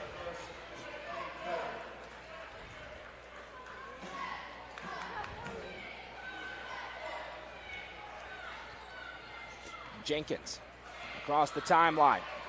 Coast to coast. Poston, rather. Pulls up. Good. Emma Poston. What a performance. 14. That leads all scorers today. And it's a 4-point Hawkeye lead. Clark going to drive in. Barrels, turns around and puts it in. Lauren Clark able to stay under control and finishes. Again, just shows how strong she is. And she did not purposely push the defender out of the way. She's just so strong. Collins has it.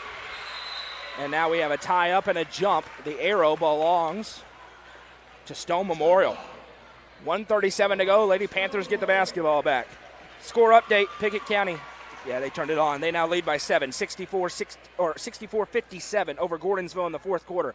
How about that? Look at that number. Wow. And look at that number right there.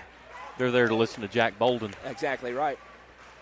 Ashley Wittenberg into the half court. Sends right side for Howard. Now into Hedrick. Has position. Hedrick good, and we're tied. Precise offense for Mike Buck's squad, and we're tied up at 45 with 1:15 to play in regulation. Get another bag of popcorn ready. You win, you extend your season into the region tournament. Daly off the dribble for 2. No, rebound down loose. Daly has it, in a foul for a collision on the floor. It's a hustle foul. Howard going to get called for the personal. That's her second, team's fourth. By the way, Livingston has 3 fouls to give here. That could be large, as they can sell out for turnovers if they needed to. Absolutely, and Stone has 0. Next foul puts Livingston on the free throw line. Inbound tipped and stolen away by Lauren Clark. Clark into the half court. Numbers sends it over to Wittenberg. Off the glass, no. Rebounded by Jenkins. Fired to Butler. Collision and a foul.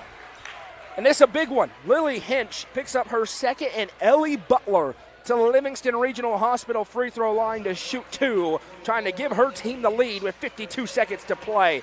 Couldn't ask for a better look if you're Stone Memorial. It just doesn't go. Absolutely.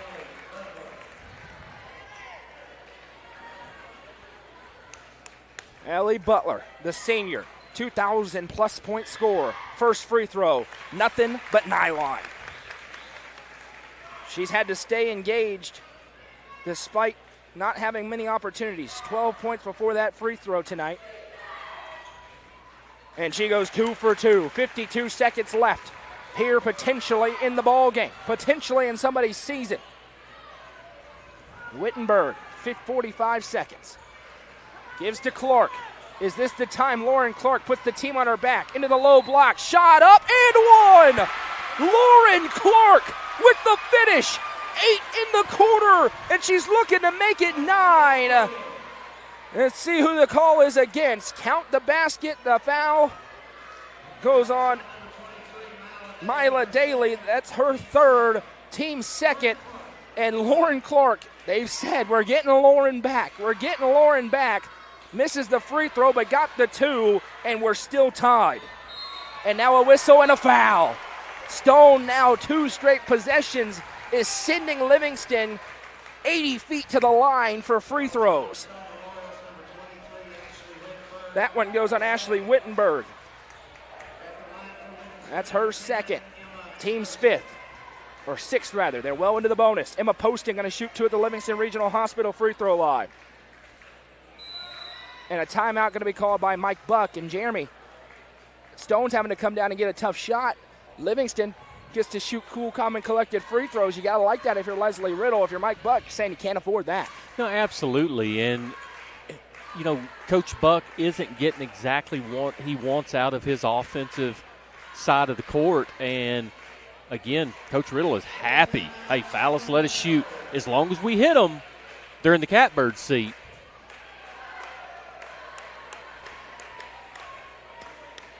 Emma Poston at the line out of the timeout. Stick around post game.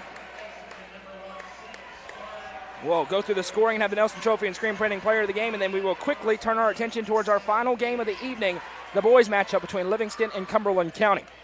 This game has been awesome. We thought it could be, and it has been. And now 2 free throws upcoming for Emma Poston. It's her first trip to the line tonight, and she's going to shoot 2.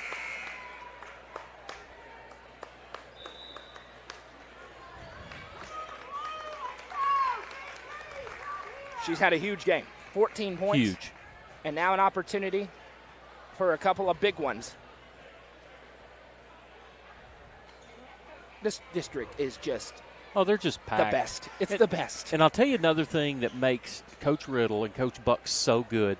Both of them are so calm and cool. They don't listen. There's nothing that's going to rattle them. They're going to do what they want to do when they want to do it, and that's always what's impressed me for over the years. Nothing but nylon for Emma Poston. L.A. back in front by a point. Winner gets Sparta tomorrow night. Loser season comes to an end in dramatic fashion. Second one, no good for Poston, and a chance for Stone. Here comes Lauren Clark over to Wittenberg. 28 seconds. What are they going to do? Are they going to hold here for one shot or go? Wittenberg, left side Howard. Now Hedrick posting up. It's offline and a turnover. The pass off the mark, and Livingston now going to be in a free throw shooting contest as a timeout's going to be called on the floor. Brooklyn Lane to the table. They tried to draw it up for Hedrick. She had pretty good positioning, Jeremy, but couldn't get the pass there. Yeah, she had great position. At minimum, she's going to get the ball up, potentially get fouled, but great play call. Just unfortunately, the pass a little off.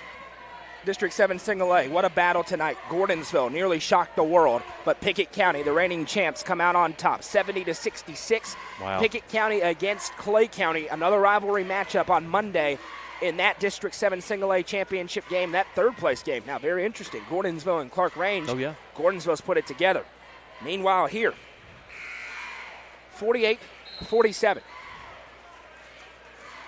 And let's remember that Livingston shoots every single time we have a defensive foul. And let me say, that's 2 fouls to give. If they get into an up 3 situation, they can foul over and over and over again and kill the clock that way.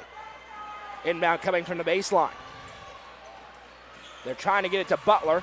Everybody knows it. Inbound to Poston, and there's the foul. Howard commits her third, and Emma Poston just split her last trip. She goes back to the Livingston Regional Hospital free throw line. to shoot 2. We'll remind you the clock on the screen is not official. Madison does a good job, but she's keeping it up here on her own. It is 16.7 seconds to go.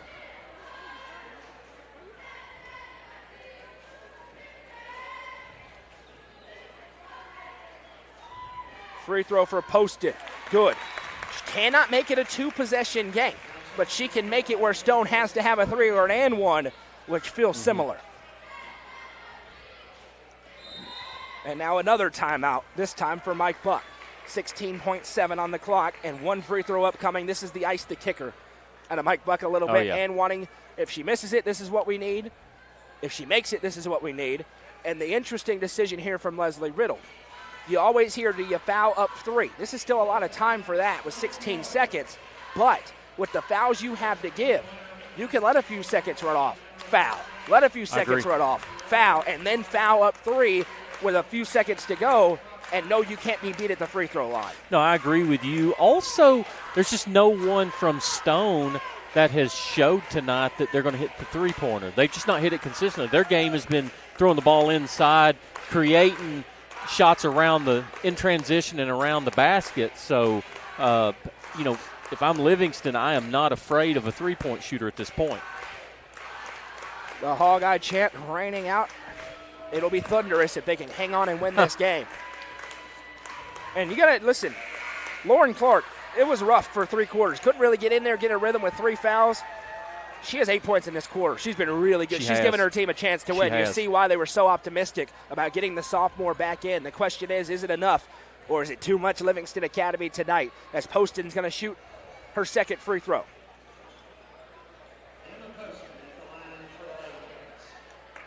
To make it a 3-point lead. Poston spins it back, flies it away, cashes it. Emma Poston, 2 for 2. Here's Howard, 15 seconds to go. Howard, 10 seconds. They need a 3 or an and 1. Now they need a 3. 8 seconds left. Stone's got to go. Flip pass to Hedrick in the corner. Outlet pass, intercepted by Poston, and that will do it. Livingston Academy gets it done in dramatic fashion. Final score, Livingston 50, Stone Memorial 47. We welcome you into the Livingston Regional Hospital post-game show. Jeremy, another great game in this great district. Stone Memorial, very game tonight. But Livingston, with some clutch free throws late and a couple of big steals on defense, gets the win and extends their season. This is the proverbial, you hate to see either team lose this game, but unfortunately that's just how the brackets and that's just how the system is set up, that a really good basketball team that fought their tails off tonight and competed, unfortunately their season comes to an end. But, got to tip your hats to Livingston Academy for making the plays when they needed to make the plays and did a really good job hitting their free throws toward the end. Scoring from the game is as follows. First for Stone Memorial, which has their season come to an end tonight. They are way better than their final record indicates, with an 8-21 final record. 15 points tonight for Courtney Hedrick, 10 for Lily Hinch, 8 for Lauren Clark, 7 for Addison Howard, 4 for Ella Jane May, and 2 for Ashley Wittenberg, for a team total of 47. For the Livingston Academy Lady Wildcats, improved to 18-10 on the season and set up a date with the White County Loyerettes tomorrow night at 7 o'clock on this floor. 17 points tonight for Emma Poston, 14 for Ellie Butler, 6 for Chloe Jenkins. And now we'll go down the line. 4 for Cora Copeland, 2 for Mia Hughes, 4 for Reese Collins, 3 for Mila Daly, for a team total of 50. It's time for the Nelson Trophy and Screen Printing Player of the Game. Jeremy, who's it going to today?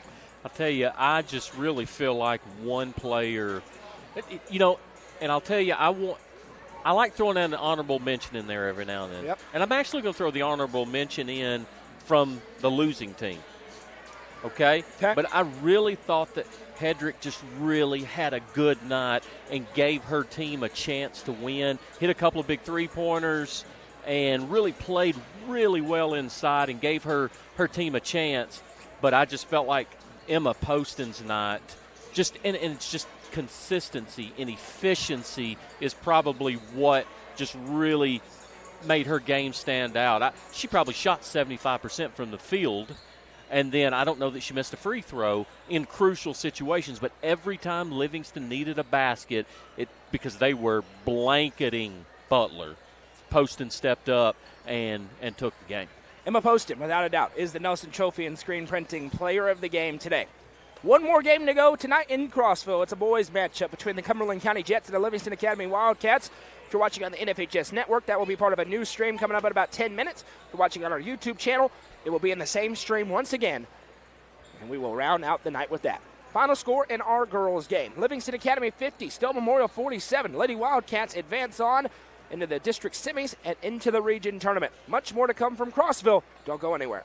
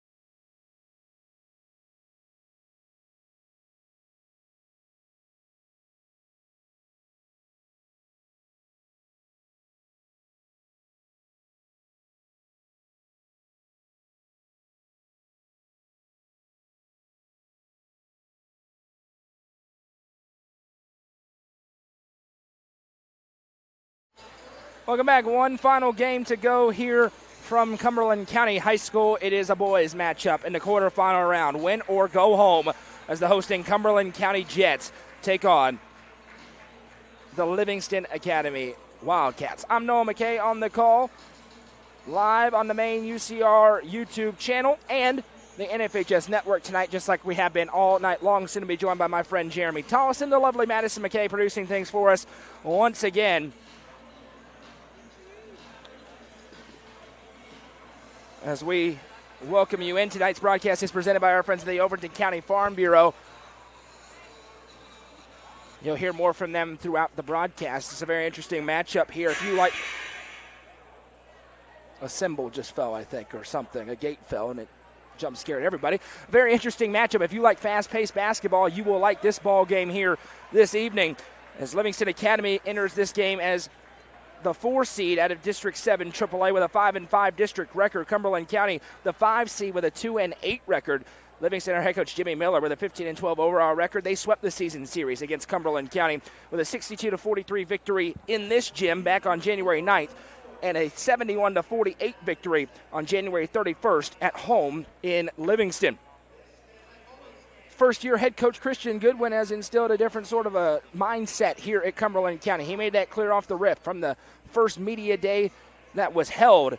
He said, we're going to run fast and we're going to shoot a lot of threes. They certainly have, but now they're facing a Livingston team that for a lot of years has run fast and shot a lot of threes. That's the kind of basketball team that Coach Goodwin is looking to build. He hopes that they built it this season. As we will gear up for the starting lineups, we'll take a quick 30-second break and hear from our presenting sponsors and come back with all the action. Don't go anywhere. Overton County Farm Bureau Insurance is proud to serve our community. Christy Key, John Godwin, and Corey Nard are your local auto, home, and life insurance experts. Whatever insurance you need, they will work to find you a solution. Visit them at 7486 Bradford Hicks Drive in Livingston or call them at 931-823-1322. Overton County Farm Bureau Insurance is proud to present Livingston Academy Athletics all year long on UCR. Eminence Eagle Auction and Realty is proud to present this 3-bedroom, 1.5-bathroom home in Livingston. In addition to the home, this auction also features a Mazda 2, Ford Taurus, furniture, and much more. Don't miss your opportunity to bid. You can bid on this property at eagleauctions.com or call 931-526-5335 for more information. Bidding on this online-only auction ends on Thursday, February 27th at 10 a.m. Eminence Eagle Auction and Realty is a proud sponsor of this broadcast on the UCR Media Network.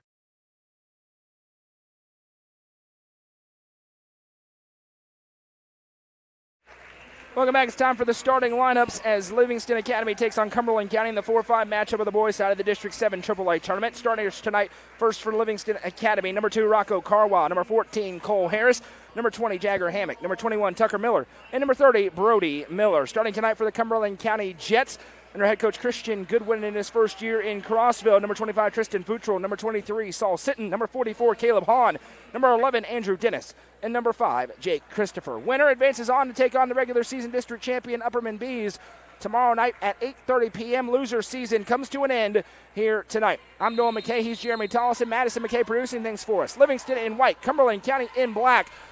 Lead official throws it up. Let's get it on one more time on a Friday night. Livingston controls the tip, and we'll go to work.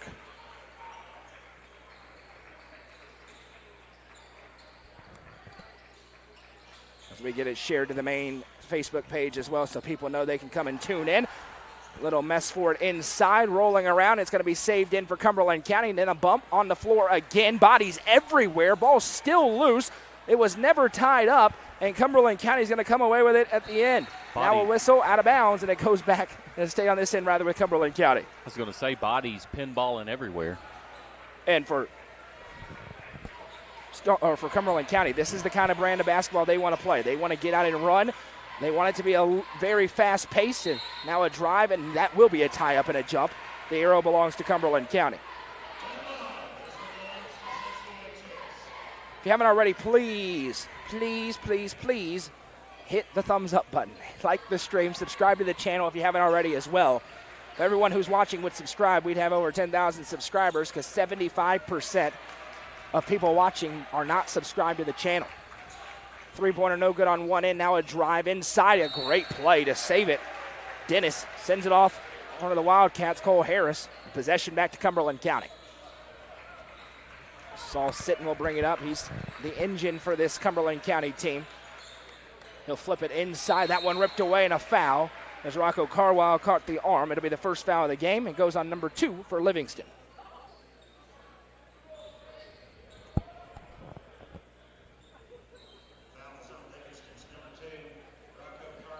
Caleb Hahn to inbound. This is a team that's been joked about. We say they'll pass up a layup for a 3.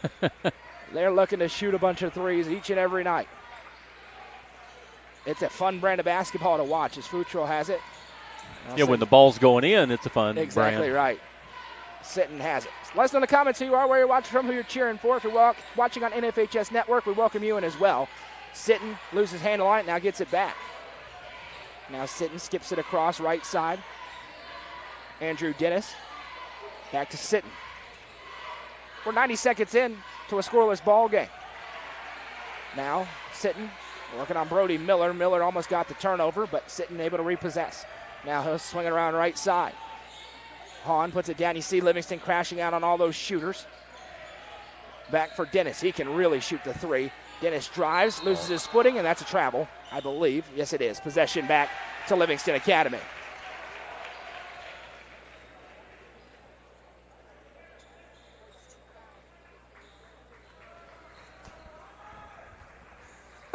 .6:10 to go in the first quarter. Here's Rocco Carwile. Do-it-all athlete into Tucker Miller, and the 1,000-point scorer, Tucker Miller, gets the first points of the game. First matchup mentioned was a 19-point game. The second one, total blowout for Livingston. They won that one by 23, so they're looking for that tonight. Cumberland County trying to turn this into a 4-quarter fight. Cumberland County surprised some people early on in district play as Dennis triggers the 3. That one's no good. But they're going to have to lock it on the defensive end. Struggled a little bit there the back half of district play. And that being said, there's some really good offensive players in this district. Rocco Carwile has it. He'll hand off to Cole Harris. The mid-range master, Harris, gives off to Miller, throws up the shot, and gets the call. Tucker Miller to the Livingston Regional Hospital free throw line as Caleb Hahn will get called for the first foul against Cumberland County tonight.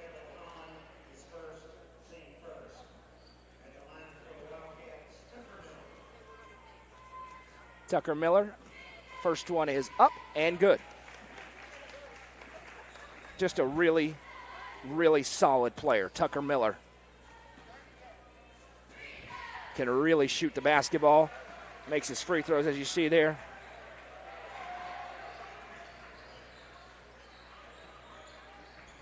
Tucker Miller, second team, all Upper Cumberland. Now, a drive for Hahn. He's forced back by Harris. Livingston really aggressive in the half court defensively. That one intended for Sitton. Going to go all the way to the backcourt and out of play. Possession back to Livingston Academy with 5 minutes to go in quarter number 1. Yeah, Cumberland County just can't seem to get any penetration on this Livingston defense and just can't get anything going with the outside shots not falling, not finding any success yet. You know, it's easy to think with how good we've seen the basketball tonight that this is all the teams in the district. You forget the top 2 teams on boys and girls side have not played yet. We're going to see them tomorrow night. As now in for Rocco Carwile. His shot blocked, got it back. The putback attempt won't go. And the rebound this time wrestled down by Jake Christopher. Christopher out and rolling. You see Cumberland County, they got some good length on the floor. Saul Sitton for 3. That's no good. Missed it wide left. Dennis putback won't go. A little short-armed it. And the rebound down to Tucker Miller. 4.5 to play in the first quarter. It's 4-0. Miller flip passed over to Tucker Miller. Tucker and Brody playing hot potato back and forth. Now it's Brody.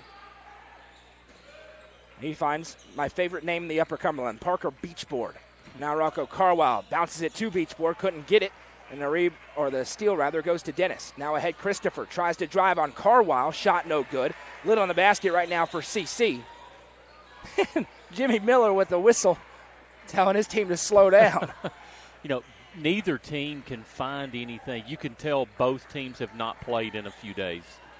Both of them just seem a little off and just things just aren't going well. And now a drive and a travel. Possession back to Cumberland County. Yeah, it's not the prettiest quarter of basketball we've ever seen. But quite frankly, that's kind of what Cumberland County is looking for. They need it to be a little bit ugly, a little bit scrappy. This is a CC team. Last Friday, the last game out in Baxter, they led by 10 in the first quarter on Upperman. Wow. Went 6 for 6, their first 6 shots from the field. And then Ty Cobb and company did what they've done a lot of times this year. We'll see them in action against the winner of this game tomorrow night. Can you imagine Livingston Upperman in the semifinals? Baseline drive for Hahn. CC says, not so fast, my friend. Sitton's 3 won't go. Rebound down to Cole Harris. And that's the best thing about these district and these region semifinals, these rivalries, especially with everything on the line, that just amplifies it. Tucker Miller has it. Tomorrow, huge for home court advantage. It's to send a trip into the district championship game. As Harris gives a little shrug.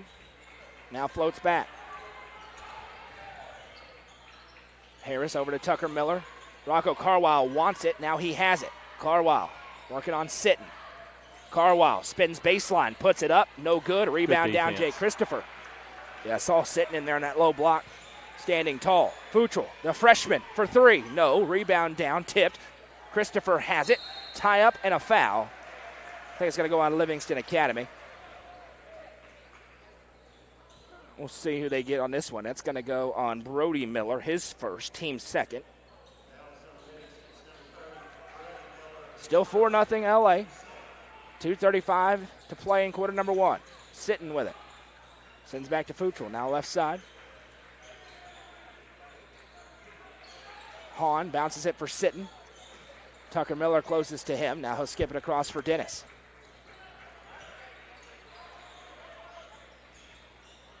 Little turnaround, Sitton steps through and he traveled. That was an extra step. Possession back to Livingston Academy. And again, turnovers, sloppy play. It's kind of blah. It's kind of blah. That is the hard-hitting analysis. Thank you. That we will bring to you. I come in strong. You're not wrong. It's now Futrell able to swipe it away. Stays in front and gets the steal. He'll fire it ahead to Hahn. CC looking to get on the board. Now Sitton triggers the 3. Banked it in. Saul Sitton for 3, and it's a 1-point game. It's kind of like my golf game. Just, nah. As Christian Goodwin wants a timeout to talk about things for Cumberland County. 4-3. You'll take it 6 minutes into the ball game. Especially whenever it was 6 minutes and 5 seconds until you scored your first point. First bank of the night for Saul Sitton.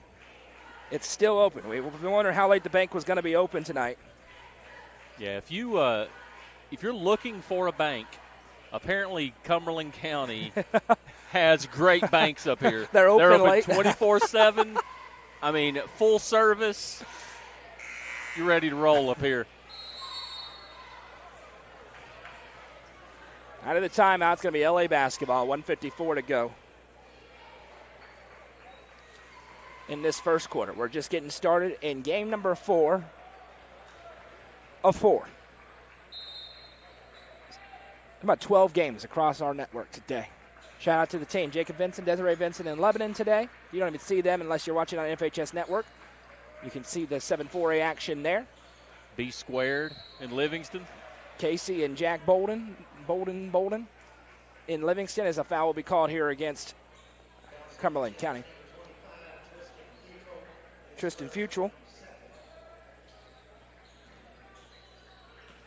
called for his first personal.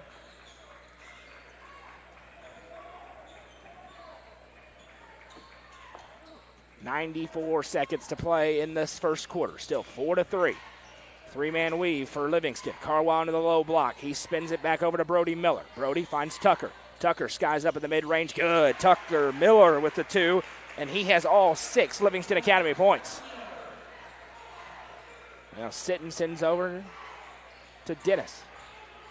Dennis to Futrell. Back to Dennis. Going to work is Saul Sitton.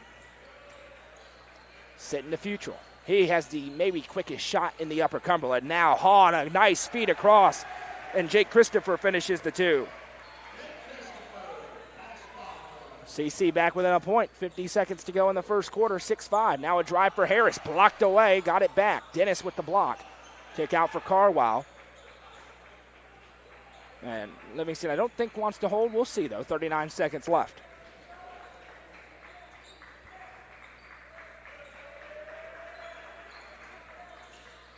Left side, Miller.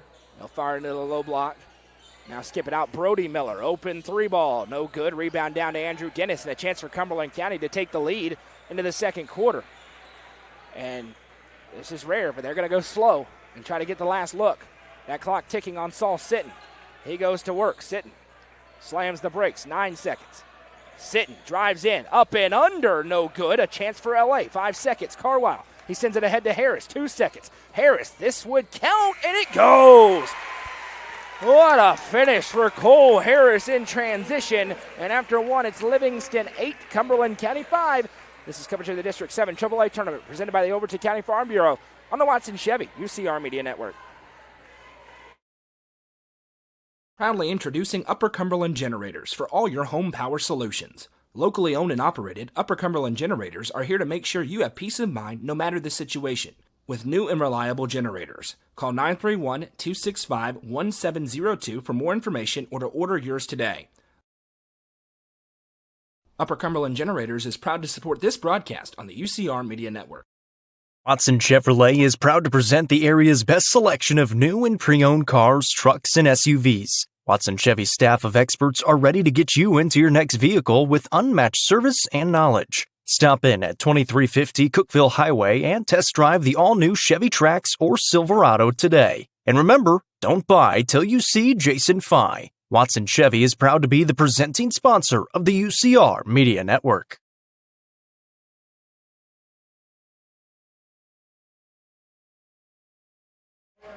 Cole Harris with a nice lay-in to cap off the first quarter. It's 8-5 Livingston, and after we hyped up all night this was going to be the fun offensive game, I don't know if that counts in that first quarter, but it is a close game as we get back to it. Livingston with the basketball. I'm Noah McKay. That's Jeremy Tollison. Madison McKay on camera to our left. As Tucker Miller is going to line up the deep three. That's what I was talking about. A deep Twin Lakes tractor three for Tucker Miller. The first three of the game goes to Livingston, and they lead by 6. Now Dennis going to drive. He'll kick back to Christopher. Christopher out to Caleb Hahn. That's the first postseason game for Christian Goodwin on that bench, and he's going up against a wily vet in Jimmy Miller. As the three ball is up for Dennis, no good, and Goodwin, and he's brought a lot of energy to this program in Cumberland County. They are very young, but they play a fun brand of basketball. As Rocco Carwile gives to Cole Harris. We're 50 seconds into this second quarter at 11-5. Bottom of the third inning. Brody Miller gives to Tucker Miller. Tucker starts to drive. He'll kick to Carwile. Carwile turns in the low block, puts up the shot. Rocco Carwile with a strong take. All of a sudden, Livingston's offense with signs of life. They're up by 8, and Cumberland County's got to be careful.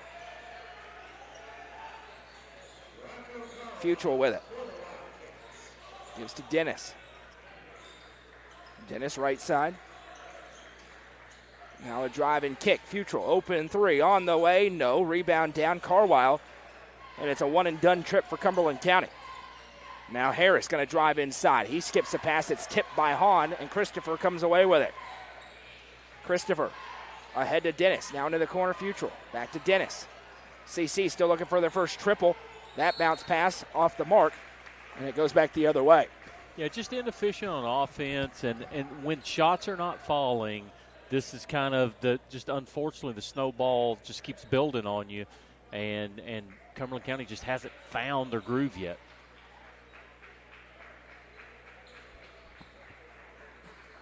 Right side, Tucker Miller. Now Brody. Brody spins away now right, or left side rather, Rocco Carwile. Miller off his screen. Brody Miller drives the lane. Now back out to Tucker.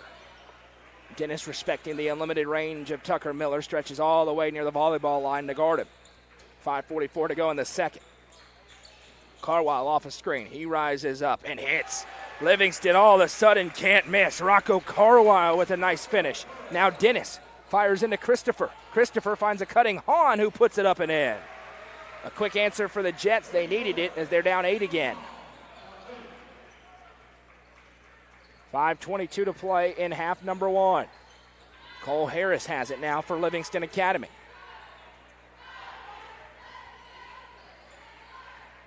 So tomorrow, I got to coach a game and then come here and do 4.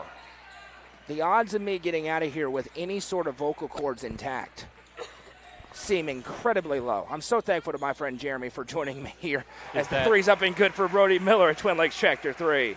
Is that while you're yelling at referees at your game?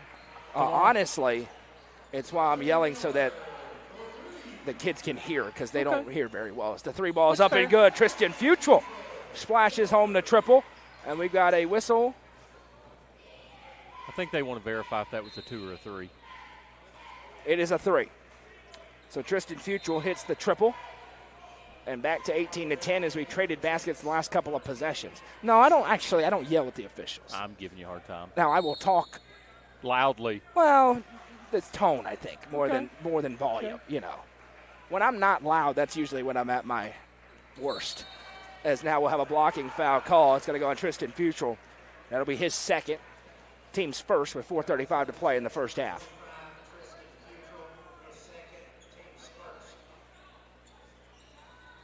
Carwile with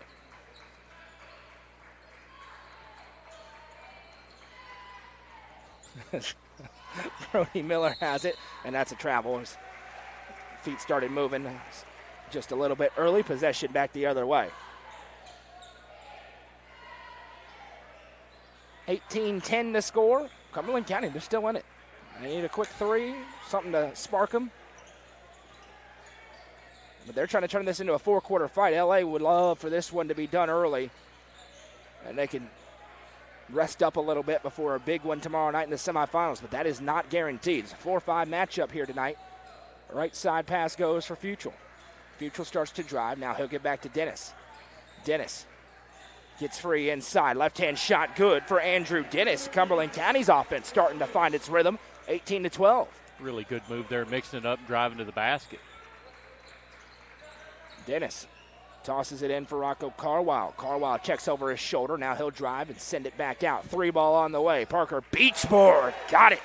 A Twin Lakes Tractor 3 for Parker Beachboard, and it's 21-12.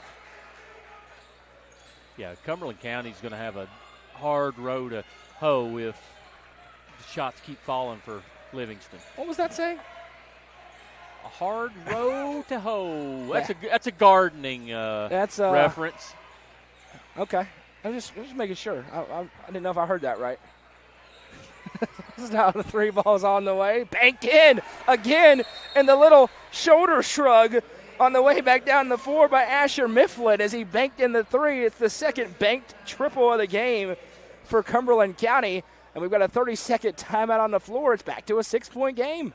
Thanking 24/7 up here in Crossville, I'm telling you.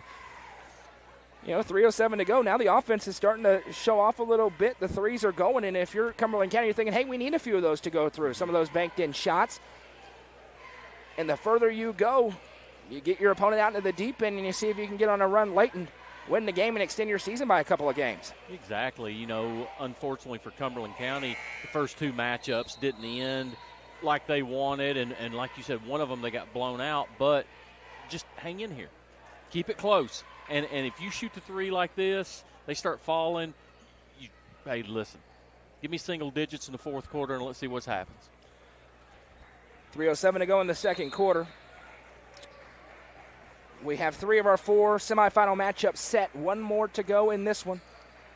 We'll tell you about all those games that we will have coverage of tomorrow starting at 4 o'clock as Rocco Carwile inside shot up.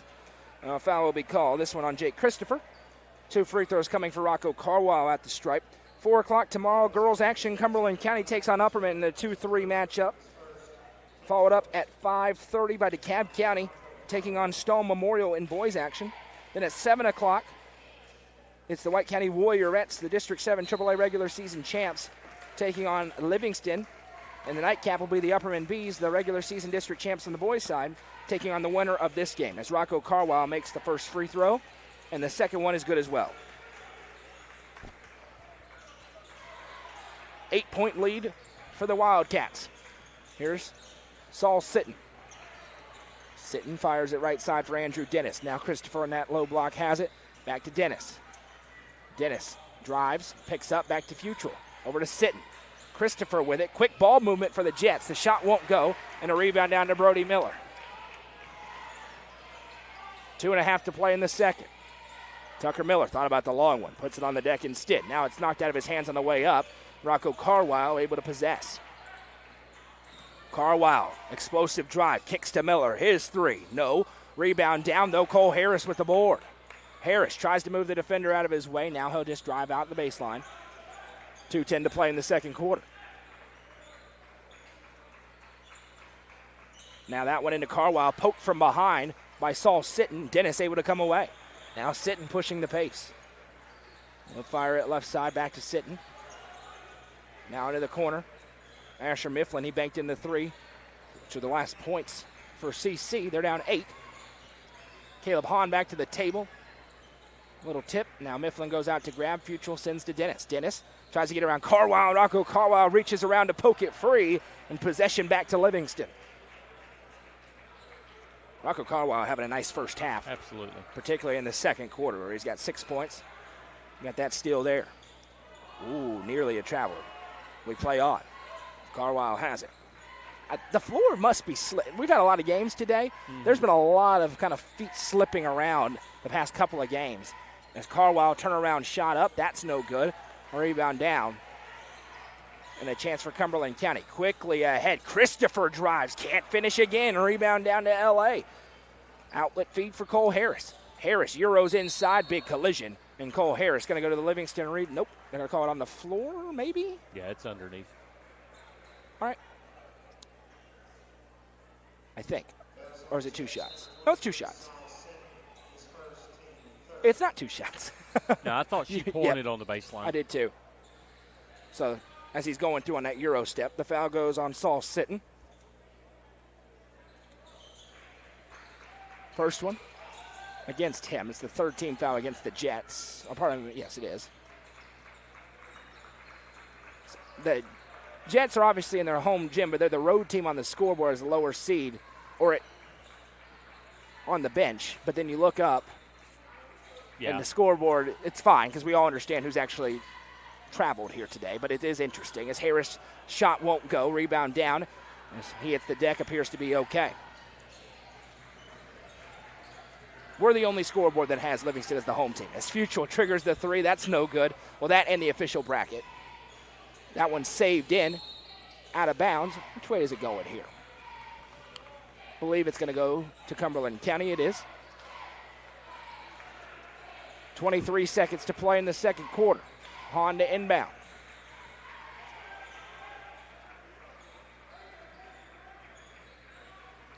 Finds his target, Saul Sitton. Slams the break. 16 seconds to go in the second. Sitton crossover a couple of times. Now he'll find Hahn.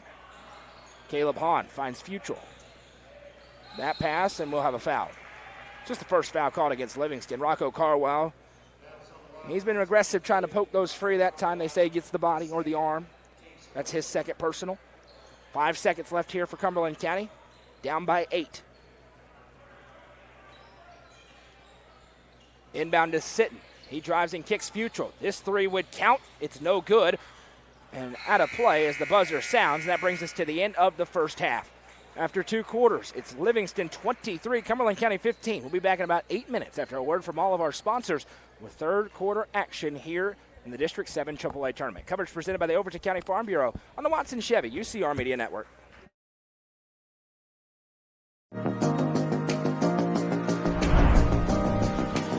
What if opportunity was all in a day's work?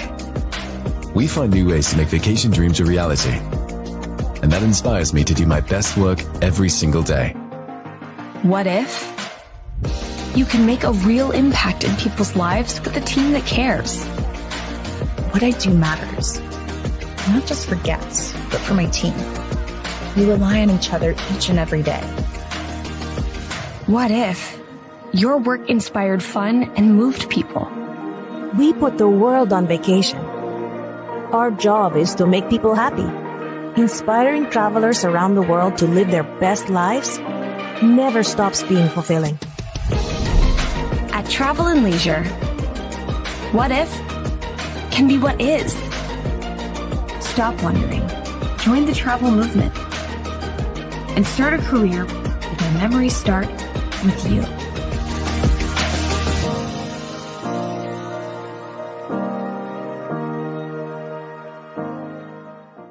The Quality Family, a local company supporting and caring for our local communities. The Quality Family offers services to get you back to the game. From bracing to oxygen and everything in between, we can meet your medical equipment needs with Buckeye Home Medical Equipment. If you have an in-home need for strength and conditioning, for example after a surgery or injury, Quality Home Health is available to provide individualized care while you are on the mend. For those with end-of-life diseases, Quality Hospice is available to provide nurturing care during those difficult times. Choose the Quality family of services for care within your community. Visit thequalityfamily.com to navigate all we have to offer you. Sonia Brown is a full-service realtor and is licensed across the state of Tennessee, listing and selling residential and multifamily, land and farms, commercial and industrial properties. Sonia handles the sale from start to closing and beyond. Let her put her 30-plus years of experience to work for you. Sonia Brown with American Way Real Estate has been supporting student-athletes in the Upper Cumberland since 1990. You can reach Sonia Brown at 931-979-7145. Sonia Brown, Realtor with American Way Real Estate, is proud to support this broadcast on the UCR Media Network. Livingston Regional Hospital is Livingston's hometown hospital. Located at 315 Oak Street, Livingston Regional Hospital provides compassionate, quality care for all patients from local people you can trust, so you can count on them to treat you like family. Their excellent staff offers years of experience and training to meet the needs of all patients. They understand the importance of providing care in a professional and comforting manner. They're proud to partner with Livingston Academy Athletics through the LRH Sports Medicine Team. Livingston Regional Hospital is a proud sponsor of this broadcast on the UCR Media Network. The Crouch team with Highlands Elite Real Estate proudly presents this home on Meadow Road in Cookeville. With 4 bedrooms and 2 bathrooms, this beautiful brick ranch could be your forever home. Call 931-979-1191 for more information and to schedule a showing, or visit ChadandAmyCrouch.com. The Crouch team with Highlands Elite Real Estate is a proud sponsor of this broadcast on the UCR Media Network.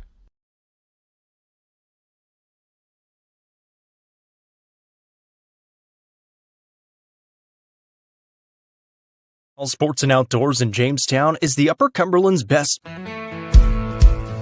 Let the bidding begin. It's time for the show, and you know it's gonna go high. There's a buzz in the air, and people come from everywhere to hear the auctioneer cry. The sound of the gavel never gets old when you hear an EJ say so. Live or online, we handle auctions of any kind. Call Amanette's Eagle Auction at 526-5335, where we soar higher. Fire and Vine in Cookeville is the Upper Cumberland's home for delicious Chicago-style pizza, beef, chicken, fish, and more. Located in Cookeville's historic downtown district, Fire and Vine's food and atmosphere will keep you coming back for more. Take in stunning views with creative food and drinks on the rooftop. Fire and Vine is proud to support this broadcast on the UCR Media Network. Nelson Trophy and Screen Printing is proud to support student-athletes and athletic departments throughout the Upper Cumberland. They're also proud to sponsor the Nelson Trophy and Screen Printing Player of the Game on this broadcast. From trophies to t-shirts, they can do it all. Stop by and see them at 120 Circle Drive in Allgood, or give them a call at 931-537-9559. Nelson Trophy and Screen Printing is proud to sponsor this broadcast on the UCR Media Network. Loading the kids in the car, brokering peace in the back seat, mastering the snack handoff without even looking. Why are simple things sometimes so complicated? Thankfully, with auto owners, insurance doesn't have to be one of them. We work with independent agents who keep insurance simple, so you can worry about more important things, like figuring out what's growing in that cup holder. That's simple human sense. Visit swallowsinsurance.com or call us today, 931-526-4025. Protecting your future. It's what we do.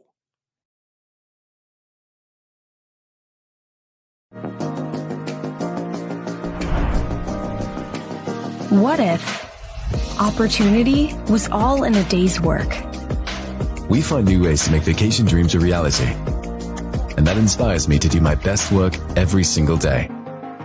What if you can make a real impact in people's lives with a team that cares? What I do matters, not just for guests, but for my team.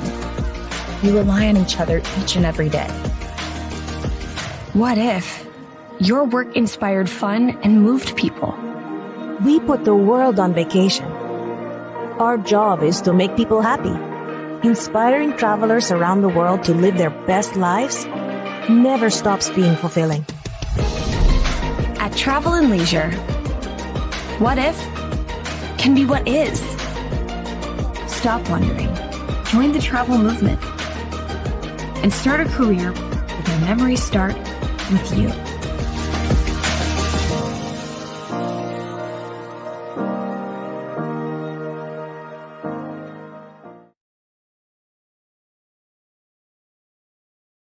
Overton County Farm Bureau Insurance is proud to serve our community. Christy Key, John Godwin, and Corey Nard are your local auto, home, and life insurance experts. Whatever insurance you need, they will work to find you a solution. Visit them at 7486 Bradford Hicks Drive in Livingston or call them at 931-823-1322. Overton County Farm Bureau Insurance is proud to present Livingston Academy Athletics all year long on UCR.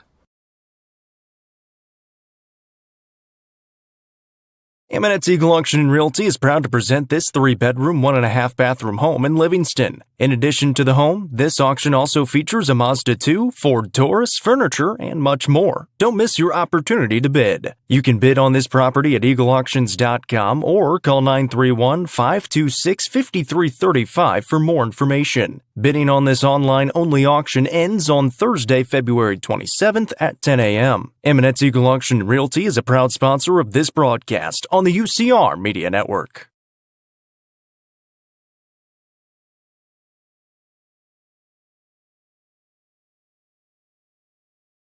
Proudly introducing Upper Cumberland Generators for all your home power solutions. Locally owned and operated, Upper Cumberland Generators are here to make sure you have peace of mind no matter the situation. With new and reliable generators. Call 931-265-1702 for more information or to order yours today. Upper Cumberland Generators is proud to support this broadcast on the UCR Media Network. Watson Chevrolet is proud to present the area's best selection of new and pre-owned cars, trucks, and SUVs. Watson Chevy's staff of experts are ready to get you into your next vehicle with unmatched service and knowledge. Stop in at 2350 Cookeville Highway and test drive the all-new Chevy Trax or Silverado today. And remember, don't buy till you see Jason Fye. Watson Chevy is proud to be the presenting sponsor of the UCR Media Network. The Quality Family, a local company supporting and caring for our local communities. The Quality Family offers services to get you back to the game. From bracing to oxygen and everything in between, we can meet your medical equipment needs with Buckeye Home Medical Equipment. If you have an in-home need for strength and conditioning, for example after a surgery or injury, Quality Home Health is available to provide individualized care while you are on the mend. For those with end-of-life diseases, Quality Hospice is available to provide nurturing care during those difficult times. Choose the Quality family of services for care within your community. Visit thequalityfamily.com to navigate all we have to offer you.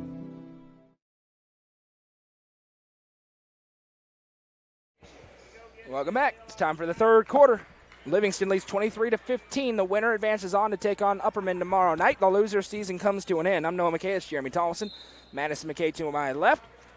There was a portion in that second quarter where both teams started hitting shots, and then we kind of grinded to a halt again, but LA does have a nice 8-point lead. We'll see if Cumberland County can claw back as they have the basketball here. These are two teams that can strike in a hurry.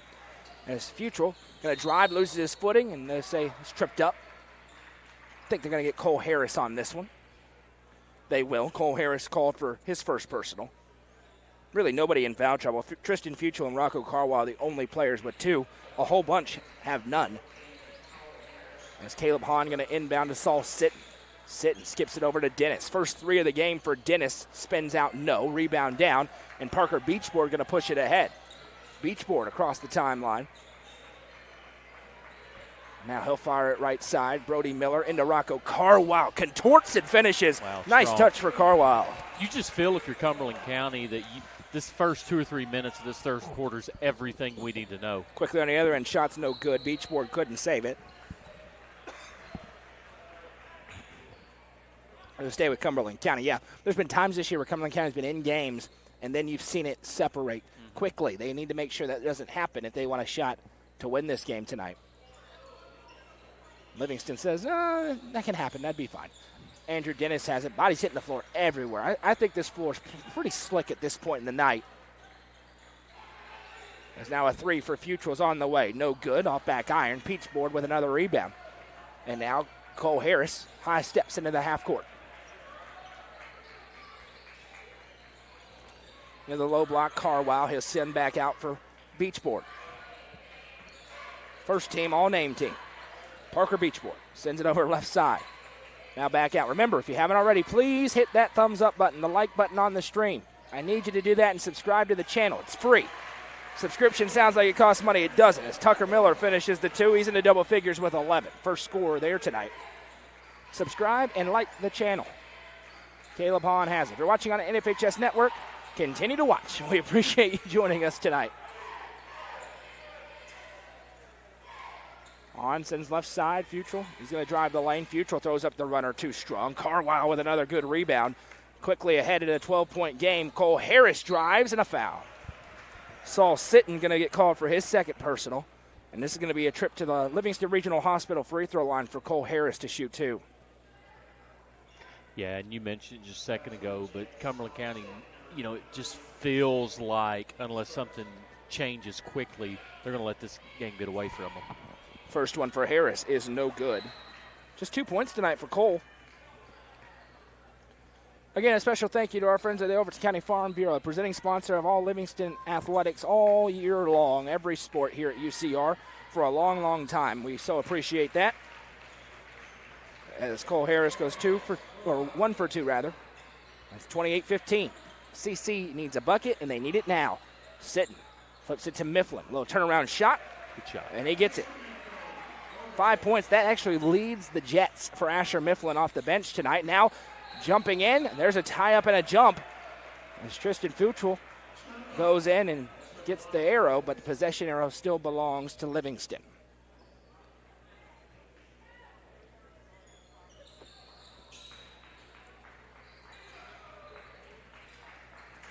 In addition to the games here tomorrow, we'll have Cookeville Lady Cavalier and Cavalier basketball. We're also producing all the games in that 7-4A tournament on the NFHS Network. Jacob's been down there in Lebanon all day as there's going to be a stolen pass by Saul Sitton. Sitton quickly ahead to Dennis. Dennis accelerates baseline now. Forced back out to Saul Sitton. An 11-point game, 5:25 to go in the third quarter. Left side, Dennis puts the dribble down. Futrell. Now Christopher flips back to Futrell. That's his spot. Instead, he gives in to Christopher, and Jake Christopher with a finish. And a timeout called on the floor by Jimmy Miller. 30 seconds on the floor with 5:12 to go. Here in this third quarter, 28-19, Cumberland County. They're fighting hard, not going away quietly tonight. Yeah, and Coach Miller really just wants to pull his troops in and, just say, hey, we've played this game how we want to. We've got a lead. We can't let them back in. This is on us. It's not on them. And he just wants to pull the troops in and get the marching orders and go out there and try to keep doing what they've been doing. Stick around post-game. We'll have an abbreviated post-game show because we've been here a long time. We're going to go through the scoring and have the Nelson Trophy and Screen Printing Player of the Game. And when I say abbreviated, we're going to try to keep it under a minute with 5:12 to go. 4 games tomorrow, too. We're going to get out of here tonight. Now quickly ahead, Jagger Hammett. He sends it over right side. Hadn't played very much in this game. Now a drive and finish for Cole Harris. An acrobatic finish for Harris. Now ahead driving, and a foul is called. It's a block. 2 free throws upcoming here for Jake Christopher. That was close. A bang-bang play. Rocco Carwile tried to take the charge, but he gets called for his third personal. That could be important. It's the second team foul going against the Wildcats. Michael Browning, my friend, is tuning in. Appreciate that. Welcome you in the comments. Keep commenting along with us as Christopher rattles home the first freebie.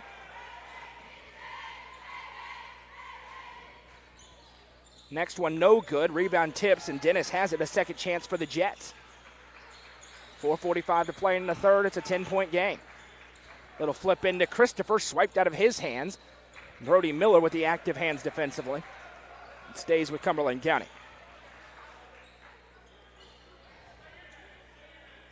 Right now, this game lacks some of the intensity we saw earlier, but if it stays close or gets closer, that's going to change in a hurry. You know, the crowd's down a little bit as some of the other teams came to watch, and they've went home because they know they've got a long day tomorrow. But Sitting from downtown, that one's no good. Cumberland County struggling from behind the arc in this game. They've hit 3 threes so far, well below their average. Now 30-20 with 4 minutes, 20 seconds to play here in quarter number 3. Brody Miller with it. Feels like Livingston's on the doorstep of taking control. And now we have a whistle and a foul. Going to get Tristan Futrell. That's his third. Big one there. As the sharpshooter for Cumberland County's in some foul trouble. Now one player for each team has 3.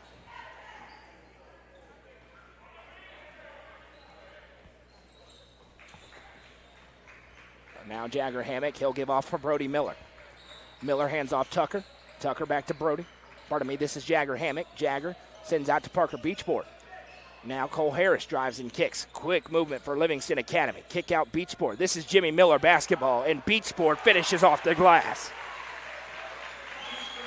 Series show me LA basketball. That possession right there. Drive and kick, get a good look. 32-20 with 3:40 to go. Now trying to move into the low block is Sitton. He finishes and gets the and one. Saul Sitton, 5 points now, and he's going to the line to try to complete the 3-point play. And the foul goes on 21. That's Tucker Miller, his first, team's third. Yeah, great, strong answer there by Sitton. Cumberland County needed a basket, and he went in there and got it. The free throw is good, rather, for Saul Sitton. And CC again, they're back within 9. They're hanging around in this one. Now Beachboard has it. Harris back for Tucker Miller. Miller with a little head fake. Now he'll hand off. There they go again around the world. Beachboard drives and kicks. Hammock has a free lane. He'll kick out to Harris. Cole Harris surveys, now gives back. A crossover and a drive. Back to Harris. Livingston hasn't really taken many threes in this game. They have 3 made, all of them in the second quarter. Had a little stretch. Since then, it's all this. Drive, and that one blocked away. And quickly ahead, Asher Mifflin got the block. Now he's got the basketball. Mifflin gives back to Sitton. 4-3. Got it. Here come the Jets. Saul Sitton splashes home to 3, and it's a 6-point game with 2:40 to go in the third. Miller gives off to Harris. Feels like LA needs a bucket all of a sudden. Now Brody Miller has it. He'll kick back for Tucker.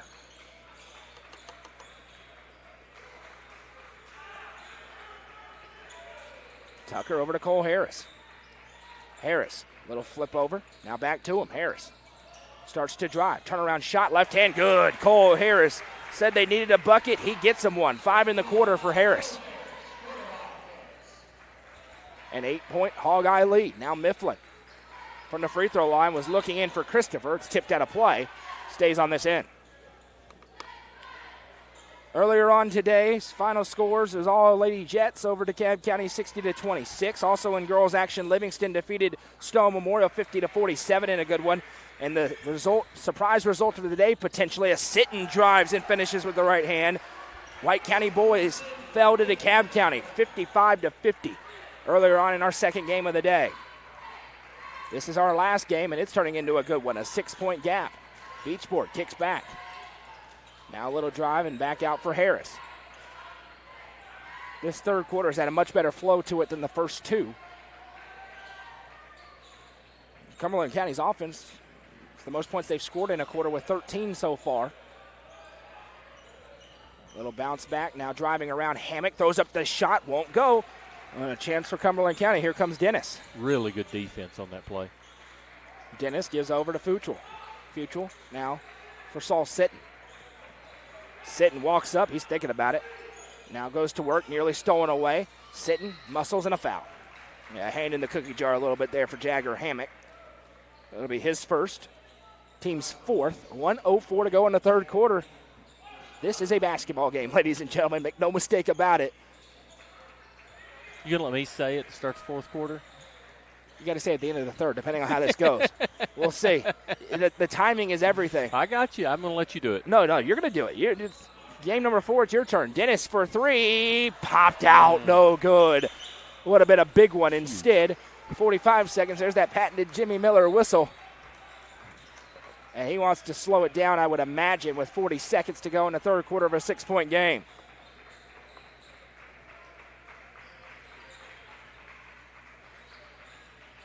Tucker Miller surveys the floor.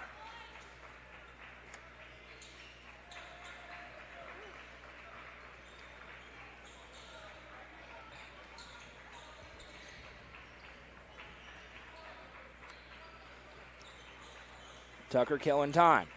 12 seconds to go. He'll give off Hammock. Now they work it around as they go to work. Harris, 5 seconds. A bucket would be huge. Harris has one buzzer beater today. He'll kick out instead to Beachboard. His 3 too strong. And that brings us to the end of the third quarter. 34-28.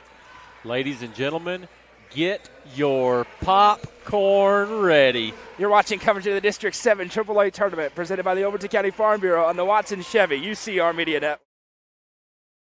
Sonia Brown is a full-service realtor and is licensed across the state of Tennessee, listing and selling residential and multifamily, land and farms, commercial and industrial properties. Sonia handles the sale from start to closing and beyond. Let her put her 30-plus years of experience to work for you. Sonia Brown with American Way Real Estate has been supporting student-athletes in the Upper Cumberland since 1990. You can reach Sonia Brown at 931-979-7145. Sonia Brown, realtor with American Way Real Estate, is proud to support this broadcast on the UCR Media Network. Livingston Regional Hospital is Livingston's hometown hospital. Located at 315 Oak Street, Livingston Regional Hospital provides compassionate, quality care for all patients from local people you can trust, so you can count on them to treat you like family. Their excellent staff offers years of experience and training to meet the needs of all patients. They understand the importance of providing care in a professional and comforting manner. They're proud to partner with Livingston Academy Athletics through the LRH Sports Medicine Team. We got a ball game. 34-28 is our score as we enter the fourth quarter. A 6-point lead for Livingston Academy, but Cumberland County doing exactly what we said, Jeremy. Single-digit game in the fourth quarter. They got the basketball. Saul Sitton gives back to Tristan Futrell. Not exactly, I would imagine, what Jimmy Miller wanted entering the night. Kick out to Dennis. His 3. Good. The Jets are within 3. Andrew Dennis with his first triple of the game, and with 7.5 to go, it's a 1-score ball game. It's a district tournament. Everybody 0-0. Tucker Miller gives back to Parker Beachwood. That's not just lip service. Every single year we see it happening. Now Livingston trying to survive and advance. Tucker Miller off a screen. Sends right side to Parker Beachboard. He's played a ton tonight. Here's Miller. Now left side for Cole Harris. He'll find Rocco Carwile. Carwile drives and finishes. 10 tonight for Rocco. And it's a 5-point game again. I believe that's what the key to Livingston is right now, is just get physical. I think they can dominate in the paint and they could score in the paint, but they've just got to be physical. Yeah, it's not typically the MO for LA to get inside, but Rocco Carwile has had a lot of success tonight. That's the advantage. Dennis pivots, turnaround shot, good. Andrew Dennis starting to feel it. He's got 5 points in the quarter, 7 on the night, and it's back to a 3-point game with 6.5 to go. Tucker Miller sends over to Brody. Now inside Rocco Carwile, and a bump from beneath by Jake Christopher, trying to get Carwile off that spot. And I think you're seeing exactly what Jimmy Miller is seeing. They're starting to feed Rocco Carwile in the paint. Baseline inbound coming here for the Wildcats. Inbound to Carwile. Again, huge thank you to the Overton County Farm Bureau being a presenting sponsor of tonight's game. If you want to be a sponsor of any of the games rest of the tournament, send us a message on Facebook. We'd love to have you. You've seen the viewership all day. It's been unbelievable. A missed shot, now back the other way. This doesn't even count our friends on the NFHS network. Tristan Futrell has tied the game with a 3. The freshman splashes it home, and it's a full timeout for Jimmy Miller. 6:05 to go. We are tied. We'll be back in just moments after a word from our friends of the Crouch team with Hans Elite Real Estate. The Crouch team with Highlands Elite Real Estate proudly presents this home on Meadow Road in Cookeville. With 4 bedrooms and 2 bathrooms, this beautiful brick ranch could be your forever home. Call 931-979-1191 for more information and to schedule a showing, or visit Chad and Amy. Fire and Vine in Cookeville is the Upper Cumberland's home for delicious Chicago-style pizza, beef, chicken, fish, and more. Located in Cookeville's historic downtown district, Fire and Vine's food and atmosphere will keep you coming back for more. Take in stunning views with creative food and drinks on the rooftop. Fire and Vine is proud to support this broadcast on the UCR Media Network.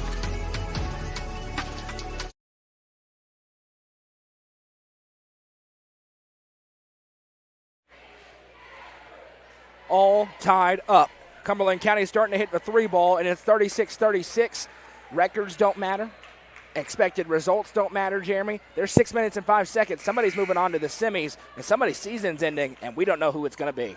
No, absolutely. I mean, and here we are, the 4-5 matchup, and, you expect them to be close. The regular season wasn't, but, hey, like you said, throw the record books out the door, and you got to play the game.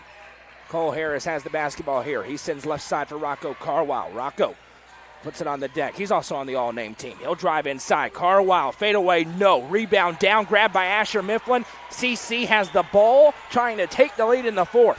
Pass ahead to Dennis. He drives the lane. Dennis throws up the shot. No. Rebound tipped and over the back. Jake Christopher, his 3rd personal. Going over the back on that rebound attempt. It'll be the 2nd team foul against the Jets. 5:34 to play. I'll be honest, Jeremy. I didn't have this one on the bingo card, but here we are.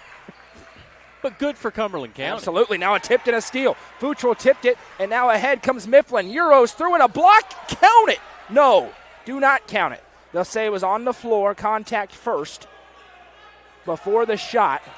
So the Livingston fans are unhappy with the call, then the Cumberland County fans are unhappy that it's not an and one. But the foul does go on Rocco Carwile, and that is the 4th on Rocco Carwile, which, as you talked about, that has been the mismatch tonight. And actually, they did not call it on Carwile. My apologies. They called it on Parker Beachboard. So Carwile still only has 3. I saw 2 fingers instead of 3. That's on me. Apologies as Mifflin now backs out. My eyesight's not great even with glasses. Apparently at this point, it's deteriorating rapidly. Mifflin with it from the top of the key. Now he picks up his dribble. Back to Futrell. 36-36. Now a driving kick, Futrell. Right side, Mifflin. 4:50 to go in the game.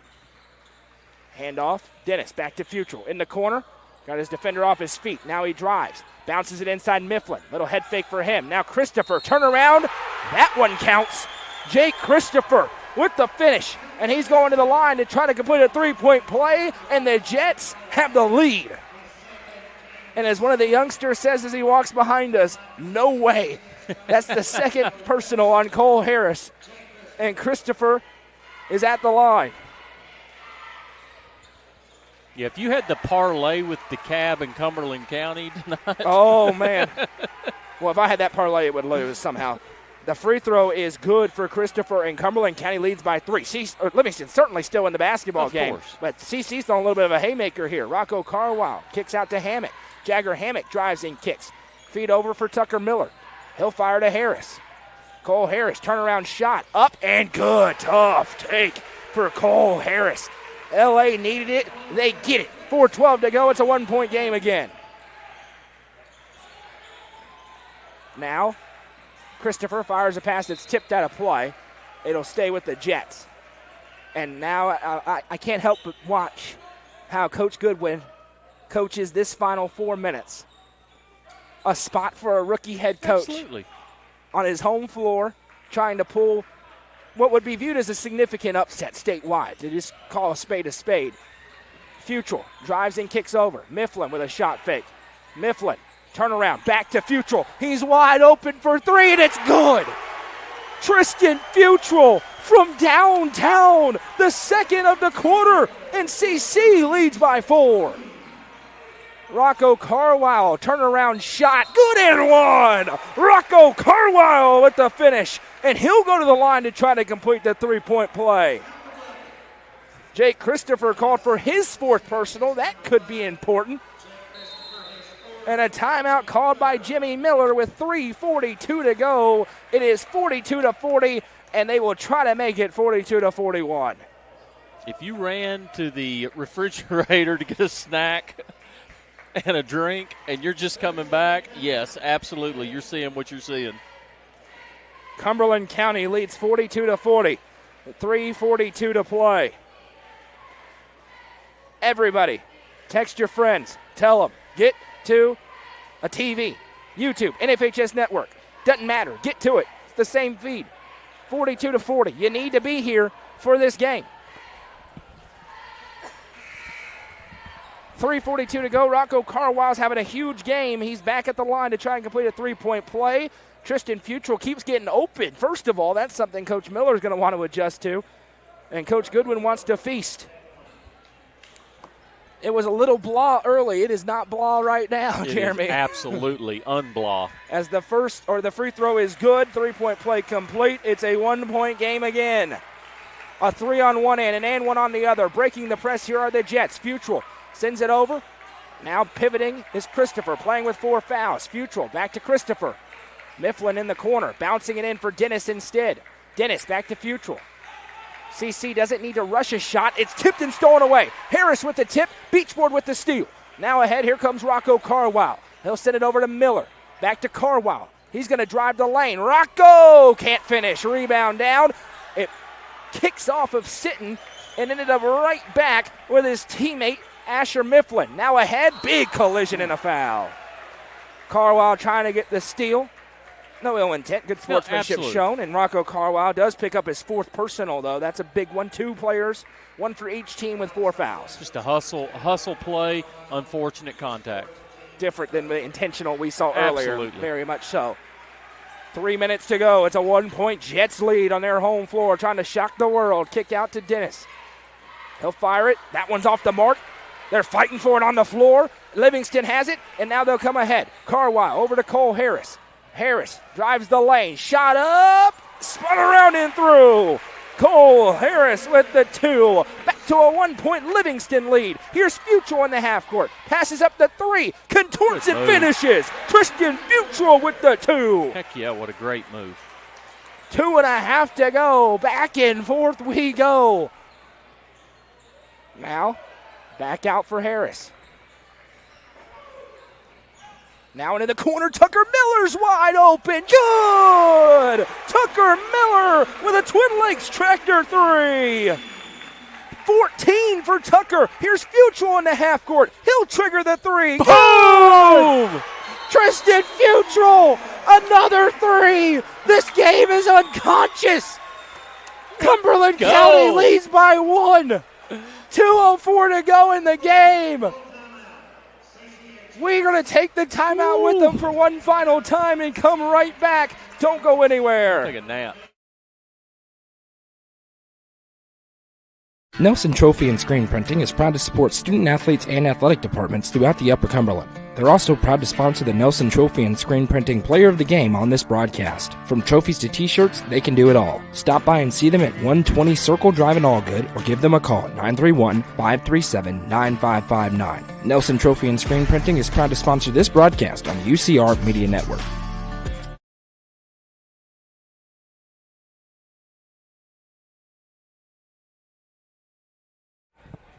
This game is insane. 2:04 to go. It's now 47-46. It was 8-5 at the end of the first quarter. It was 23-15 at the end of the second. We're all like, That is very different now. It's turning into a classic. Back and forth threes on each side. Tristan Futrell, 3 triples in the quarter and a 2. That's 11 in the game. Or in the quarter, rather, for him, 14 in the game. Tucker Miller hit a 3 on the other end, gave Livingston a lead, and then Futrell gave it right back to Cumberland County. 2 minutes to go. Who's going to get a stop? Maybe the question now. Rocco Carwild has it for Livingston Academy. He'll flip for Cole Harris. Harris back to Beachboard. Now Miller has it. Tucker Miller sees a lane. It's tied up. That's a jump. Futrell got his hands on it. Possession arrow stays with Livingston with 1:45 to play. This is one you're going to go back and watch the fourth quarter again just to remember all the crazy stuff that's happened. Carwile inbounds, sends it over. Let's remember that jump ball right there could be huge. Flips the arrow the other way. Absolutely. Carwile with a driving kick. Back now, Jagger Hammock. He'll bounce it back out. Cole Harris. Time ticking away. 90 seconds to play. Harris, there's a tie-up and a foul. Andrew Dennis got his hands in there. Remember, Jake Christopher has 4 and Rocco Carwile have 4. Nobody else with more than 3. That's the last foul Cumberland County had to give. The next one sends Livingston to the line. CC leads by a point. Hammock gives off to Tucker Miller. Miller going to drive and kick. Parker beachboard for 3. Got it! A Twin Lakes Tractor 3 for Parker beachboard. And it's a 2-point Livingston Academy lead. A clutch shot for beachboard. Now ahead, here comes Cumberland County, and that's a foul. Yeah, they're trying to get after Jake Christopher with it. Jagger Hammock picks up his second. That's the last foul Livingston had to give. 1:10 to go in the ball game. It's 49-47. Was that enough for Parker beachboard? Or does CC have another big shot left in him here in the final moments? Saul sitting with a crossover. He'll drive the lane. Little turnaround. Back out, Futrell again. This time he'll drive. Bounces it for Christopher. Blocked. Carwile blocked it. Christopher got it back. Into the corner. Mifflin's 3. No. Rebound fought for. Still fighting. And he's out of bounds. Possession going to go back to Livingston. And some of the CC fans may not have had an angle on it. His back was certainly out of bounds, touching the basketball. Livingston gets it with 49 seconds to go. It's press time for the Jets. Inbound to Tucker Miller. Miller going to be fouled by Sitton, and this is 2 free throws for a lights-out free throw shooter. Tucker Miller, one of the top in the entire Upper Cumberland, as they're going to get Saul Sitton for his 3rd personal. He makes them both. It's a 2-possession game. He makes one. Who knows with the way the threes are falling right now. That's a pretty good look for Mifflin that didn't go for Cumberland County before that sequence. First one for Miller. Cool, calm, collected. He's been there, done that, got the T-shirt. Tucker Miller makes the first. If you haven't already, please like the stream and subscribe to the YouTube channel if you're watching on YouTube. If you're watching on NFHS Network, continue to enjoy the ball game. 2 for 2 for Miller. 4-point game. Now CC needs a bucket in a hurry. Saul Sitton brings it up. CC through a haymaker. Livingston has calmly gotten the lead back. Sitton, turnaround shot. Good and one. Saul Sitton with the finish, and the drama continues. Count the bucket. Cole Harris picks up his 3rd, and Sitton to the line to try and cut the deficit to 1. I don't know if we've got enough ink to write all the storylines. I'm telling you, this is just back and forth, back and forth. Back when I was writing exclusively, these are the games that it takes a while to edit down what happened. Sitton makes the freebie. 1-point game, 35 seconds. And they want Rocco Carwile at the line apparently because no hesitation, Mifflin goes to foul. And now that and one changes the game a little bit, changes the math. Carwile can't make it a 2-score lead if he makes them both here. And let's just remember, every defensive foul, every loose ball foul, we're shooting free throws. Let's remember that Cumberland County's got the arrow. I mean, there's several things that we have to make sure that we know that could play out. Mifflin's personal foul was his first. First one for Rocco Carwile is no good. Now 3 for 4 tonight. This one really important. A 2 to take the lead against you is not the spot you want to be in if you're Livingston Academy. Long discussion here between Jake Christopher and the official. It's nothing animosity-wise, just getting on the same page.